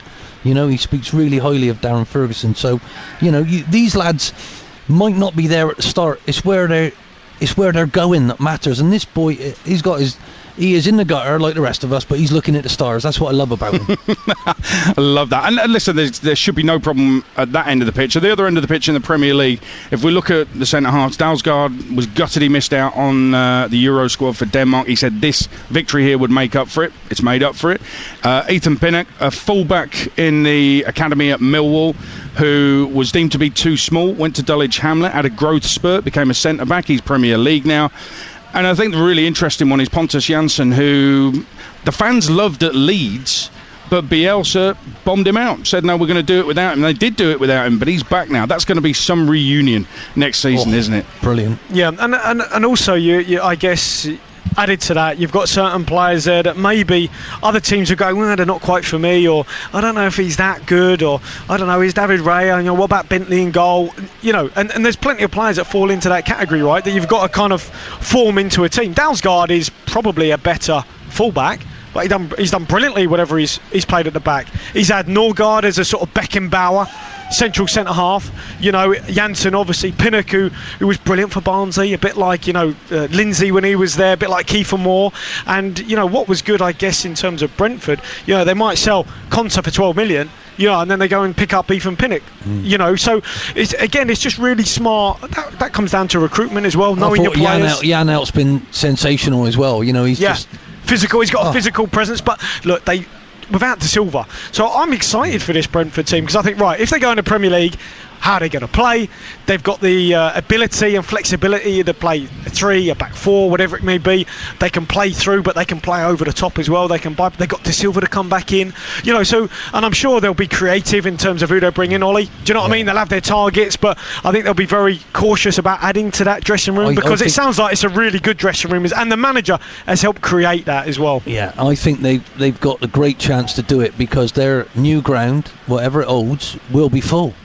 And some of these Brentford supporters now, some of the younger generation of them, this is all they're going to know. So, what a fantastic... This is football, to me, full stop. This is what foreigners don't get. They don't understand, they really don't, and it drives me insane. Our country is built on this, no matter where you start. It's not there that matters, it's where you believe you can end up. And this is a wonderful fairy tale story, and it's not fairy tale because they've actually done it. Well done. It's not easy going through the motions. Someone will always be there like vultures. They steal, they pick off your bones when you don't quite make it. So how many times have they had that? I want them to enjoy these days in the sun, and let's see what they can do. I think they will grow their club. This is what Crystal Palace have done. This is what we couldn't do at Blackpool. We didn't want to grow it. Crystal Palace have done that gradually, brilliantly, right? And now they're at a turmoil, aren't they? They've lost their manager, so good luck to them. But this is wonderful now. It's an actual they got it in their hands. What are you going to do with it? And those Brentford fans, please to God, you can start the season with a season ticket for the Premier League. How about that?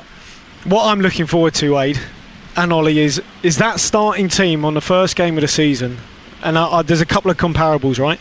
So is Thomas Frank going to give all these boys the opportunity in the Premier League, like Chris Wilder did?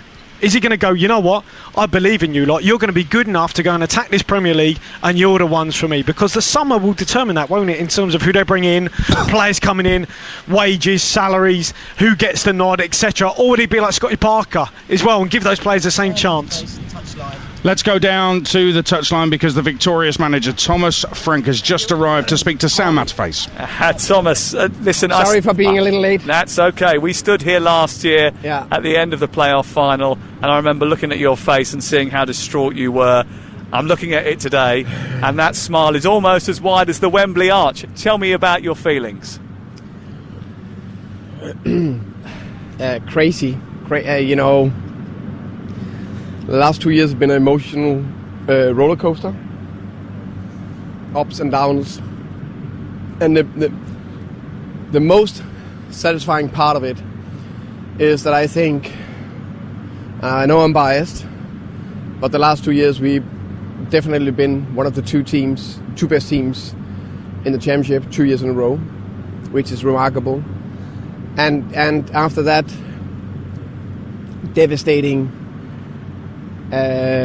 defeat last year, the shortest turnaround between seasons, second, third and fourth wave of COVID or whatever, the most condensed season in championship ever or in football world, us coming back 21 games unbeaten, a little setback, okay, we couldn't go directly, then we need to go through the playoffs, which you know is always difficult with very good teams, and and now stand here. That tells everything about the character in the team and this club. It make me unbelievable proud. You've been around the club for a long time now. You're part of its fabric. You've spoken to all of the people that have been around the club for a long time. They would have told you the stories of heartbreak and devastation that they've suffered at the hands of the playoffs over the years. You were aware of that, and you were quite keen to point out that it's not going to impact on your team. But mentally, how much of a relief is it for the whole club that they've got over that hurdle? I don't think I really understand how big an achievement it is we have made today. And the fans deserve it so much. The pain they've been through, the years, also because we've been, going through the ranks. We haven't been in the best division for 70 something years, and 10 attempts to try to go up through playoffs. So someone told me the other day that it take 2 hands and 10 fingers to lift a trophy, and that's what we did today. Yeah, obviously Ivan Toney scored a lot of goals for you. It's a team game, and you've had to create chances for him. But how impressed have you been by the way he's taken to the championship? Unbelievable. that is remarkable. How he's been driving the team, scoring goals, linking up, adapting, and actually in the end of the season, I don't think he were at his best actually, because it's been a long season. He's been struggling a bit. It's just tells a lot about his mentality and mental strength, and his ability to take penalties is crazy. He is by far the best penalty taker in the world, and I texted him throughout the year and told him that he is. So every time Ronaldo missed a penalty, I said, you need to text Ronaldo. He said yes, and you need to text Mbappe, or you need to text Messi. And then he said, yeah, I texted Messi, but he was, a little bit arrogant. He didn't reply. So, no, it's just a bit of banter, of course. Yes. But he is, that composure. And he will score. But, of course, you fear a little bit because eventually he'll miss a penalty. But hopefully that'll be after his 6th attempt in the Premier League. Yeah, and, of course, the Premier League is the next destination for all of you now. When do you start thinking about the plans you've got to make for that division and the start of the new season? I'm going to get so drunk tonight, so, I don't know, next week maybe. In terms of celebration, are you going to celebrate as a whole with all I know how close the club is. Matthew Benham obviously took charge of the club 7 years ago fully, but he's been involved with the supporters clubs before that. How important is it that you celebrate as a whole club? Yeah, of course, there's some COVID restrictions we need to be aware of in terms of that. So it needs to be limited. But what you're bang on is, as a club, it's our biggest value is togetherness, and I think that's been shown throughout the last 10 years, as you said, linked with the alignment through the club and strategy and Matthew Benham.